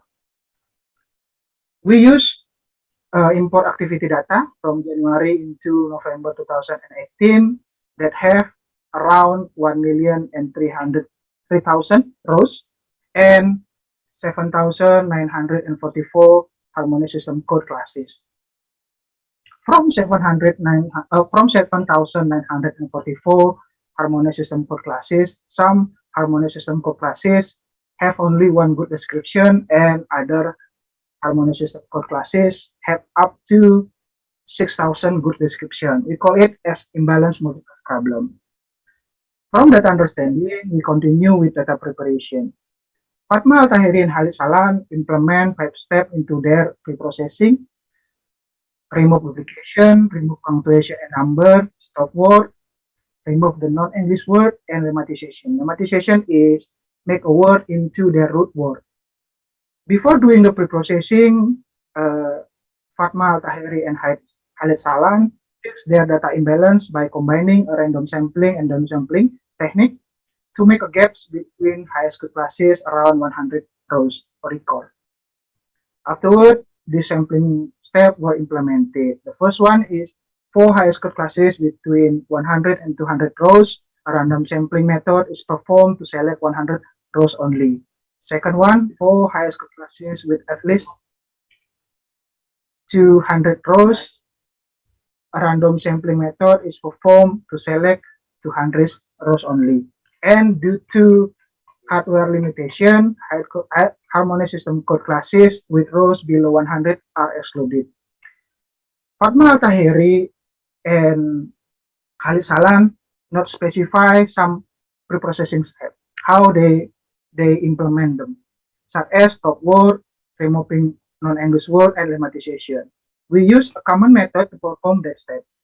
The first one, we combine stop word library from LTK with an extension from Sastrawi and the result of data exploration to stop word. We implement WordNet library from LTK to remove non-English word, and the last one, we implement WordNet lemmatizer library from LTK to lemmatize the word. After finish with the processing, we need to do a feature extraction step. Before using our data to develop a machine learning model, Fatma Al-Tahiri and Khalid Salan adopted term frequency inverse document frequency or TF-IDF to converting good description into a matrix of number. In short, TF-IDF is a method to ranking or weighting word occurrence in all record or document. For the next session, will represent by Mr. Ade Satyawahana. Please, Mr. Ade, take your time. Thank you very much, Mr. Yudi. So let me continue the presentation.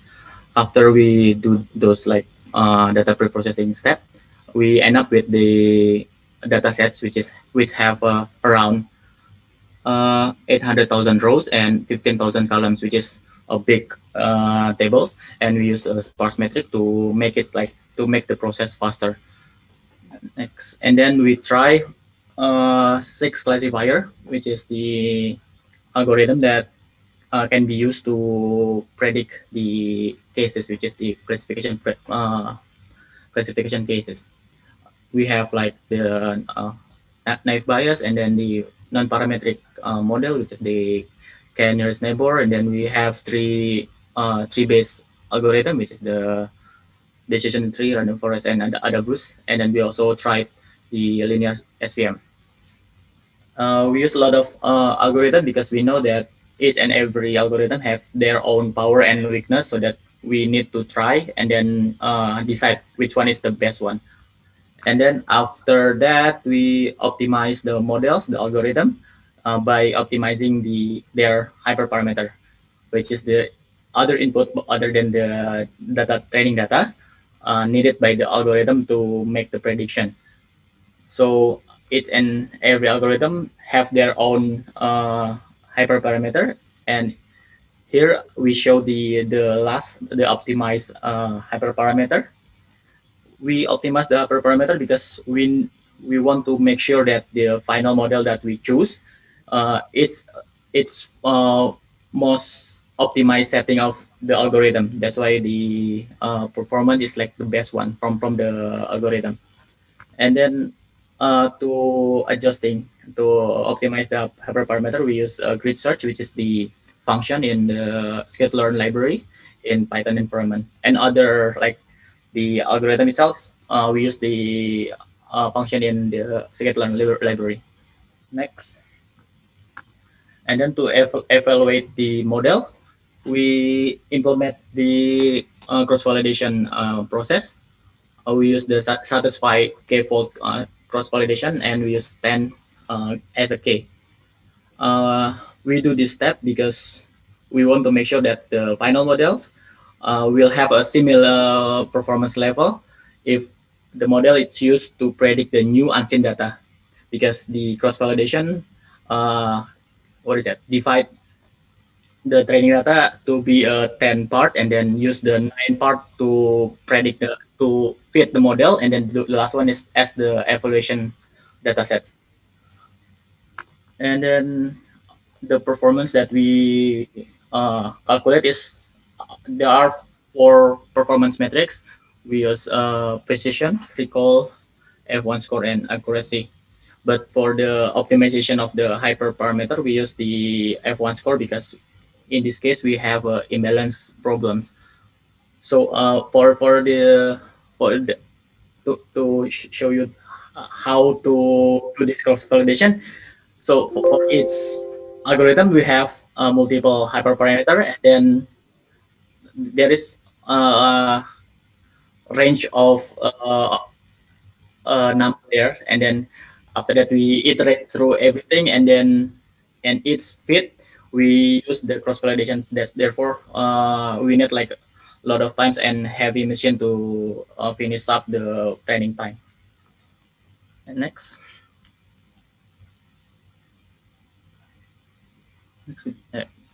Here we show you the result of every algorithm that we tried. So we create 2 different model.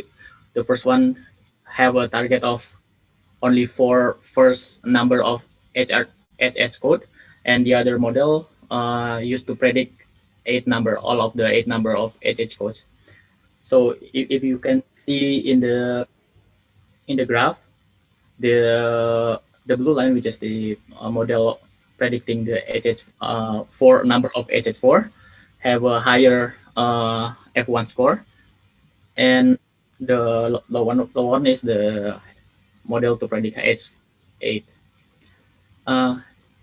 It's because it is showing like that because predicting H4 is like easier than predicting all of the 8 number. And you can see that the best performance model is the linear SVM on the HH4 models, and decision tree for the model predicting HH8. Yeah, next. And after that, we doing this study, we know that we have like a lot of limitation, and we define like there are 4 limitation at least. So for the first one is the sample limitation. Yeah, because actually we do the study using our own machine, and then we have like hardware limitation, so that we limit our sample, and we do the sampling process that's mentioned before by UD.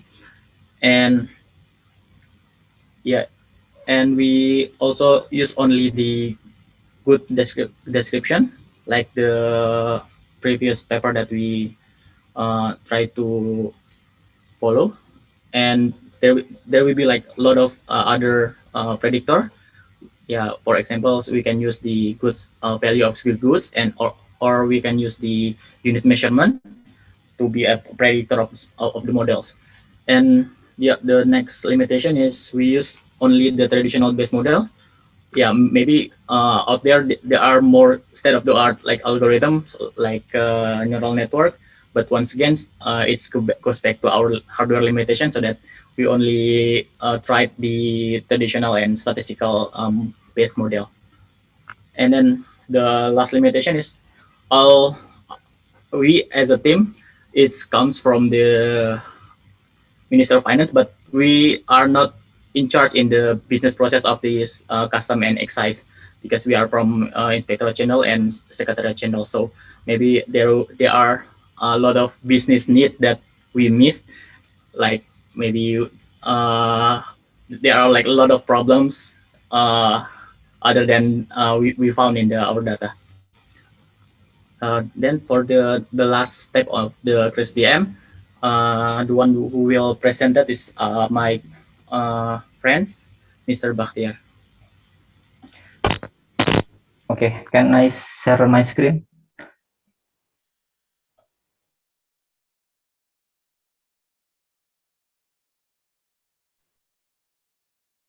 Yes, Bah. Can you see my screen? Sorry.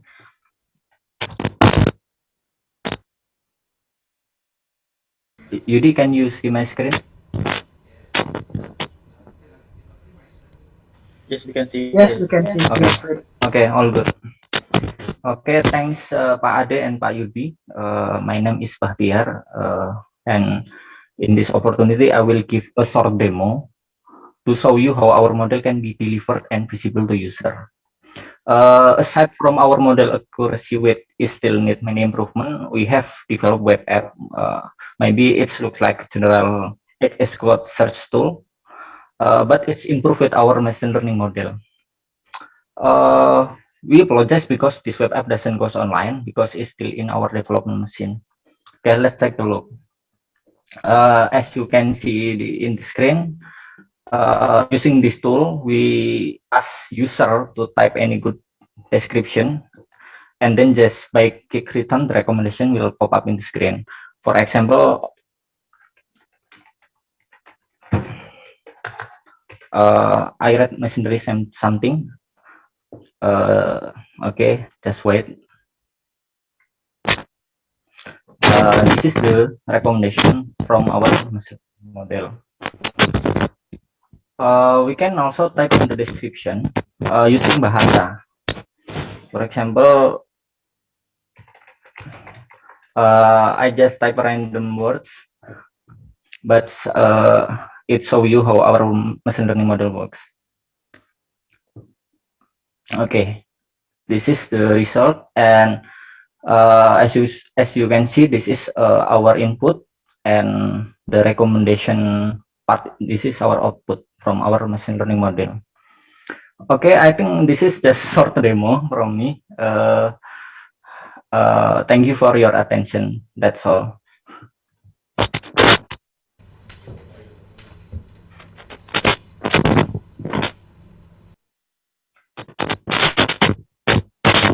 Station.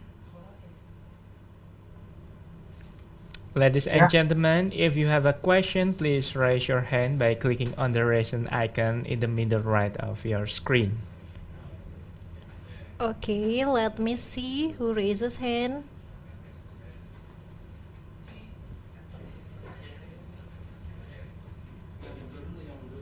Is there any question, ladies and gentlemen?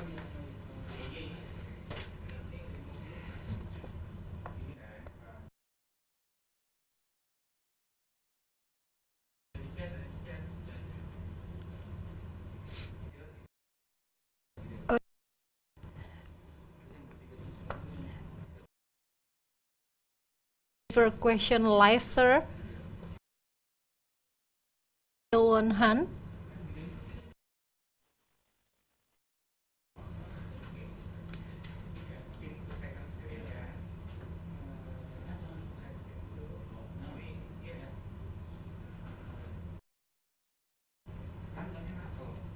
Please, sir.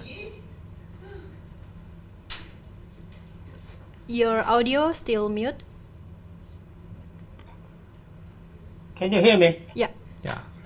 Okay. Oh, very thank you for the HS prediction model. It's very unique and also very useful things. As a matter of fact, in my country, Korea Customs Service also implemented this kind of model already. So very good for that. But regarding the accuracy, HS4 code is 70%, but HS8 digit is 60%. So I think for the importer or declarant to know the full number, it means that we need the HS8 digit, but still less than 60 around 60% is quite low to implement. So how to increase this kind of evaluation accuracy level? And number two, second, I also want to know the roadmap of this implication of the model, HS prediction model.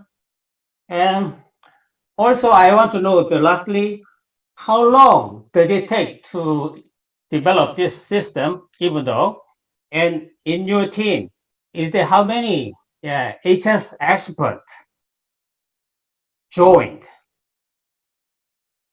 Yeah, that's all. Thank you. Yes, sir, for the answers. Okay, thank you for the question.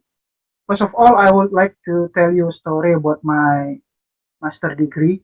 I take this research because I need to graduate from my master degree. So when I take this research, I know the accuracy, the F1 score is quite low.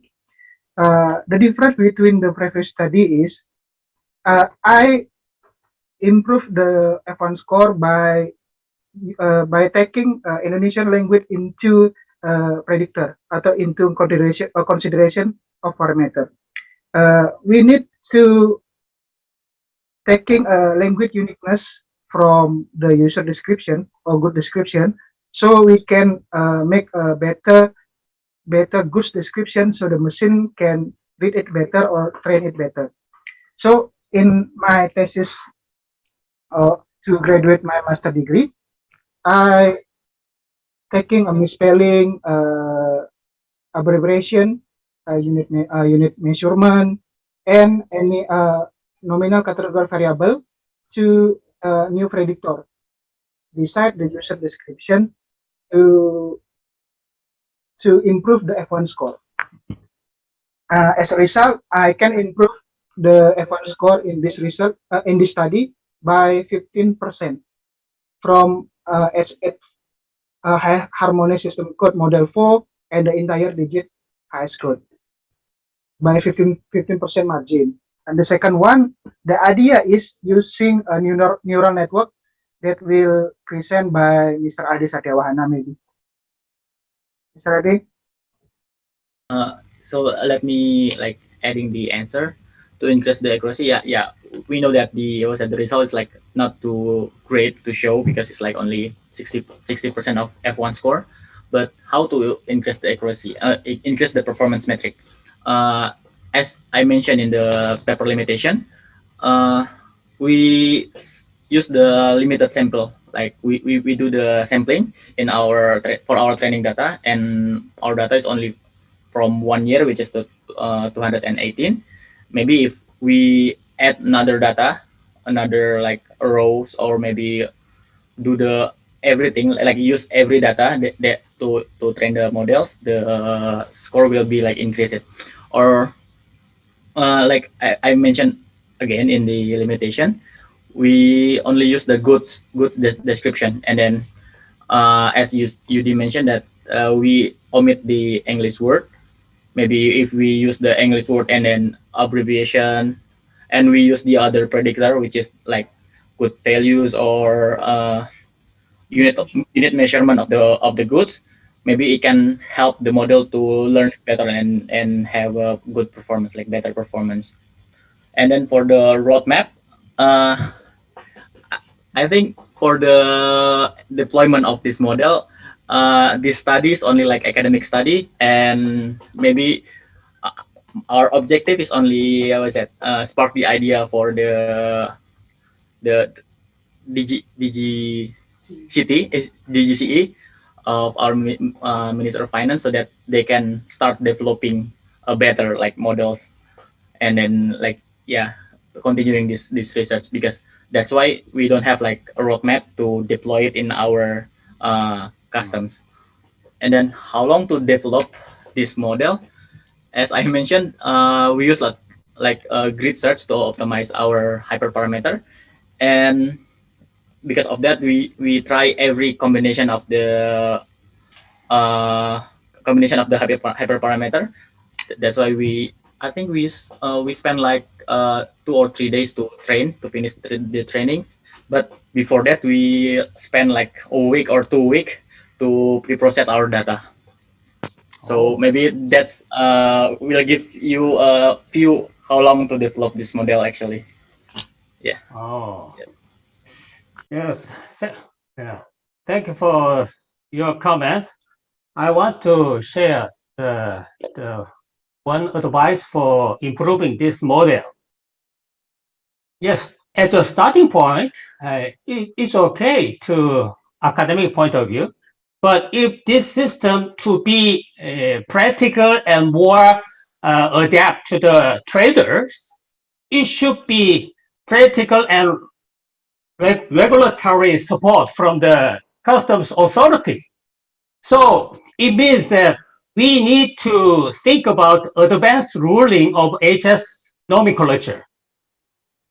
So if normal trader want to get the official HS code, they want to process the advanced ruling, but it takes cost and time. But for the small or medium size of company, they don't want to take that kind of cost. It means that this model should be replaced that kind of the guarantee. Then your HS model should be a great success to the public. That's my last comment for your success.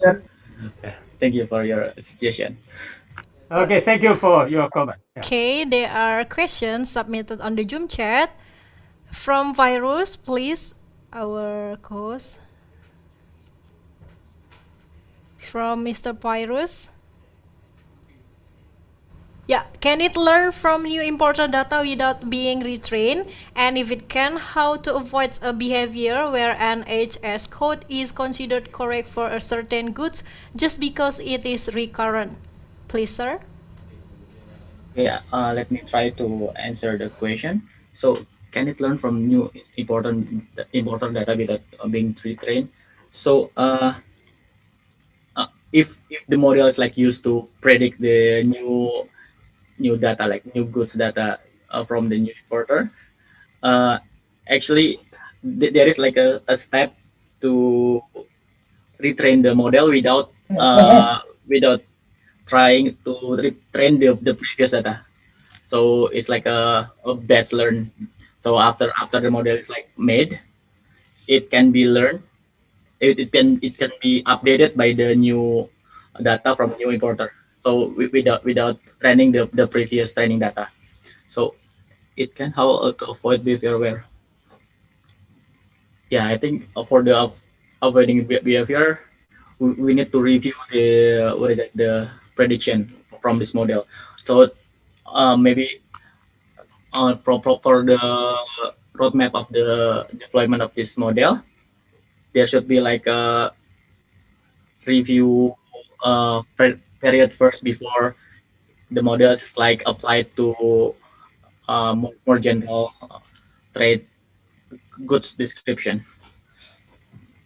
I think that's it. Is there any Okay. other additional comment from Yudi or Batir? Maybe the next question. Okay, next question is from Echirus Clemens Parvera. How this machine correct the good description, which is very important in determining the exact and correct HS? Please, sir. Thank you for the question. The first one that I will tell to you that I replicate the previous study from Palmahateri and Khalid Salan. They use a Dubai custom that all of the custom officer is using an English as their language, the first language. It's different from our that using Indonesian as the first language and second one is the English one. So in the case when we replicate the Fatma Al-Tahiri and Khalid Salan, there's no problem because the English word is a good one. But the difference with our case when we solve the Directorate General and Excise custom problem. There are two languages, Indonesian and English, in goods description. The first one that I noticed from the data, we need to correct the misspelling one. We implement two techniques. The first one, we develop a dictionary. Manually, we input the wrong one and the should right one. The dictionary will load into the machine and we correct the false one.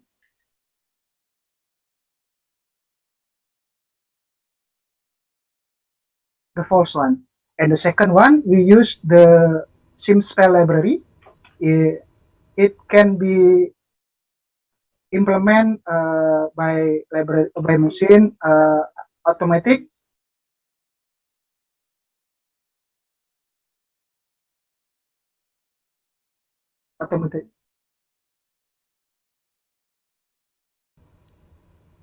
Next question. Yeah.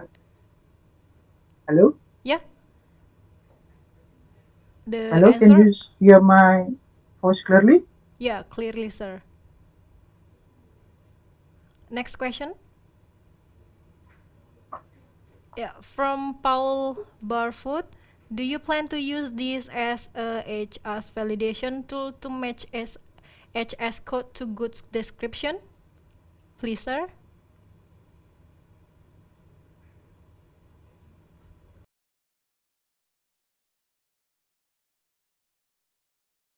Mr. Yudi, Mr. Okay, Bahtiar, Mr. thank Ade? you for the Yeah. question. I think question from Mr. Paul and the Mr. question from Roy is like Okay. similar. Roy Gribran. So let me answer it like in once. So it goes back to my explanation, which is this study is like academic like approach. So the what is that? The implementation of this model, it's like we let the authority like the customs decided how to use this model. Whether they want to use this model as a like inputting helper, like tools for inputting a helper for the trader, or the validation like tools to validate the inputted like AS code. So the implementation is depend on the authority. Yeah, I think that's do you have like additional answer? Okay.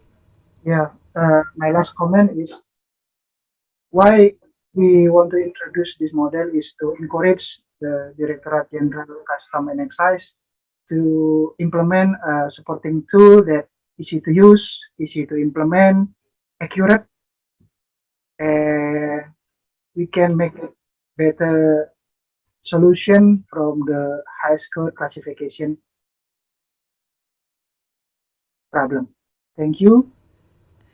Okay. Thank you, sir, for the answers. And these have been some great questions. Thank you all, and thank you Bapak Yudi, Bapak Batiar, Bapak Ade from Indonesia talk about HS code prediction tools using machine learning. Once again, thank you, sir. Yeah, you're welcome. Thank you. You are welcome. Okay, we have had productive and inspiring time already. Hopefully everyone in here found today's conference to be of value. Ladies and gentlemen, as we bring this conference to a close, please take a moment to access the link tree written below or on the Zoom chat and click the evaluation form, and please provide us with feedback on today's conference to improve our performance in the next time. Do not forget to fill and recheck your identity on the form in order to prevent spelling error on your today's conference certificate, and your e-certificate will be sent directly to your email or HRIS account. This concludes today's conference. Ladies and gentlemen, please stay safe and stay healthy. See you on the next day. I am Arif. And I'm Sylvia. Wassalamualaikum warahmatullahi wabarakatuh.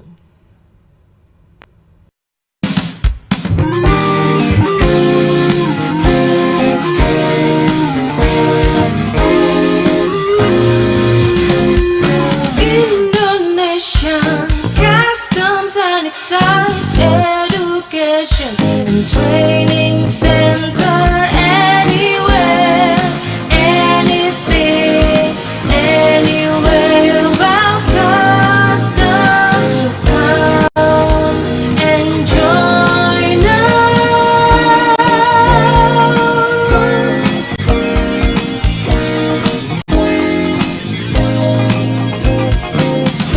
We are World Customs Organization Regional Training Center for Asia Pacific in Indonesia.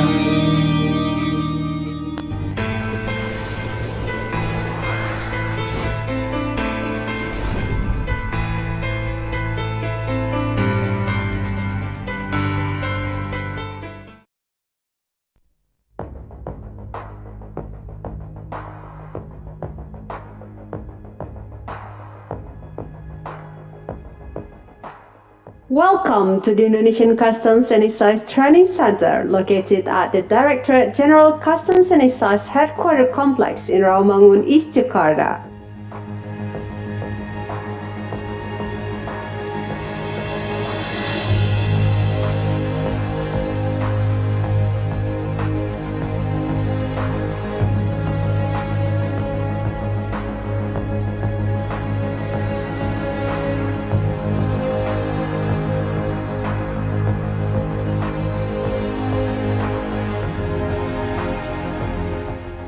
It was established in 1966, aiming to provide world-class quality training within the fields of customs and excise.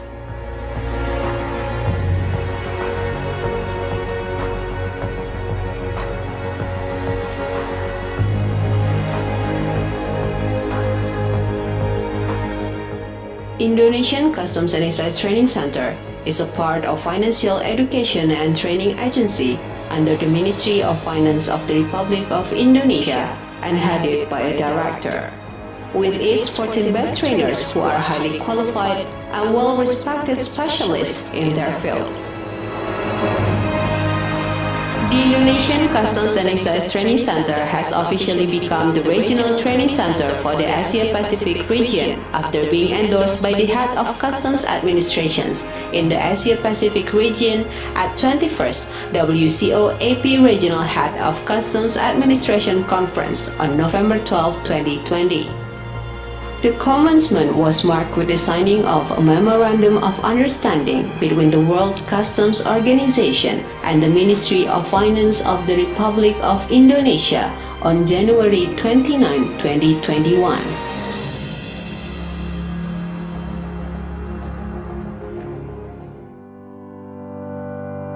We organize customs and excise courses in a various number of specialized fields through the annual scheduled training programs and other additional courses to meet the training needs that arise every year.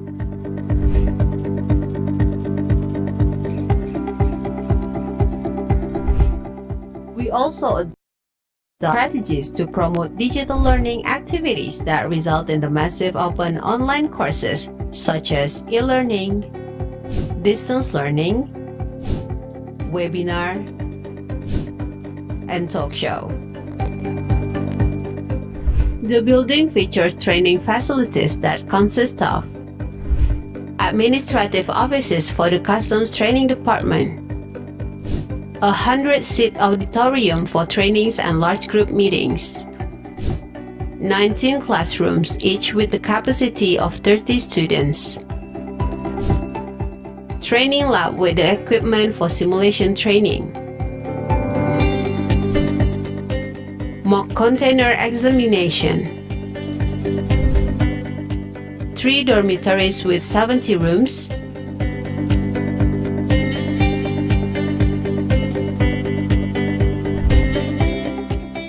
digital learning room, computer laboratory, mini office, library, lounge, studio, main hall, dining room, fitness center, entertainment room,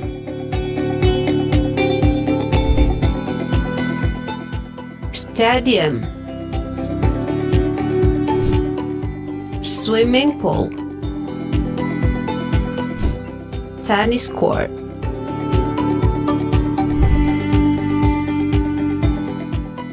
Now we are more than ready to be the best place to respond to officers' training needs, to forge links with neighboring countries, and to facilitate the follow-up World Customs Organization programs in the Asia-Pacific region.